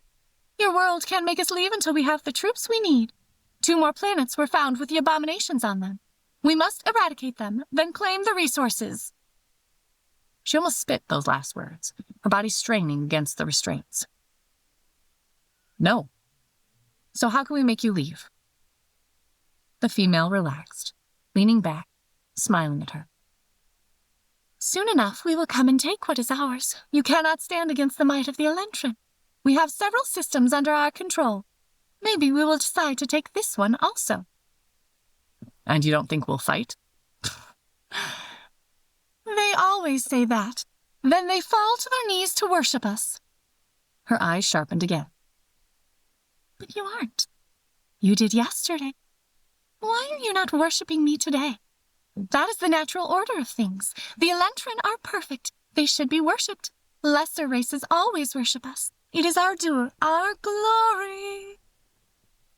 McKenna blinked, then narrowed her eyes. "They mentioned that when I last had a vision, the glory. Anyone know what that is?" No one did. "Follow up on that, though. I don't think she has the mindset to even understand a loss." Daryl's voice spoke in her ear. "Well, we won't go with you, nor will we let you take our people. We will fight you, and you will lose." She smiled back with a languid gesture, marred by the motion being stopped by the restraints.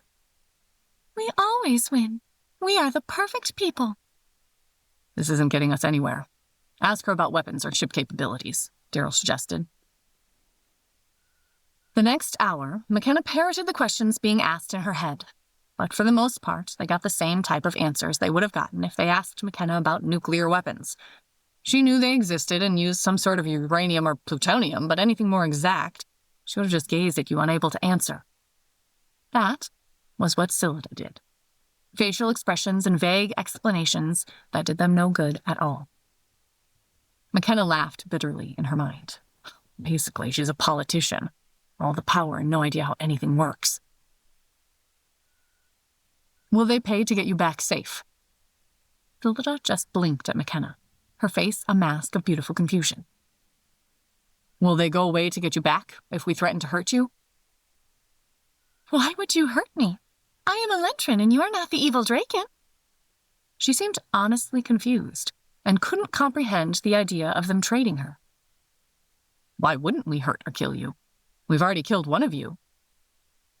A pale pink that matched her lips and hair chewed on her lip for a moment. "Truth. His guards reported he had been killed. They were eliminated for their failure, of course, so precedent has been set." She tilted her head and looked at them. "But my glory is better than Elentrin's. Therefore you should not kill me, and let me go back to my people so we can collect the Kaylid we need to remove the Draken from this universe." Daryl sighed in her head. "Go ahead and leave the room, McKenna." McKenna turned and left the room, waiting for the agent to open the door from the other side. She ignored the questions from the female still restrained to the bed. The agent met her outside the room and made sure it was locked again, then led her to a conference room.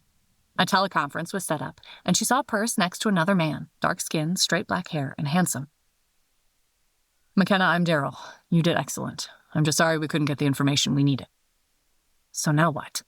I don't know what else I can get, and she does speak English." The SecDef had an odd look on his face, and he shrugged. "Go home. There isn't anything else you can do. Go spend time with your family." "What about the Kaylid we captured?" McKenna asked. They don't seem to produce this glory or anything else. He's just sitting quietly in a very secure location.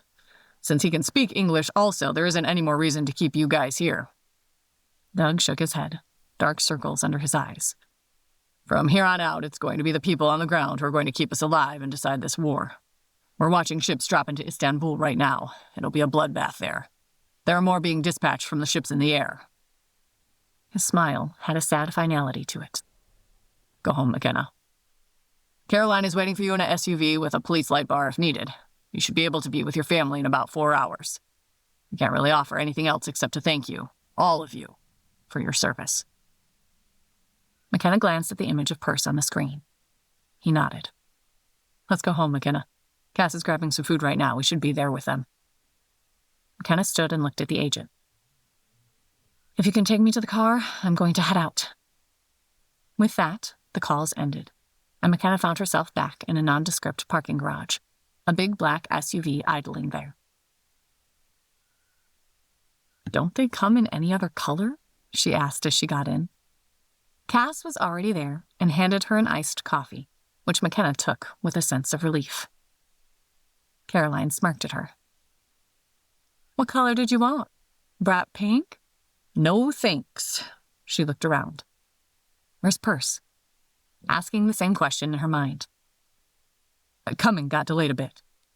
Even as his words rang in the shared mind space, the elevator doors opened to reveal him with 2 large duffel bags. Caroline hit a button, and the rear gate popped open. Perce threw the bags in, then climbed into the back with McKenna and Cass. They sat together, the nearness of the others acting like a calming balm. "So where to, ladies and gent?"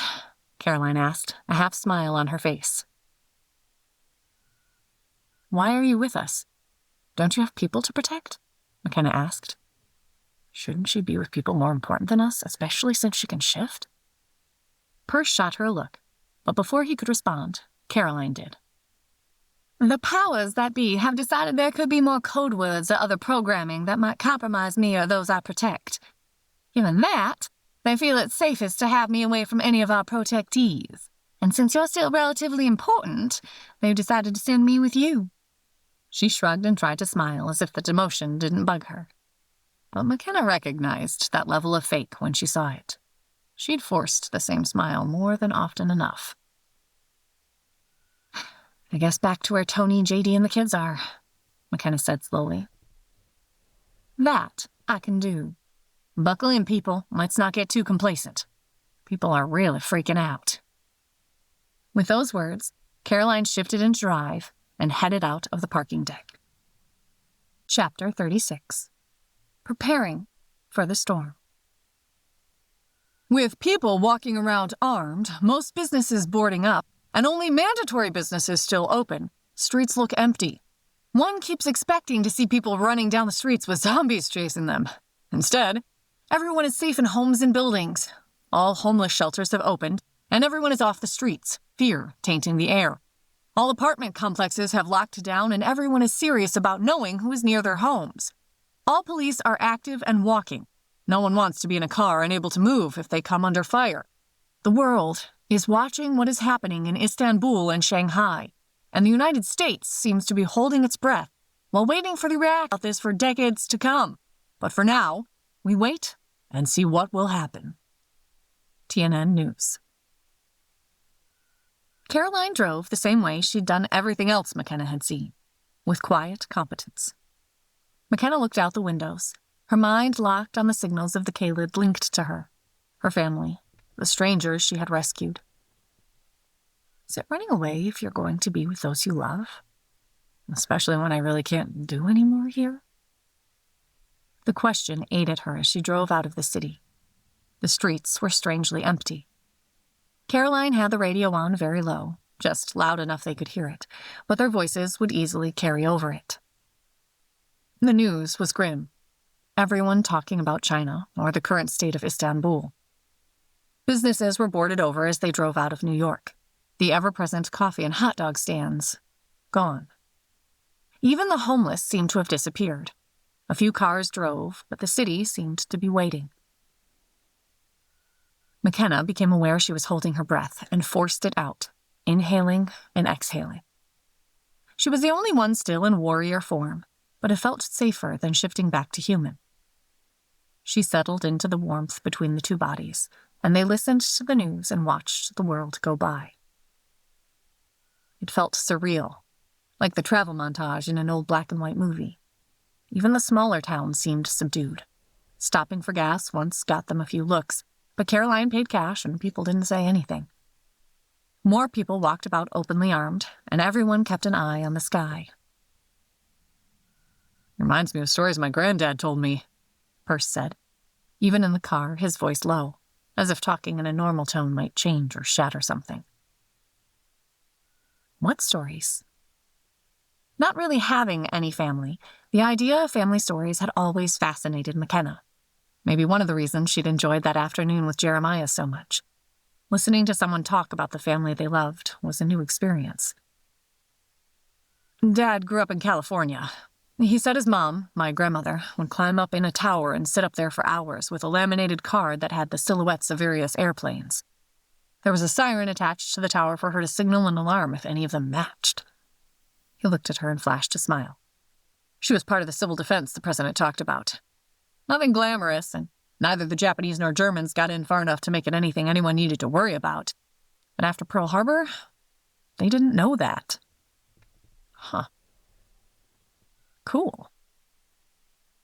McKenna closed her eyes and wondered what her father or grandfather might have been like. Now, it didn't matter, she guessed. Her mother hadn't listed anyone on the birth certificate, and now she had her own family. Her mind drifted, and she lay her head on Perce's shoulder, letting go of the worry and stress, for a little while, at least. The stopping of the car woke her. McKenna sat up, relieved she was still in warrior form. Eating just didn't sound good. Maybe at some point she'd store up enough calories so she didn't need to stress about eating every time she changed. We four had told them the calorie requirements had decreased once the nanobots completely populated the body, but since they were so low on fat, it still stressed resources to shift. The house they had pulled into looked familiar, but it wasn't until Perce nudged her saying, "Ready to go in? I bet they'll be out in a minute," that everything clicked into place. The seatbelt was off, and he got out of her way as she bolted out of the car. His prediction proved true as the door opened and Charlie came tearing out of the house, his white blonde hair shining like a halo in the sun. "Mom!" He slammed into her, his arms tight around her waist. McKenna felt the stress bleed away as he hugged her. Jessie and Jamie were next. She looked around, missing one. Where's Nam? Jessie pulled back and looked around, then heaved a very adult, exasperated sigh. I'll get her. She's being silly. The black ponytail disappeared into the house at the same time JD and Tony came out, almost causing a collision. JD engulfed the two of them in his huge arms and body until Charlie protested. "Can't breathe. Die." Even his mental voice had mock choking sounds. JD laughed, the rumble making her feel like the world was all right again. He stepped back to see Jessie dragging Nam out of the house. "I told you she'd miss you. Go," she ordered, and pushed the smaller girl towards McKenna. McKenna recognized the look on Nam's face, the same one McKenna had made many times at Christmas and other holidays. Fear of not being wanted accepted, of knowing you were an intruder. Charlie and Jamie either sensed it, or Jessie was telling them what to do, the more likely option, because they both released her. She took 2 steps forward and swept the tiny girl up into her arms, hugging her tightly. I missed you. All of you. Though her words were whispered into the girl's hair, she looked at her family, her pack surrounding her, and the world felt safe once again. The moment was ruined by Caroline clearing her throat. McKenna turned and looked at her, Nam still tight in her arms. She didn't see any reason to let the little girl down for a while. Since Nam had her arms and legs wrapped around McKenna, it worked out. Yes? So, not to ruin a moment, but we've probably got about 3 hours until something happens one way or the other. I'm yours to use, so use me. McKenna almost choked at those words. I am not going to use you. You are not disposable. That's how the Elentrin think, and I'll be damned before I fall into that mindset. I assume you got a bag in there?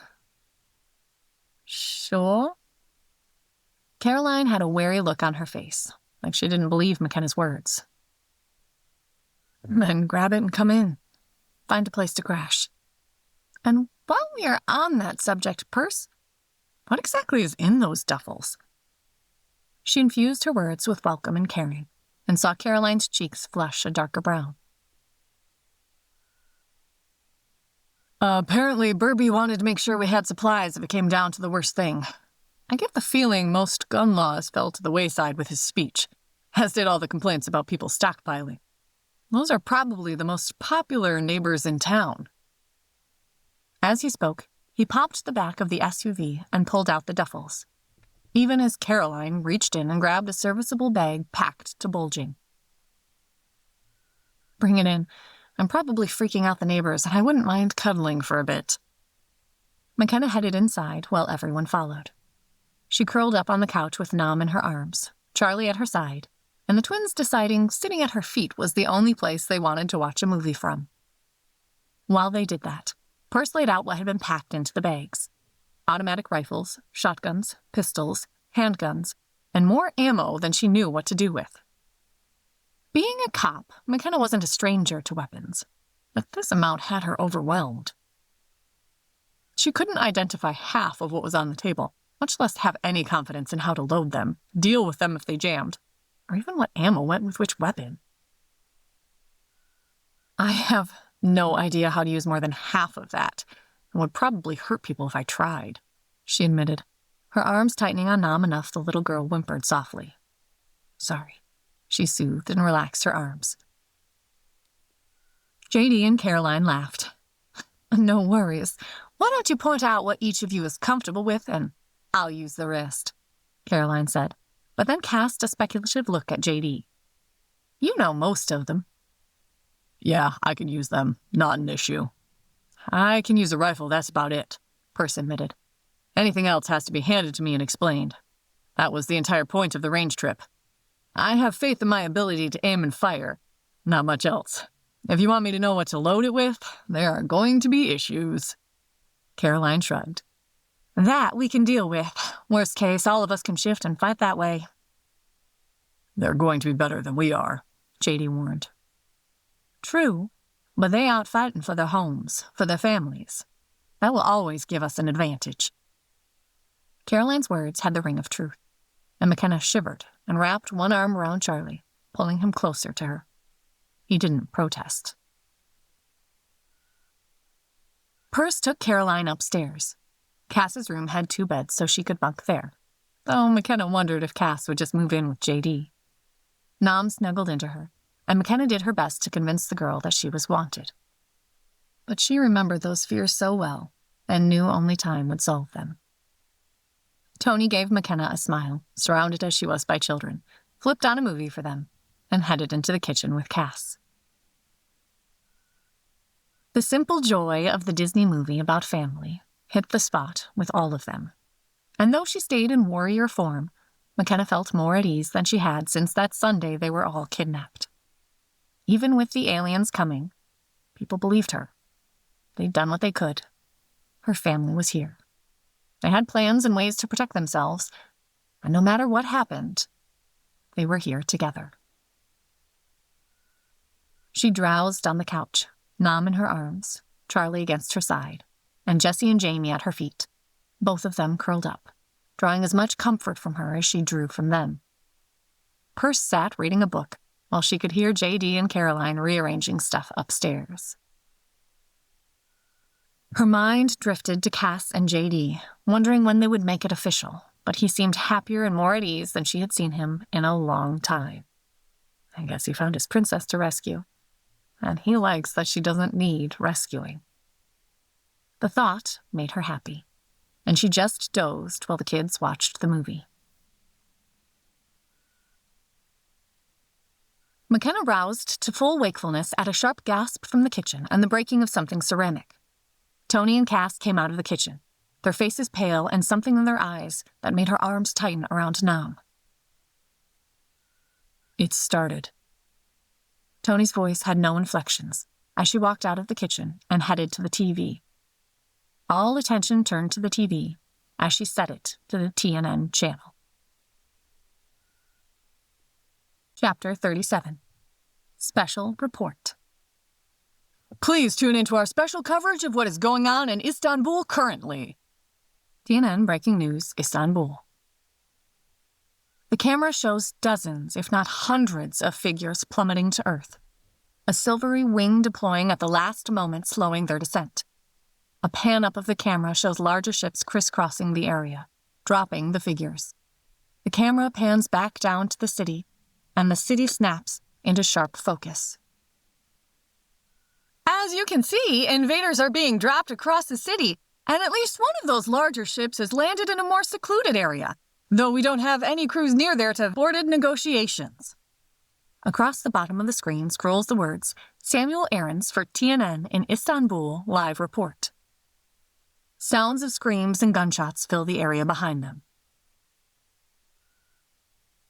One odd thing is that the local radio channels have been hijacked, and a voice, and what I have been assured is archaic Arabic, is repeating the same message over and over again.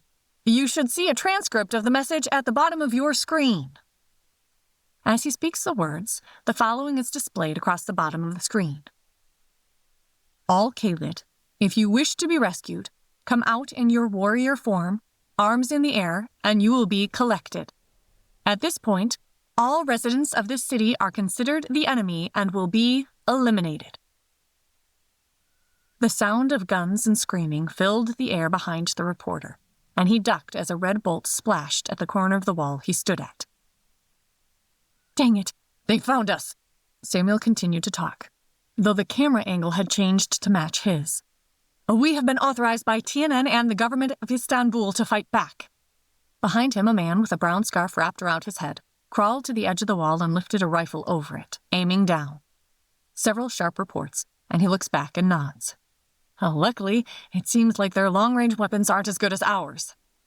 The smile that crossed his face would have done any wolf proud. The camera moved back over and took a look over the edge of the retaining wall. The sand-colored buildings with their vivid roofs had smoke drifting up between them. Bodies lay in the street, some with, some without fur. As the camera pans, there is the movement of 3 invaders walking down the street.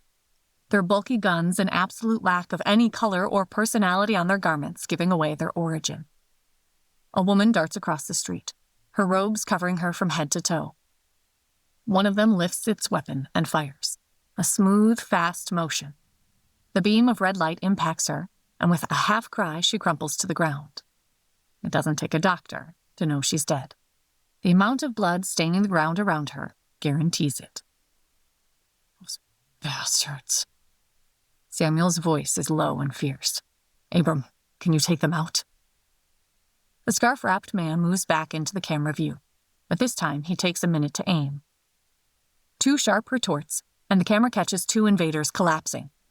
A red beam bursts across the screen, and Abram yelps, pulling backward. An image of his rifle, the barrel deformed and melted, is shown as he pulls back. Jeff, we need to leave now.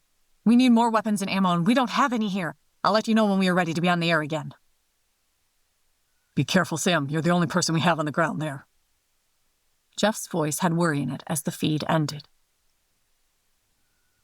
The TV cut to a PSA explaining how to find your civil defense officials and urging all citizens to act responsibly. The living room rang with silence as what they had watched settled into them.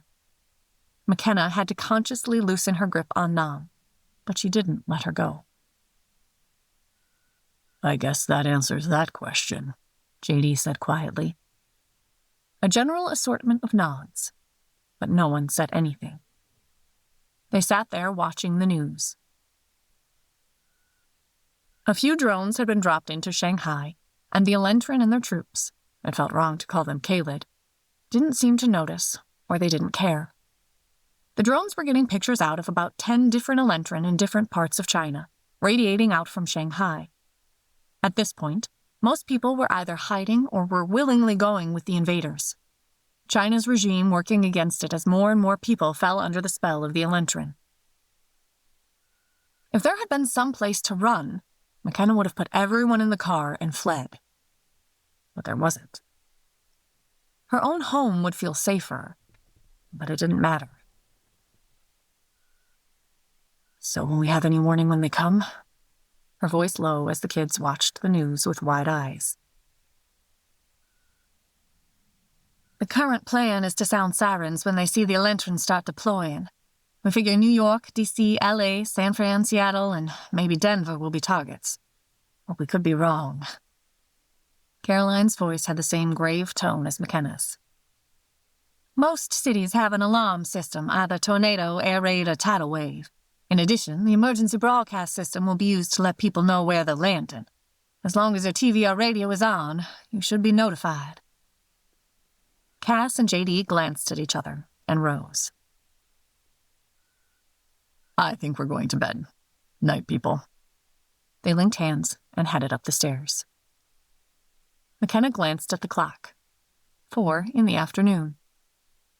She couldn't even find the energy to tease them. Good for them. I hope they enjoy. How about homemade pizza and ice cream for dinner? Tony offered, her voice a bit shaky. The kids just nodded, their faces pale. They're going to come after us, aren't they? Jessie asked, refusing to look away from the scenes on the TV. Someplace in Istanbul now. McKenna wanted to shut it off, to protect her, protect all of them from the stark reality laid out on the screen.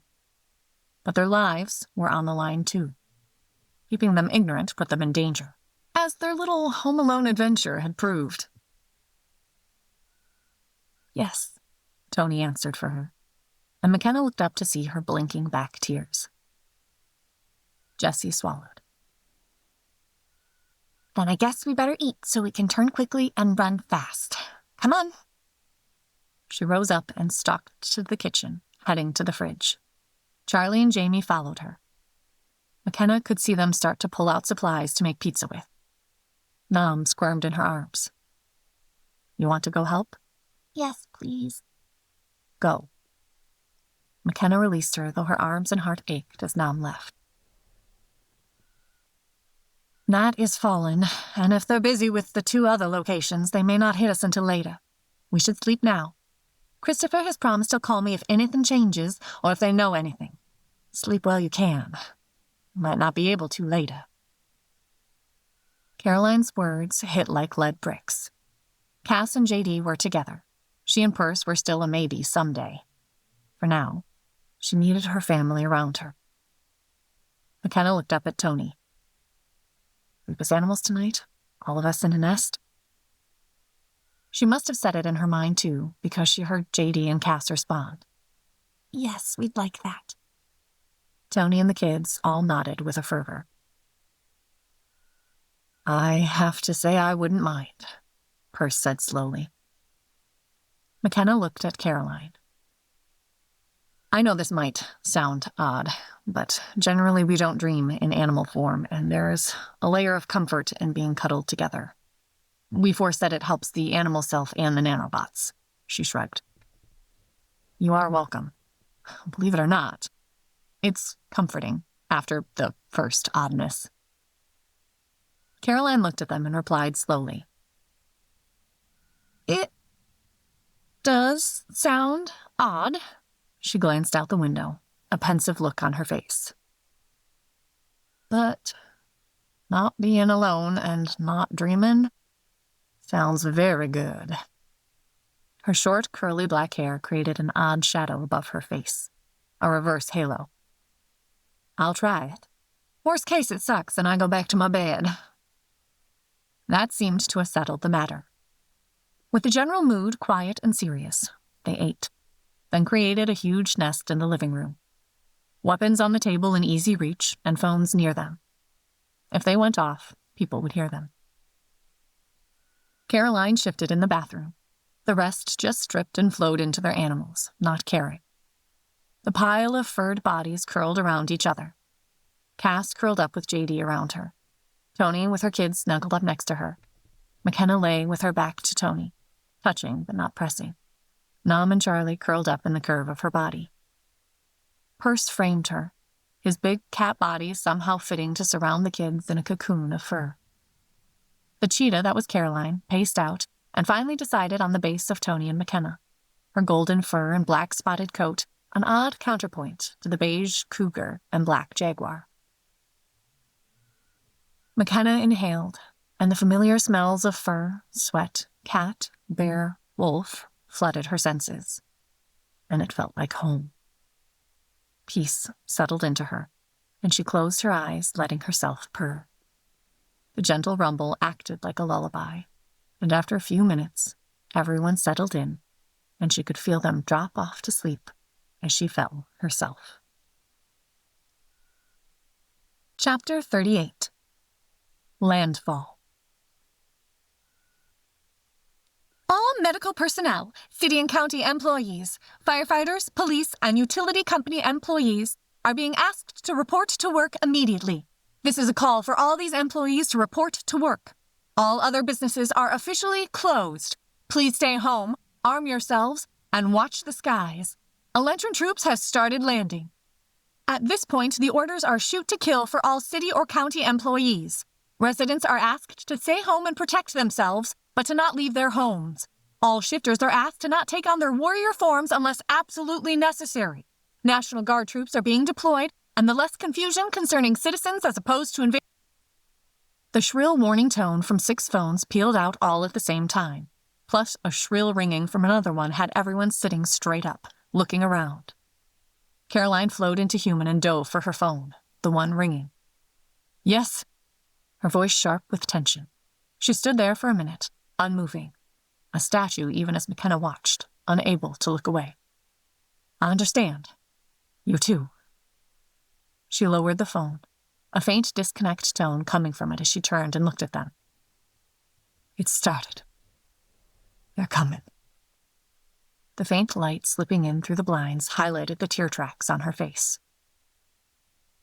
Caroline turned and headed to the bathroom.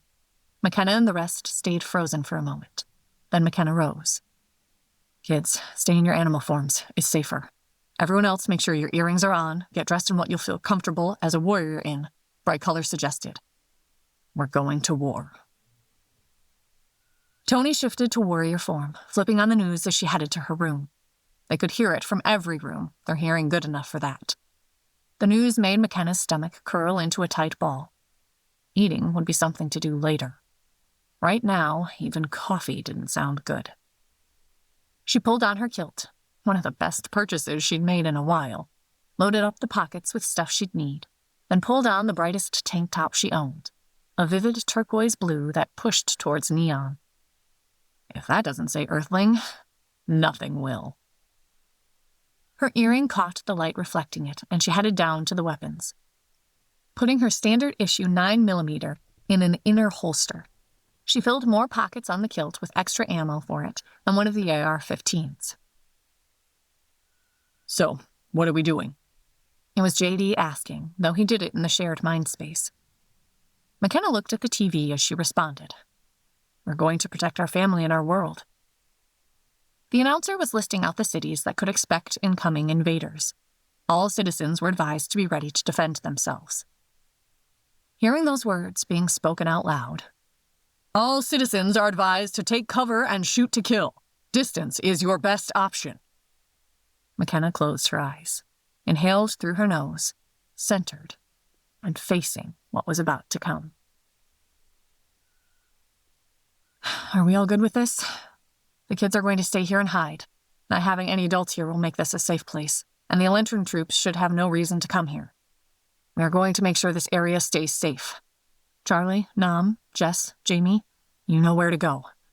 You'll stay safe and not come out until we come back. If we all die, you know who to find." They'd gone over and over, and the kids had the numbers of all the people they could trust. If everyone was dead, well, then there wouldn't be anything they could do. All of them had shifted to warrior but Caroline. She admitted she felt more comfortable in human form and knew her aim was better. Tony stood there in warrior form, a kilt, vivid yellow tank top, and a handgun on each hip, with a .30-06 Savage in her hands. Even through the warrior facial structure, McKenna could read her expression. "You aren't coming." I can't leave my kids. Not again." The words slashed like a knife through McKenna's heart, and she hesitated. All the worries and doubts rushed back in full strength, and she started to move towards Tony. "The more adults that are present near the kids, the greater the likelihood of the Elentrin finding them and you." Weefor's voice sounded flat as usual. "They have already proved they are resourceful and strong. They would be safer alone." I can't! The words came out of Tony in a roar, and McKenna found herself stepping away from the jaguar warrior goddess standing in front of her. I cannot leave them again, and I'll die to protect them before I let anyone hurt them. The images of the figures falling from the sky, the casual way they killed people running from them, and the tight arms of Nam around her neck. All the images and emotions clashed in McKenna's head, but something told her she needed to be out there. Maybe the damn commander module, maybe arrogance or hubris, but staying here felt wrong in a way she didn't know how to explain. Will you watch my children too? Protect them too? Her voice broke, though she tried to keep it steady. Tony closed her eyes, then reopened them, the green all but glowing in the dark of the living room. With my life. Always. The kids, all still in animal form, twined around Tony's legs, a low whine emerging from their throats. McKenna moved, pulling Tony into a tight hug. Thank you for everything. Her whispered word containing everything she didn't know how to express. Tony hugged back, claws digging in through McKenna's fur, but it didn't matter. They released each other, and McKenna crouched, petting each head and sending all the love she could down the mental links. With a force of will, she stood and turned to the others, waiting for her. Of all of them, only Caroline's all-too-human face betrayed the emotions they all felt. Stress, fear, doubt, and a grim knowledge they couldn't hide and let others die for them. "Let's go," McKenna said, the words with a flat tone, channeling the AI as they headed out the door. The late summer morning had a strange, calm beauty to it. Blue skies, mid-70s, a light breeze, and beings falling from the sky. It felt like a surreal experiment. McKenna made sure a round was in the chamber and looked towards the sky, calculating where the landing invaders were headed. She stood, letting what she saw filter into her brain. "Weefor, can you tell where they're going?" "Calculating." All of them stood there watching. The quiet bedroom community they had placed McKenna and the others in didn't have a large Kaylid presence, but McKenna hadn't paid much attention to the demographics of the area. Plus, with other people driving her around, she felt a bit disoriented. It appears they are headed to Georgetown. McKenna had purposefully drawn Caroline into the shared mind space, and she winced at we four, but nodded. That makes sense, actually. There's the Naval Observatory nearby. The area has lots of room for staging troops and equipment. Plus, I think a few pro-shifter rallies have been held near there. So, do we head there? I can feel something itching at the back of my mind. Something big is going to happen, and I need to be there. I don't know what it is or if it's me with my ego getting too big. McKenna tried not to flinch at the looks everyone gave her, but the feeling coming through the links was considering, not anything more violent. It's near the capital, and it wouldn't take much research to figure out that's our seat of government. Granted, most would have been evacuated, but I would say yes. If they're going to do anything dramatic, that would be a good stage. Not to mention the picturesque aspects, Caroline said thoughtfully. Go there? I don't see anyone here. Do you have a way to sense how many Kaylid are in the vicinity? Caroline asked suddenly, turning quickly to look at McKenna. No, McKenna responded. Wait, do I? No. While other commanders may have equipment able to detect ailmite concentrations, that is not something possible just from standing here. Then definitely let's head to the mall. That will draw more there, help draw them away from here, and it would be a logical place for any leaders to focus on, Caroline said, an air of authority in her voice. It felt right to McKenna. Heading to the car, she slipped in, followed by the others, while Caroline took the driver's side. As Caroline backed out of the driveway, McKenna saw faces peeking out of the window. She flooded the mind space with love and heard Perce and Cass make an odd noise as Caroline slammed on the brakes, her hands white around the wheel. What the hell was that? Caroline gasped out, her voice shaky. What? McKenna asked, confused. What you just did, Cass said, her voice just as shaky. It felt like the best sex, orgasm, a hug, buzz, and the sun on your skin all at the same time. What did you do? Caroline had her eyes closed and breathed deeply in and out. McKenna looked at all of them. Perce had his fur-covered hands clenched, and she ripped her eyes away from the obvious evidence he'd been affected too. I just sent love to the kids and Tony. I wanted them to know how they felt. I put everything I felt into it. Caroline shook her head and started to drive again, though her pulse still pounded in the side of her neck. I've felt waves of emotion before from you, JD said, his voice quiet. He sat in the third row of seats so she couldn't see him easily. But this was that cranked to 11. I'm not saying I didn't enjoy it, but next time, keep in mind what we're doing. Got it. McKenna cleared her throat and locked her worries away. For now, she needed to concentrate on what they were about to head into. The radio relayed information nonstop about where the invaders were coming down. From the sound of it, the military had removed the security from this information because everyone could see them incoming at the various radio stations. But they still could only give general areas, not specifics. Caroline focused on driving, but the rest of them kept the windows down and paid attention to the skies. The wind bugged her ears for a bit, but then McKenna realized how much she could tell from having the windows down, and she learned to ignore it. They could still see people dropping, but the pattern didn't make sense to McKenna. She started to talk out loud, more to help herself concentrate than anything else, though she made sure the words also ended up in the mind space. Tony and their kids might have some insight. All the sequences or dreams we were in, they always worked in squads, going through cities in a coordinated manner. Why does this seem more scattered and less organized? Shouldn't there be coordinating shuttles or something? Silence in the back for a minute.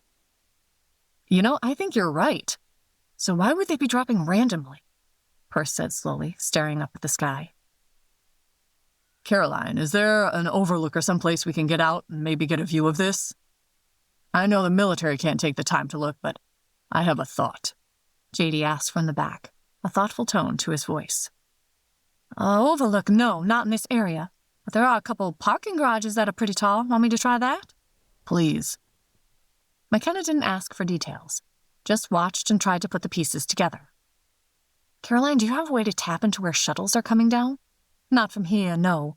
If I was in the office, I had access to a real computer, maybe, but I can't get to those websites from my phone. They reached the top of a tall parking deck on the outskirts of D.C. Everyone piled out of the car and looked at J.D., who stood looking around, his bear-like face narrowed in concentration. We4, is there a way for me to make the nanobots increase my distance vision? Make it better to see the details? Yes. You have enough Commander Module nanobots at this point. Order them to alter your vision to make it more accurate for distance. JD's eyes closed, his brow furrowed. Then he opened his eyes and looked around. Huh. It worked. Okay, give me a minute. McKenna looked around, her heart seizing with each figure she saw coming down, then the various ships slowly dropping to Earth. In the distance, she could hear gunfire, but the world, at least here, seemed to be hiding. Do I want to know what people are doing? What would I be doing if I wasn't here? Well, I'd be at work. Maybe that would be easier. Someone else telling me what to do? Her thoughts went multiple ways, but she still looked and watched. I think I have it, JD said, startling her out of her spiraling thoughts. She turned to look at him as the rest of them did. They're landing shuttles in the middle of troop disbursement. I think they're either herding people in or bringing captured Kaylid to the shuttle. We know they don't take prisoners, so I think they're collecting them, dumping them in the shuttles, and going back for more. They aren't tied to the shuttles, they just dump their loads there and keep going. They all turned and looked at the shuttles and the placement of people. I think he's right, said Caroline, her eyes sharp. So we should focus on the shuttles and free anyone they get. We can't get all the ones roaming about, but this way we can prevent anyone from being taken, McKenna said slowly as she worked out the logistics. The unspoken words of, even if we can't stop them from killing, hung in the air. Without anything else needing to be discussed, they got back in the car and headed towards where it looked like a shuttle had landed. Chapter 39. Walk the Path. Fighting has already started in New York City as 5 shuttles have landed in Central Park. Reports say a large number of the Kaylid aliens emerged, but one of the Elentrin was spotted as well. While there is speculation they may be looking for the ones captured earlier, most people are hunkered down.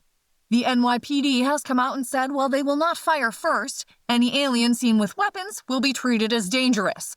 Though the concern about the strange behavior around the Elentrin is concerning, there are some websites asking how anyone that beautiful could be so evil. As the situation changes, we will keep you updated. TNN News. Next residential commercial area, and the quietness of the streets and city overall creeped McKenna out. But the emergency broadcast telling everyone to stay home and hide, to let people who knew how to fight deal with it, was still blaring from every station. The SUV slowed to a stop and Caroline parked it. From here, we probably need to move on foot. Her voice had dropped to a whisper, and McKenna responded mentally. Agreed. Move out and listen.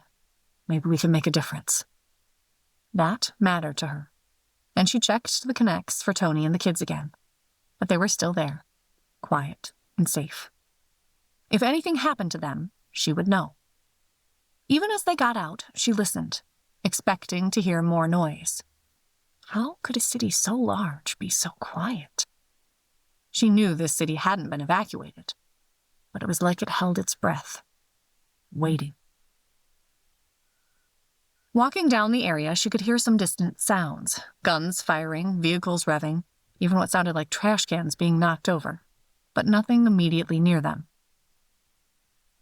We4, can you sense or help us find the shuttle? The voice in her head didn't answer immediately as they kept moving forward. Just as she started to panic, thinking something might be wrong or that We4 had been deactivated, the AI responded. Not at this time. Possibility after the first one is found, future ones can be identified. She'd take that as a positive. Stop! Caroline's voice lashed out, louder and stronger, that she needed to be in the mental space. McKenna froze, catching the others out of the corner of her eye, doing the same thing, even as she winced. There, the shuttle, and a Kaylid coming this way, carrying 2 people. Caroline pointed into a grove of trees, and McKenna realized it was the edge of a park. Sure enough, a Kaylid, though she hated to think of the enemy by the name they'd taken as their own. But for now, there wasn't much else they could do. This Kaylid had dark brown fur the color of a mink, but with white stripes breaking it up. It almost looked like a reverse zebra. It walked, a trolley floating behind it with 2 people laying on it. McKenna assumed they had been knocked out as there were no obvious restraints and they lay there limp. Rage flooded through her at the sight, as well as the knowledge they had probably killed other people to capture these 2. She started to move into the trees. Do we see anyone else? No. What are you going to do? Cass had a tremble to her voice. For all her calm reactions in Columbia, McKenna knew she would have almost preferred to be home with Tony. Protecting yourself was easier than attacking. The only thing I can, kill that Kaylid. We have no place to store them, and I won't allow any others to be killed because of my inaction. Her mental voice had lost all inflection, and she didn't know how to feel about that, but pushed the worry away. Caroline had already followed her. I'll head over this way. Our best bet would be to take control of the shuttle, but be careful about going into it. Many of our vehicles can be controlled via remote. I'd be surprised if theirs couldn't. Agreed, McKenna responded, raising the M16 to her shoulder. The Kaylid was clearly visible as it approached the ship. No one came out to meet it, which only reinforced the idea of remote ships. She waited another minute, watching the being. It walked with no fear or worry visible. Not arrogance, it just apparently didn't occur to it to be worried. McKenna didn't allow herself to think. She pushed away all her training, all the warnings she was supposed to call out, sighted in on the ear, and pulled the trigger. The retort of the rifle sounded so loud against the silence it hurt her soul. The head of the Kaylid rocked to the side, and a spray of blood came out the other side as the figure crumpled to the ground. What the? The comment from JD broke off, and she ignored it, moving forward, still with the M16 at her shoulder, looking around. Listening with ears that rang slightly from the retort, but already the ringing was diminishing. Anyone see anything else? No. Caroline's calm comment helped steady McKenna's pounding heart. She checked behind her to see where they were. We 4, can we set that grid back up so I can see people and where they are in relation to me? Working. A minute later, a mental map appeared in her mind, showing the others. Nothing fancy, but more of a knowing that 10 feet behind her stood Cass, while 12 feet to her right, Caroline walked. Cass, you have all the medical training, right? In the dreams, I still don't know how much is going to transfer. I haven't actually pushed to see if it translates to treating humans. Well, now's your chance. Please take a look at the 2 on the trolley. Okay. McKenna could hear the trepidation in her mental voice, but part of her had shut it off. The part that had time to worry about people's feelings. All she could do was focus on what they were faced with right now. Everything else would have to wait until later. She kept walking, feeling JD on the other side as Perce watched over Cass. It made sense. JD and Caroline at least had experience with weapons, real-world experience, while the other 2 only had the vision aspects. Right now, she'd rather lean on JD, knowing how he would react. Movement, Caroline snapped out. McKenna spun towards where she sensed Caroline stood. She had dropped to a crouch, just barely in the clearing, pointing her gun towards a break in the trees. Over the top of her head, McKenna saw another Kaylid walking in, this time with a body draped over its shoulder. Thought didn't exist. Only orders and an odd need to make sure no humans were taken from Earth if she could stop it. She aimed, making sure the human wouldn't be hit, and pulled the trigger.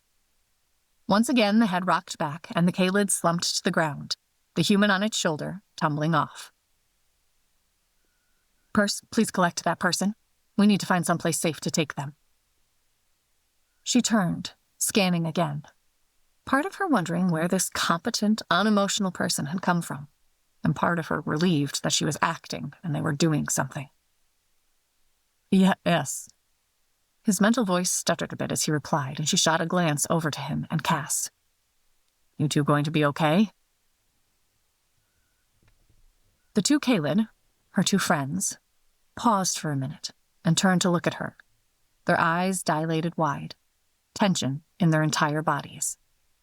Perse, his huge warrior form, stood there like a monster from a Greek tale, with Cass crouched at his feet. She wished she had a camera to capture the image, but then it changed as Cass straightened. We'll have to be. They're fine, unconscious. Looks like an electrical method rather than chemical. Probably the same thing Charlie told us about. First immobile, now a coma-like state, but I can't see anything wrong. Her voice distant, almost clinical, and McKenna relaxed. Perse moved towards the other body at the edge of the trees. Leda, Caroline ordered as she moved to the edge of the shuttle and looked in. We'll make a news and we'll get attention soon. There are 3 people in here already. I have movement coming this way, under a minute, JD added to the conversation. His voice a flat, no-nonsense tone she'd only heard in really bad situations. Where do we take them? We can't leave them in the shuttle and out in the open. Unconscious, they're both vulnerable and a target, McKenna asked. She moved to focus on the direction JD faced. Give me a minute, Caroline said. McKenna glanced back to see her crouched next to the shuttle, typing furiously on her phone. Out of time, JD whispered in their minds as he drew up his M16, aimed towards the trees. Moving through them at a run were 3 figures, all fur-covered with bulky guns that looked like toys more than anything else. Her eyes checked automatically for earrings or colored clothing, but there was nothing. Before she could get her weapons to zero in, JD fired. The sharp bark echoed through the clearing. Missed. Trying again. Another crack, and she felt his joy as he hit. It took 6 more shots as they were now moving and diving behind trees as they advanced. Even so, for a weapon they didn't ever really use, it was good for shooting at this distance, and while the targets were moving. Why are we being this accurate? I'd have thought we'd take a while like we did at the range, she asked, though part of her didn't care. Enhanced hand-eye coordination, familiarity with the weapons, and the shared nanobots are being leveraged to create a triangulation system to increase accuracy. We 4 rattled off the information, and it made sense as JD rose to inspect the bodies. They all have the same clunky weapons, but I can hear more coming. He moved his head one way, then the other, as if listening to things she couldn't hear. I've got a place for us, but we need to move. It's about 3 miles away. We need to get to the SUV and then get away from here, Caroline said. And that kicked all of them into gear. JD ran back into the shuttle and grabbed 2 of the people in there. Perse came back with the other one and grabbed the remaining person in the shuttle. Cass had already turned and started guiding the trolley back the way they had come. Luckily, it seemed to be dumb technology and floated with her as she pulled it. Even as they headed away from the shuttle, she could hear a weird howling sound. Warning cry. It carries for a long way, we 4 provided as they moved. They broke into the street where they had left the car, and Perse cursed as he dove back into the cover of the trees. At least 10 invading Kaylid walked towards them, weapons at the ready.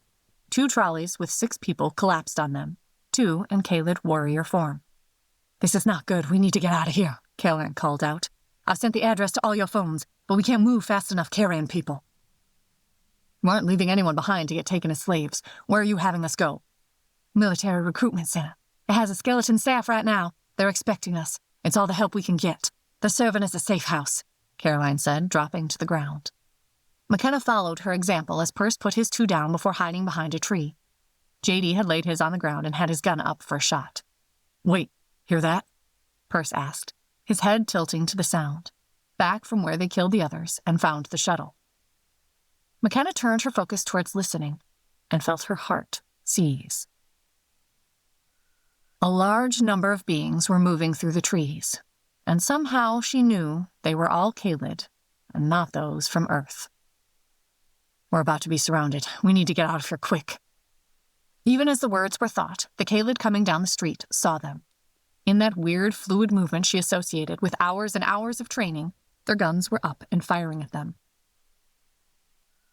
Red splashes of light that seared the trees and plants around them, creating an acrid smoke that burned her nose. "Shit," Perce called out as he covered one of the victims.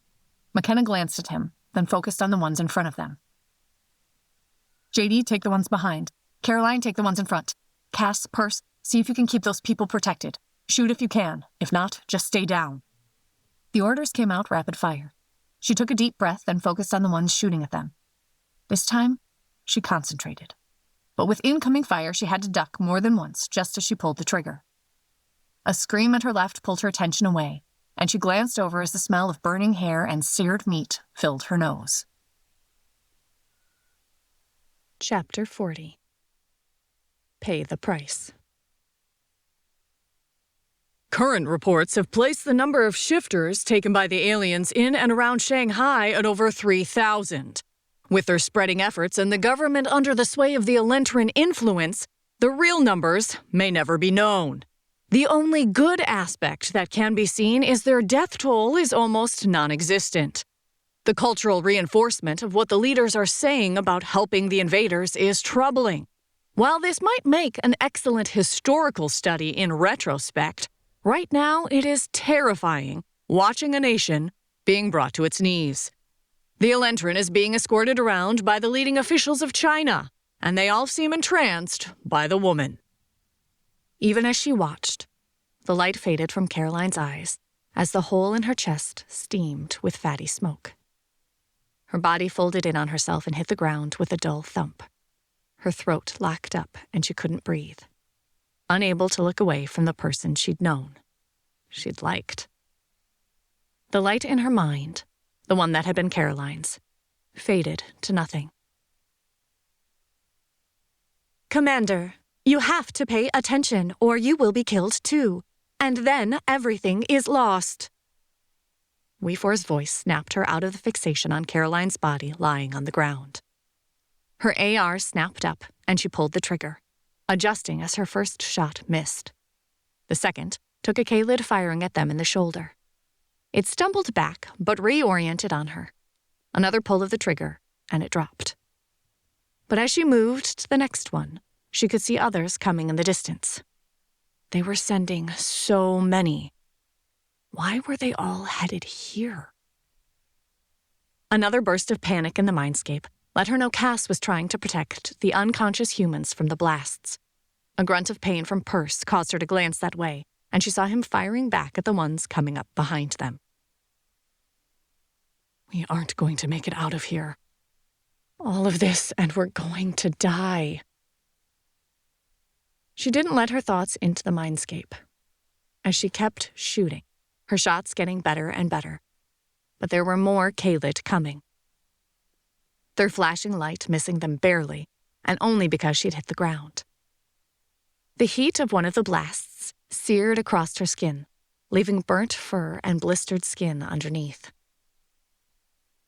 "We can't hold. They're going to overrun us."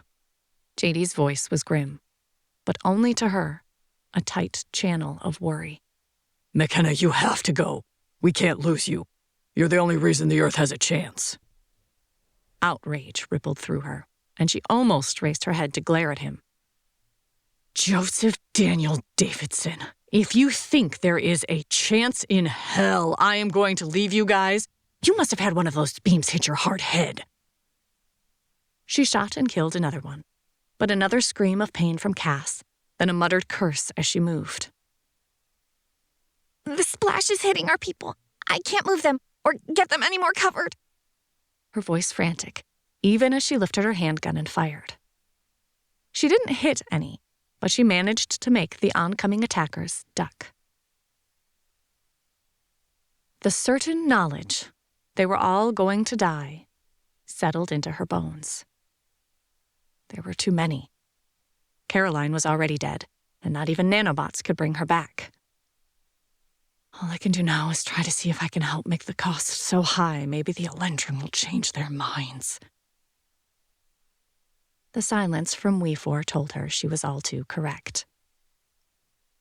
With grim determination, she kept firing, trying to make every shot count. But as they hid behind vehicles, it became harder and harder to hit them. A roar of some sort of vehicle caused some Kaylid to look away from her little group behind them. McKenna didn't waste the distraction. She made another 2 drop, then a third, and a fourth dropped as 3 men in army fatigues came around the corner, a Humvee painted army green following them with men on top. The men on top of the Humvee made quick work of the Kaylid in front of them. McKenna didn't waste time looking at them. She spun, focusing on the Kaylid shooting at them through the trees.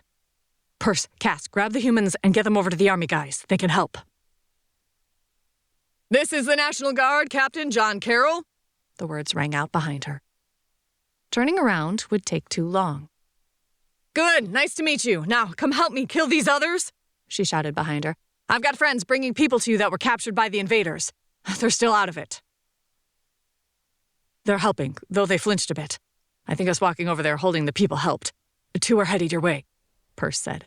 Good, because I'm almost out of ammo. I'm going to need more from the car, she replied, trying to see where that last flash of light had come from. Hi, ma'am. How many are there? She'd heard the rapid approach of feet, and she'd known it wasn't Perse or Cass. She'd figured it had to be one of the military guys. JD? At least 4 more, but I can't see them. We've got 4. They have a shuttle in there, but we got the people that were in there out. They might have put more in, but we're worried they might be able to remotely recall the shuttles. Good call, his voice low. I'm headed right. Stay here. Then we can get you back to our base. He crawled to the side through the low shrubs. A light flashed her direction, hitting the bush next to her, creating sweet smoke that served as an odd counterpoint to the burnt meat smell still in her nose.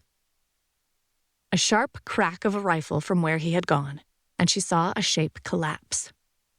In short order, they proved why they were so much better at this than McKenna ever would be. When they were all dead, and the captured people in the back of the Humvee, McKenna faced the officer. Thank you. Our friend that was killed was Caroline Lance, a Secret Service agent. She said we could find a good place to retreat to here. McKenna pulled out the phone and showed him the address. A smile lit up the young man's face. That's us. When you didn't show up, we got a bit worried. That mean you're McKenna Largo? He asked. She nodded, though right now she felt like a failure. He glanced back at the 6 people they'd rescued. You did good. Let's get out of here. Even as they talked, there was a weird sound, and she turned to see the shuttle rising up into the air. A sick feeling filled her stomach. How many people had she failed to rescue? How many parents would never see their children again? How many spouses had died while their loved ones were taken? The ride to their base increased her feeling of surreality and failure. News of what was going on across the country and the world. People being taken, families being killed, all to grab one Kaylid. Some areas were making short work of any invaders. Others, the more urban areas, had much higher casualty amounts. Every bit of news felt like a blow, and she closed her eyes, wondering what else she could have done. They treated her like a hero, and all she could see was her failures. Kenna? Tony's voice filtered in past her stressing. You okay? The kid's okay? Her response instant. She tensed up, wishing she could fly home to protect her kids. Yes, we're fine. There haven't been any here. This area doesn't have many shifters, and we're staying below the radar. She blew out a breath. The back area had a place to smoke. She stood there, leaning against the wall. She looked around, but didn't really see anything. Kenna? Tony was back, and she blinked. Yeah? Stop beating up on yourself. We're all doing what we can do. You've helped. Her voice held reassurance, but the only thing McKenna could see was Caroline's dead body. Thanks. I'm going to get some sleep. Give the kids hugs for me. She shut down the connection, almost feeling like she contaminated them just by being in it. They had cots set up for people in the back rooms. Still in her warrior form, staying in that form made everything easier. She shut her eyes and tried to ignore the world as she went over everything she'd done, trying to figure out what she could have done differently.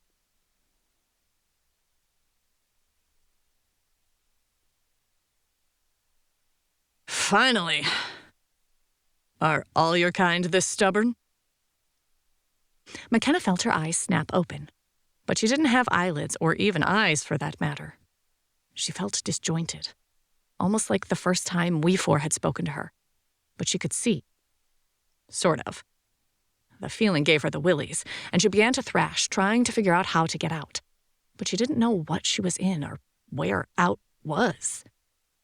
She floated in a space of nothingness, yet in front of her stood a figure.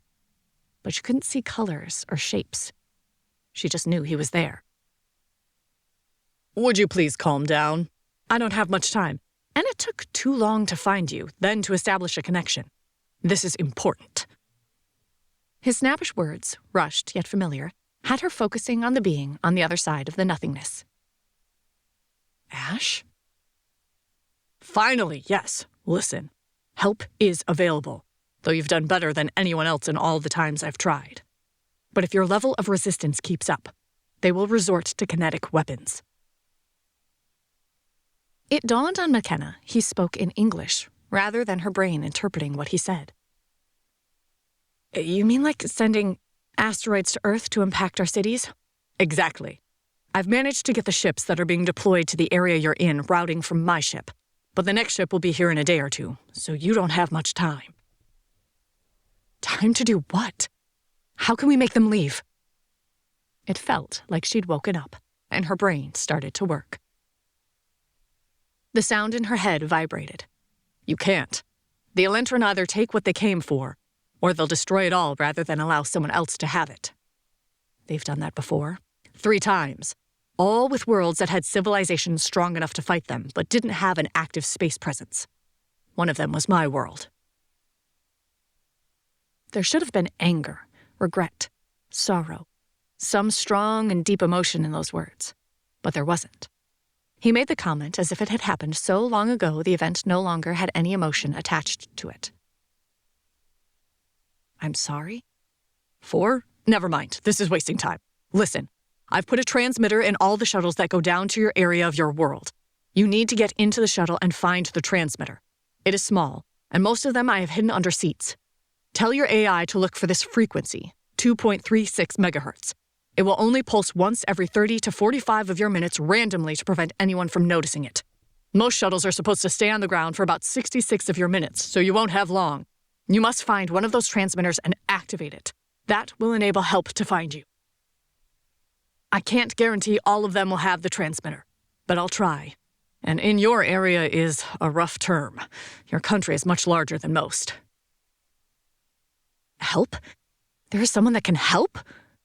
She waited for the spurt of adrenaline. I have to go. Find the transmitter and turn it on. You might be the best hope for all of us. Now go.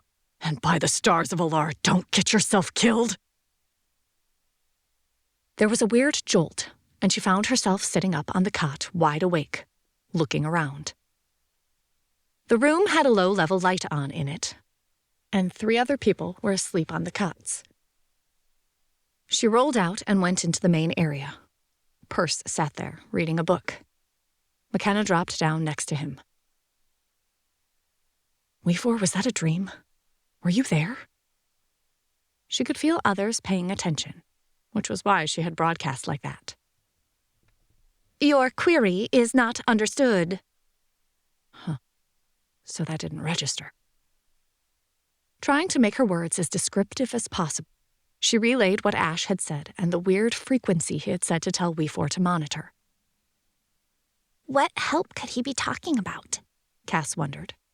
She wasn't in the room, but McKenna could sense her and JD not too far away. I don't know, but should I do it? Should I go find that transmitter? It seemed like all her decisions were wrong lately, and she didn't want to risk any more lives. Absolutely. Tony's voice was firm. If they start dropping asteroids, our world is dead. Get the transmitter. If it is a trap, then it really doesn't matter given what the alternative is. McKenna glanced at Perce. He nodded and took her hand. Yes, we'll find it.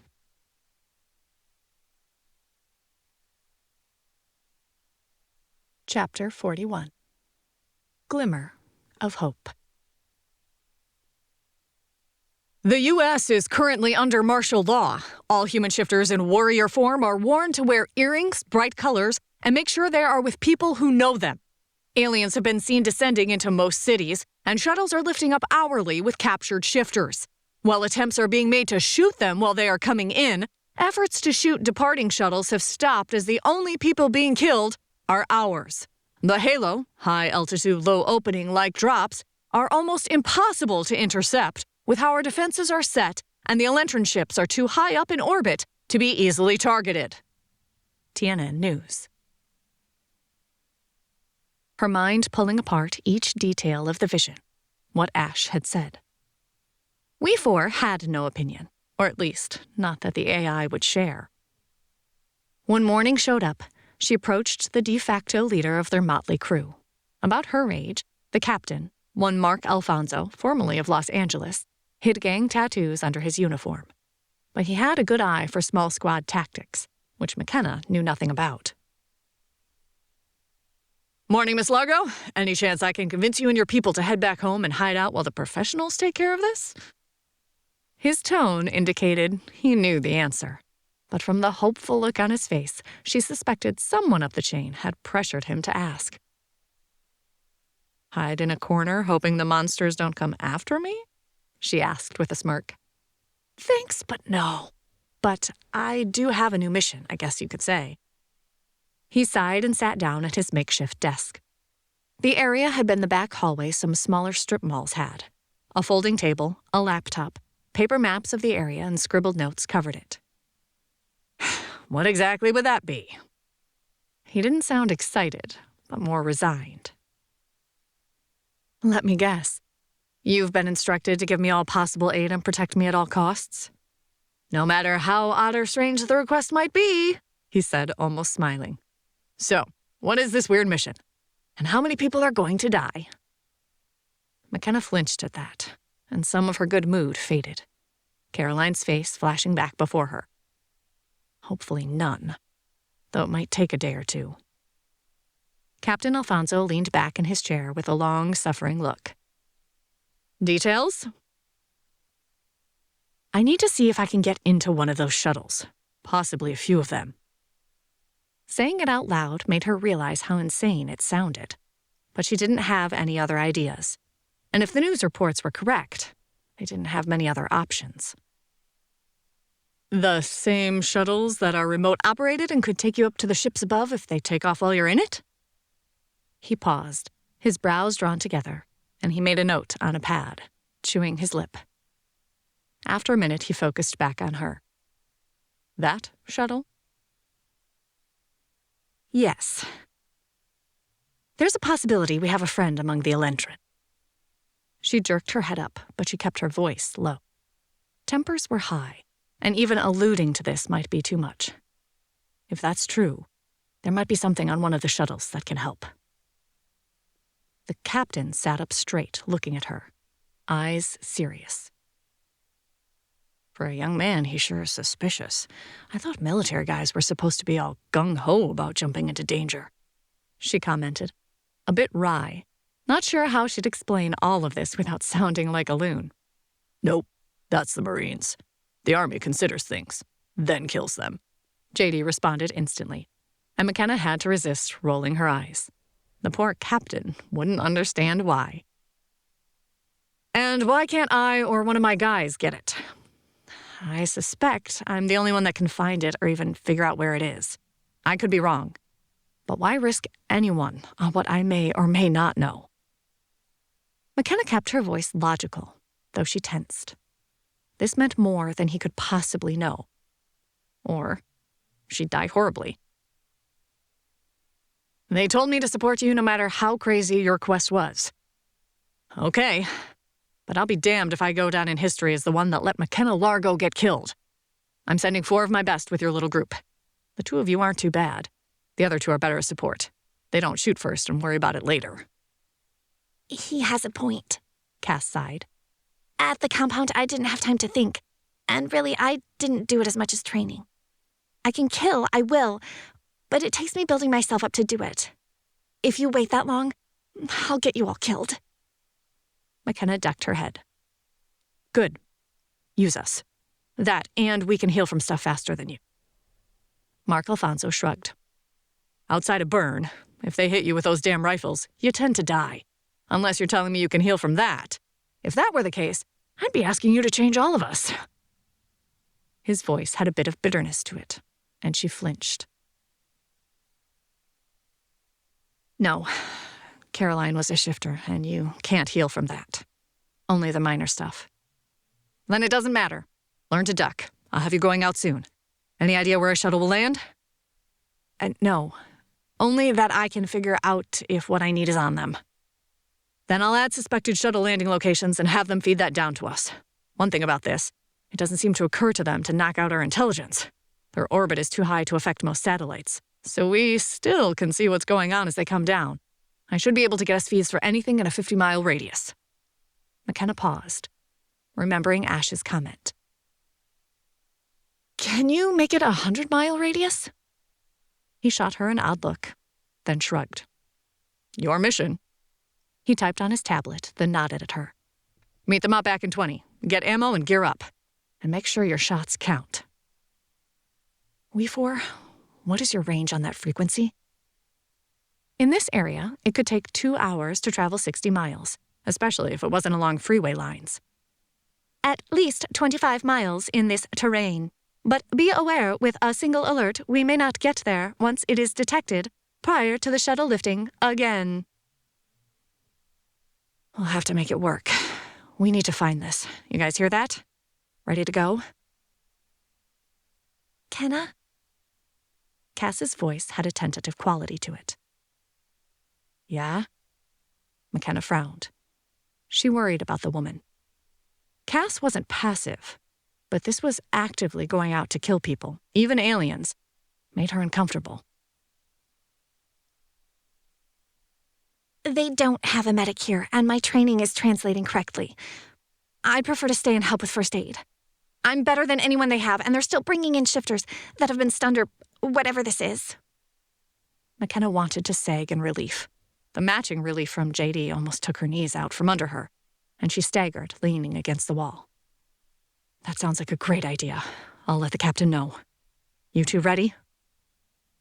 She hated to admit how much she depended on JD and Perse, but their warrior forms were so huge, it helped with getting people out of danger.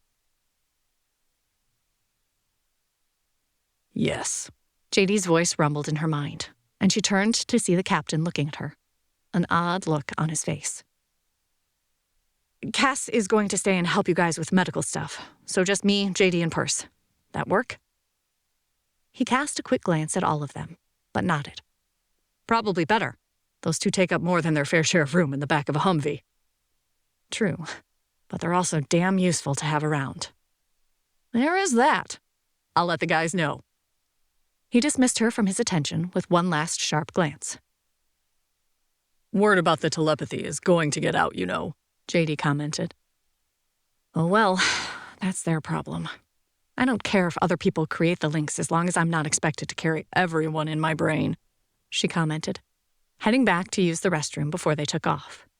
Most of what she needed she had in her kilt pockets. 2 minutes before the deadline, she showed up at the back of the building. 2 young men who looked like they'd aged years in the last few days leaned against the vehicle. One with skin the color of paste mixed with red dye.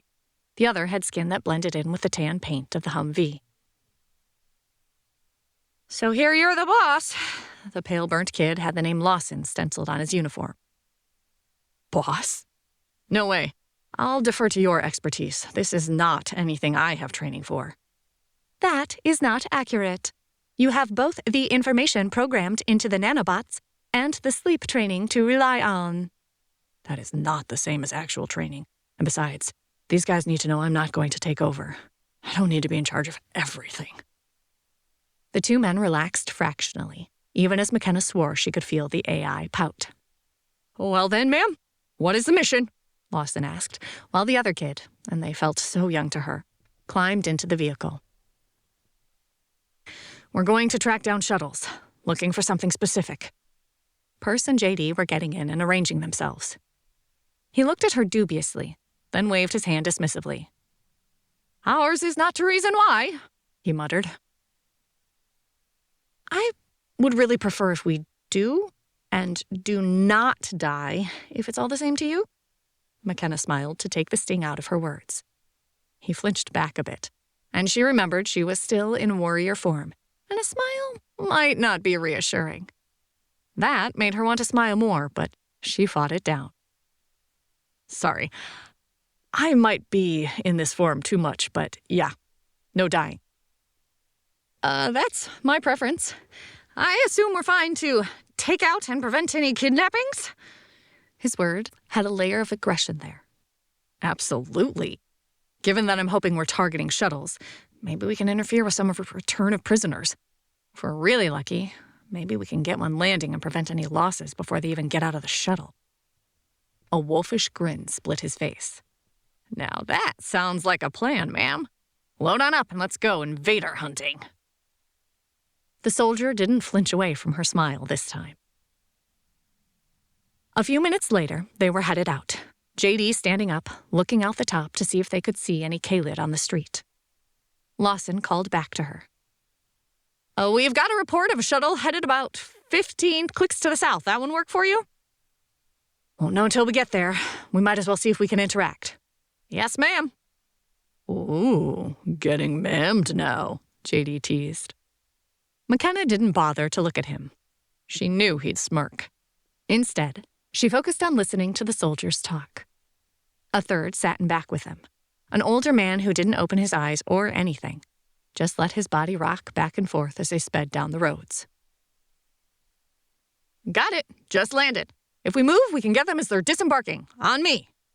The orders were barked out, and McKenna followed, spilling out of the vehicle and headed to the edge of a building. The shuttle had landed in a playground, the ramp already down as they peered around. "They out already?" asked the older man, an M16 in his hand, and crouched in front of her. "Don't know. I can't say for sure how long it's been down. Below radar at this level. Wait, no, 2 more coming out now. Can you take them at the edge of the playground, Reg?" Lawson kept his voice low as the aliens moved towards the edge of the park, their weapons up and looking around. "Yes. Just waitin'." McKenna saw their ears twitch, and ice clawed through her insides. "We never told them how good our hearing is in this form. They're expecting human-level hearing. Shit. And I can't tell them or they'll know. JD, are you at an angle you can take them out?" "Yes, when they turn. I'll fire if you and Perce can grab our companions and yank them back. They're damn fast in firing." "Got it." She answered and Perce confirmed. They shifted position a bit so Perce could grab 2 of them and she could grab the 3rd. Chapter 42. Hope Made Real. The events happening in Istanbul and Shanghai are well known at this point. The estimated death toll in Istanbul has risen to over 100,000, and bodies are starting to rot in the heat. There has been fighting from all sides, and the dead lay mingled together. The number of people abducted from here is still unknown and may never be known, as the ability to identify the dead has faded in the need to dispose of the bodies before disease sets in. Already, the sound of flies can drown out the sound of gunfire. This is the worst sustained fighting scene since World War II. The city may never recover. TNN breaking leapt out, the M16 barking out loud cracks of sound that echoed between the buildings. As the word had entered their mind, Perce grabbed the 2 soldiers, throwing them backwards almost as McKenna grabbed the one in front of her, pulling him to the side and out of the way.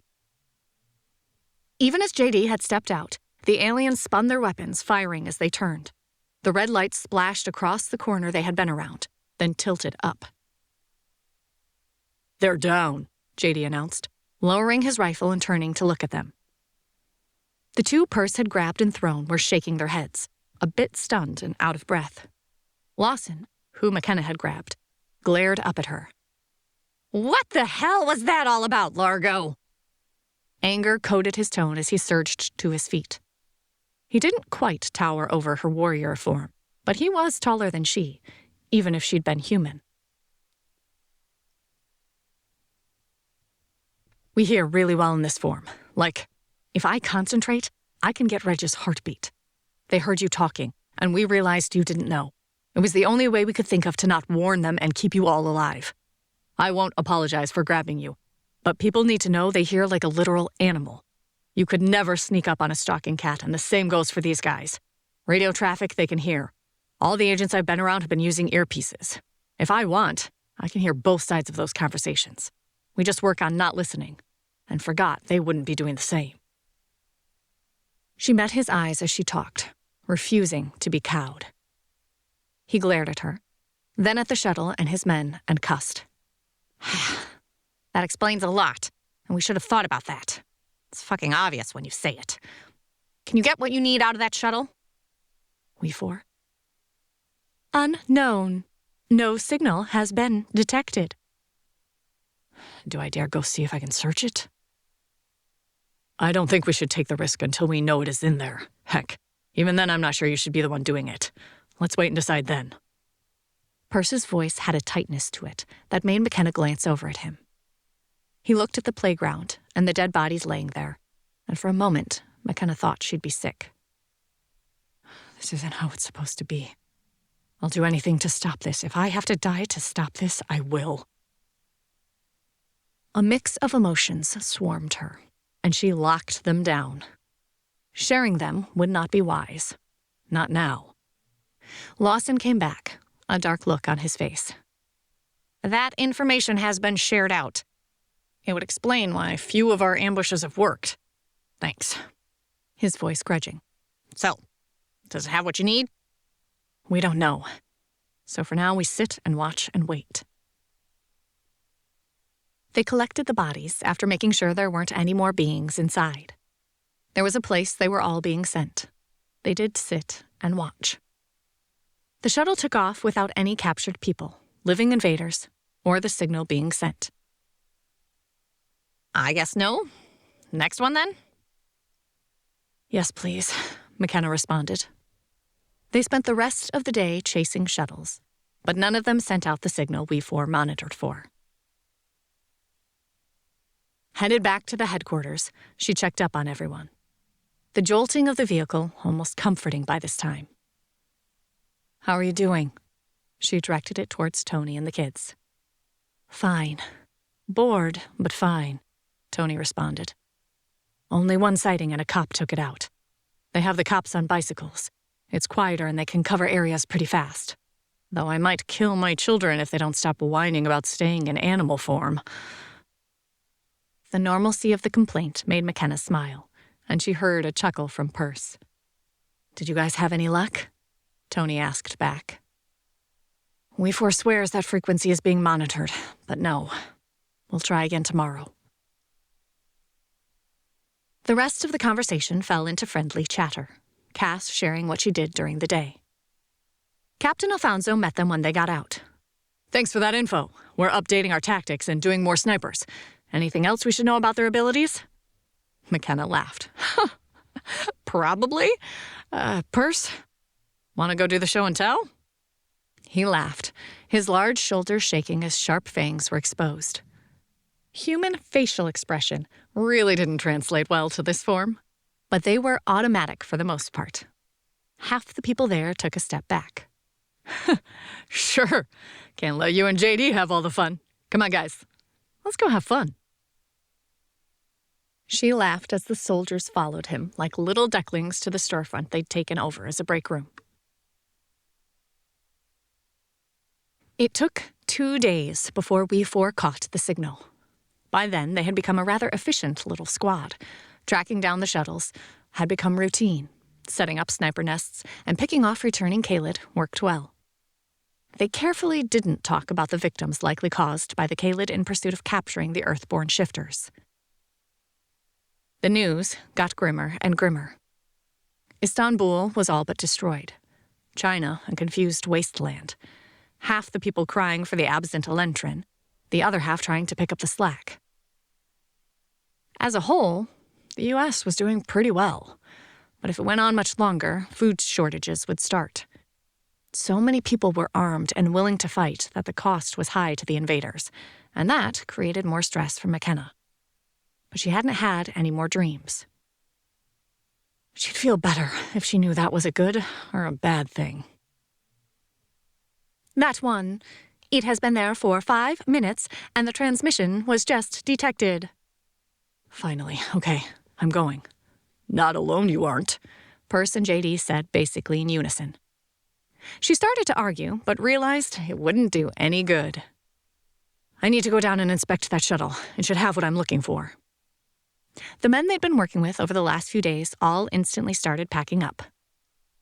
What are you doing? McKenna asked, looking at them. Coming with you. What does it look like? You're our responsibility. I'm not about to let you go into a shuttle by yourself that might kidnap you. Guys, ready? He asked, glancing at the other 2 men who had finished packing up and stood with their rifles ready. Arguing with you isn't going to do anything but waste time, is it? She asked, giving all the men an annoyed look. Nope, so let's go. Lawson had the audacity to smile at her as they headed towards the shuttle. What is it about men? She muttered in her head. Perce and JD just laughed while she got amused exasperation from Tony and Cass. Did you really think any of us would let you go by yourself? We can't lose you. The sentiment was reinforced by everyone, even the kids, and she sighed, both warmed and frustrated by their insistence on protecting her. Someday you're going to be on the receiving side of this, just saying. Sure, bring it on, Tony said wryly, while JD laughed at her. They moved down from the building they had perched on top of. People helped the military right now, and no one wanted this to continue, so getting into and out of buildings to set up the sniper nests was easy. Going down and collecting captured people required a bit more risk. Either way, they moved with caution, the shifters listening and checking before waving them forward. They took out a Kaylid coming back, but fewer and fewer had been coming back with any shifters. People didn't react well to being captured, and everyone fought. The shuttle sat in the clearing, its silver presence a siren call. Have they managed to get in and inspect any of them? McKenna asked softly. Not that I've heard. Other than the one they captured at the initial meeting, the others fly away if anyone goes in, which means I'm reluctant to allow you to enter. Any shifters go in? Or always just none? Lawson shrugged. Above my pay grade. All I know is the one captured is the only one they've managed to study. Well, I have to go in. Maybe if I'm there, you won't trigger it? Lawson smiled a wolfish grin at her. Well, if they get us all. Not letting them get you. A grunt of agreement from all the men had McKenna rolling her eyes, but they headed in, scanning for anything and everything. Looking in the shuttle for the second time, McKenna paused, trying to pay attention to it this time. Last time, she'd seen the people and hadn't paid attention to much else. Nets hung against the wall in rows stacking up. It dawned on her this was probably how they meant to transport their prisoners. Low benches on either side with harnesses every so often, and a center area where she would have expected a pilot's chair, but there was an odd-looking stand, almost like a funky bar stool, and some controls. We four, any idea what I'm looking for or where it might be? No. Oh, that's no help. McKenna grumbled as she gingerly stepped into the shuttle, ready to spring back out the door at the first hint of it closing up. Looking around, the lines all seemed clean and almost sterile. No hint of any type of personality to the ship. Okay, guys, I'm searching where he told me, but I'm not really sure what I'm looking for. And there are so many mixed smells in here, I can't really sniff for anything. Lawson stuck his head in. Get what you need?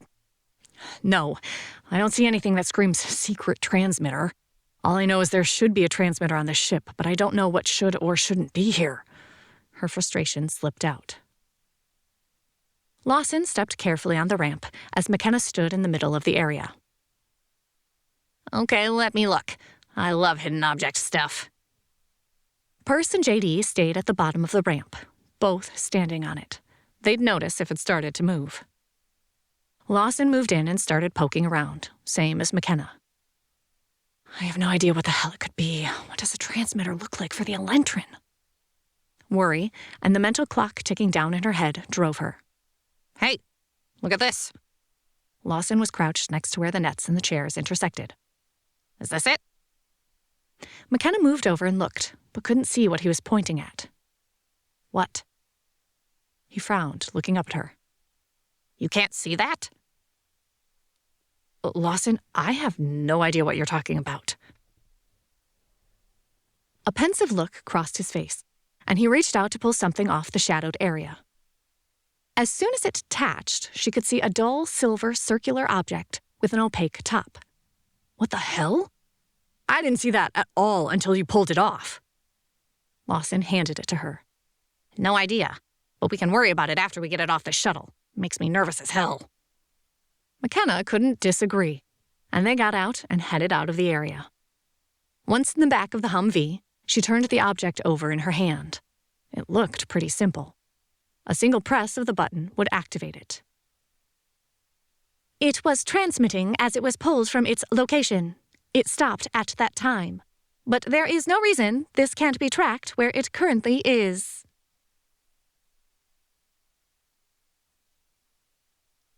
Chapter 43. Leap of Faith. The Elentrin made landfall in England today. Until this point, population centers in China, the U.S., and the area encompassing the Middle East have been the focus point for most of the aliens, but they are branching out. With the current disruption of communication, no one has any idea how many shifters have been taken. But counts of shuttles going up and down are worrisome, as are the larger ships setting down in China. Current guess is that each of those ships could easily hold 1,000 or more shifters. No one knows what is happening to those who have been taken, but this war is quickly changing into a fight for survival. McKenna blurted, sitting straight up. Don't take us back. Take us to a big open park. She all but shouted the words, not wanting to take a chance of them not hearing her. All the men looked at her, brows furrowed. Lawson turned to glance at her, but he nodded. The truck slowed and turned down a street, then revved back up, jostling them as it barreled down the empty streets. The noise in the vehicle was too loud to really discuss anything. This needed to be done so everyone could hear her, so she didn't speak in the mind space, instead turning the object over and over in her hand. The vehicle rumbled to a stop, and the engine clicked off. McKenna leaped out and headed towards the grassy area, a chorus of questions following her. She ignored all of them and continued towards the middle of the park, though she listened and made sure she didn't hear anyone around. She looked at the soccer field and sighed. The rest of the men all but surrounded her. Largo, what the hell is going on? Lawson demanded, his tone annoyed, though he kept his gun up and scoped out the area. Yes, Kenna, what's going on? Cass asked, and she could feel Tony and the kids all listening to her. Out of the corner of her eye, she could see JD fighting to not cross his arms over his chest and glare at her, his fingers twitching with an invisible spinner. Okay, people, listen up. Here's the story. I got a message that this device could signal some help for us. I have no way of knowing if the person was lying or not, but we can't hold on much longer. Most cities are out of food as the trucks can't run. Businesses are shut down. While we might be able to hold them off for a bit longer, the loss of life is going to start rising, and not for reasons of the Elentrin, but food, water, supplies, medicines. She swallowed. Everyone looked at her, not moving. Even in her head, she could feel the absolute concentration of the others listening. Cities are worst hit, and that's where the Elentrin are concentrating their attacks. If they ever figure out how to bottle that pheromone stuff and spray it, we'll fold in a day, she said. McKenna knew she wasn't telling anyone anything they didn't know, just saying out loud what everyone was avoiding. And your point? Lawson directed the question to her, but he kept scanning. Getting shot from behind never looked good on a service record.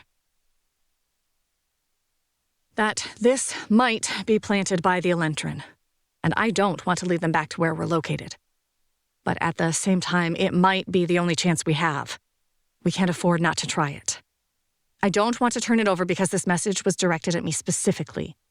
I have a feeling whoever or whatever is looking for me, which means I need to do it. And the longer we wait, the more I'll overthink this. She shrugged and looked around. At least if I do it here, the only person at risk is me. Everyone else get back in the vehicle and watch me from afar. No. The word chorused around her and in her head, and she wavered from the emotional impact. McKenna, I get the hero thing, but we aren't doing this. Get over it and activate the damn device. Perce looked at her and didn't look away as she met his gaze. Ugh! You are all idiots! This might get us killed! She didn't quite shout, but she glared at them. And what do you think what we've been doing will do? This is a dangerous time. Go activate it. We'll deal with whatever happens. McKenna focused on the ground, hiding her face. She didn't know if she wanted to hug them all or beat them. You're loved. Suck it up and let's do this thing. Tony's brisk voice made her smile, and she lifted her head, looking at the men who all just looked impatient. You are an odd creature. You have people who follow you that would risk their lives for you, yet you push them away and risk your own. You are a commander. They should be honored to die for you. McKenna felt the sighs and amusement ripple through the mind space as she walked a bit further into the clearing. The transmitter seemed to have a place that would depress if pushed. It doesn't work that way, We4. You protect the people who follow you. Interesting. The existing information indicates that leaders are to be protected at all costs. This is a dichotomy. Making sure everyone was back away from her, McKenna pressed the transmitter and tossed it on the ground in front of her. Making the motion smooth and swift, then she backed up towards the others, her eyes locked on the silver object laying on the yellowish grass. They all stood there looking at it, the occasional sound of a gun or car sharp over the rustle of leaves. JD shifted his body, moving a bit. They all smelled a bit ripe from the last few days. Shower facilities were hard to get to, and they had found the warrior form smelled less than the humans did. But still, after 3 days, they all wanted a shower and some fresh clothes. Rustling behind her, but she didn't take her eyes away from the silver object, obscurely worried that if she did, she'd miss something important. So, how long do you think this should take? Perce asked, his voice carefully neutral. What? Did they all poke you to make you ask me? She didn't even try to keep the humor out of her mind, even as she tried to calm down. Stress at being in the open, at not knowing what might happen, and what was happening everywhere, all ramped it up until she started to think she needed a spinner. Yes? She snorted mentally at his dry remark. I don't know, but not like we all have hot dates or anything. The laughter behind her derailed at a flash of light from the transmitter. Did you? She broke off the question as it came again, and this time it grew in the middle of the air above the small transmitter. Weapons up and trained on that, whatever it is. Don't shoot unless Largo gives us the clearance. Remember, we might not know what the help looks like. If it is a Dalek, I swear to God I'm eating a bullet, Reg muttered darkly, and McKenna choked back a laugh. The last thing they needed was a fictional enemy intent on destroying Earth. The air swirled and moved in a way that confused her mind and senses. We4, do you know what that is? Silence from the AI, but she got the impression of shock and amazement, which felt a little odd in her head. It grew larger, and McKenna took a step back, bumping into a body. Purse, she realized, as his hands came up to steady her, and she caught a glimpse of tawny fur with black marks. "What the hell is that?" Lawson asked, but his voice remained steady. "Your guess is as good as mine." McKenna heard her voice crack, but didn't look away. "Gods, what if this is a weapon? What if I've killed everyone?" Her hands clenched tight as it grew more. It stopped growing at about 10 feet in height and roughly 4 feet wide. It hung there in the air like an ominous swirl of color and light. Weapons ready, JD had grabbed hers and handed it to her when the light show started. They all aimed and waited. "I think I see something. Is there someone walking out of the portal?" Lawson asked slowly, tension fraying his voice. "Help. I hope," McKenna muttered, though she had no idea what form of help could come through a portal. Even the wind in the trees seemed to stop as the figure stepped out of the portal, and McKenna felt her heart stutter in her chest. "Is that?" JD asked, his voice hushed. What's going on? We can hear your mental voices, but we can't see anything. Guys, what is it? Cass's voice had a frantic aspect to it as she pinged to them. McKenna was still struggling to accept what she saw as the figure strode towards them. Tall, pushing about 7 feet, humanoid in shape, in that it had 2 arms, 2 legs, and 1 head. But after that, it was a creature from the visions. Scaled skin, fine patterns that reminded her of exotic reptiles, a neck that seemed shorter and stockier than the others she'd seen, and dark eyes that swirled with colors she didn't know how to name. But instead of the sleek elegance of the other Draken, this one looked like a tank, all power and danger. He made JD and Purse almost look tiny. His strides were long as he headed their direction, but his hands were empty, and he had focused on her. She felt an odd sensation as Tony paid attention to her reactions in the mind space. For a minute, her vision flickered, then went back to normal. McKenna didn't have time to try to figure out what had just happened. "Largo, what do you want us to do?" Lawson had a panicked aspect to his tone, but McKenna's brain had finally kicked in.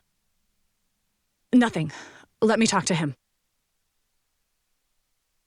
Swallowing past the lump, she took a step forward and tried to remember to not smile. Maybe she should change back to human. No, that would take away what few advantages she had. The Draken stopped about 3 feet from her, not close enough to grab her, which gave her a measure of relief as she glanced at the 4-fingered hands with 3 long digits and a strong thumb. He nodded at her, not smiling, and she mimicked it. "Are you the representative of this place? The one who might contact me?" He spoke English, but with a musical aspect, as if a cello could talk. "Yes. You're here to help us against the Elentrin?"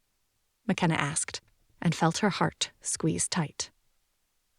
This time, the Draken smiled, revealing a mouth full of sharp teeth she didn't remember in any of the others. "I'm here to help both of us put a stop to the Elentrin. Permanently."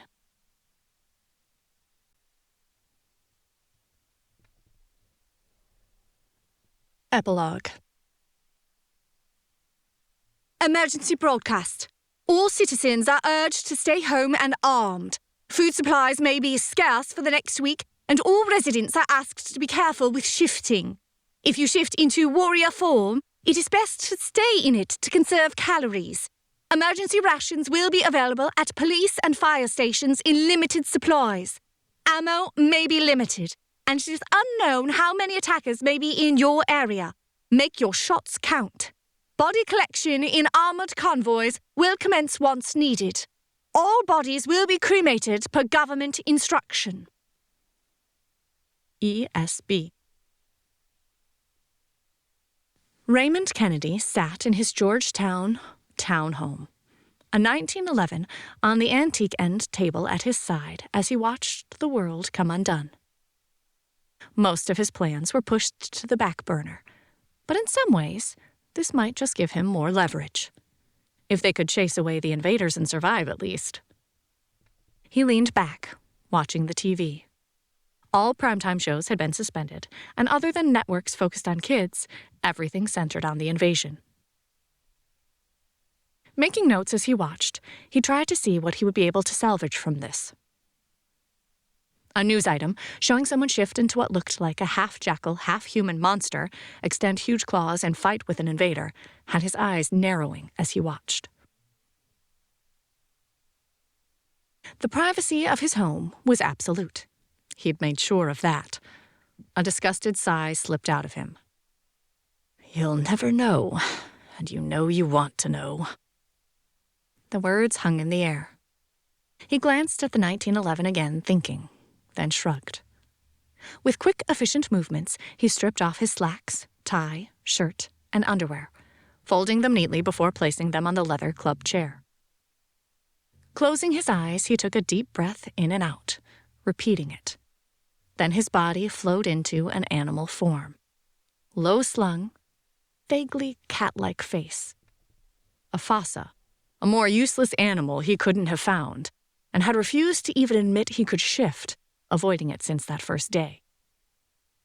With a soft snarl, the animal closed its eyes and flowed upward into the more useful warrior form. He opened his mouth and a garble came out. A soft snarl, then another garble, though less. Another 5 minutes of practice, and clear words came out of his mouth. "This has promise. I'll have to keep it in mind for later." Raymond spent another 15 minutes testing out the abilities of this form. The animal form had no use to him, but this had possibilities. A blare of noise from the TV caused him to shift his attention. A scene of invaders landing in England, and the Royal Guard firing on them. Morons. I guess Britain will learn that having an armed populace has value in many ways. The sneer in his voice came through the Kaylid form intact. With a shake of his head, he let himself go back to human. Dressing, he headed to the kitchen for some food. Minutes later, a sandwich in his hand, he kept taking notes about how this could be used. They would win, of course, because if they didn't, well, none of this mattered at that point.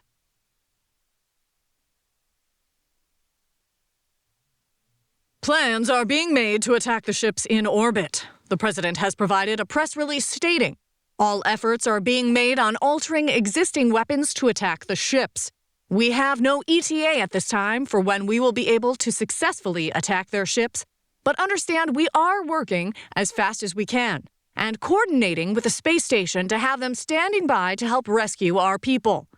We understand all the complications involved in this, and be assured we understand the risks and are keeping in mind the danger to all humans. We will provide you more information as we receive it. TNN News. Shuttles incoming. All technicians report to Shuttle Bay 3 to collect incoming specimens. Culling and evaluations will happen prior to storage and education. Repeat, all technicians are to report. The announcements and sounds of clawed feet running through the halls were background noise. Ash tuned it out as he sat in the tiny room that served as his office and his quarters. A high compliment for his ability and years of service. It proved he was a very well-trained pet. He blinked his eyes as he looked at the information on his display. A single word sat there, blinking at him, meaning nothing to anyone, except it was the culmination of centuries of trying. Alara. He gave himself another few moments to look at it. Then he deleted it, rising to look out the mock window at space. A reward, they'd said. It simply reminded him of everything he could never have. Freedom. But for the first time, it had worked. Contact made with a Kaylid on the planet. a Draken brought in. Maybe, just maybe, he might see the Elentrin brought down in his lifetime. Or more accurately, before they realized that he had subverted his AI centuries ago and had been conspiring with the Draken to stop their madness. Good luck, he whispered, looking at the blue and white planet hanging in his view. You're going to need it. He shifted his gaze to the shuttles heading out to start pulling in asteroids to send at the unsuspecting planet. We hope you enjoyed Book 3 of the Kaylid Chronicles, Incoming. This series has a lot more in store for McKenna, JD, Tony, and the kids. Incoming was written by Mel Todd. Visit her website at www.badashpublishing.com to sign up for her newsletter and find out about the next books coming out in the series. If you enjoyed, please leave a review.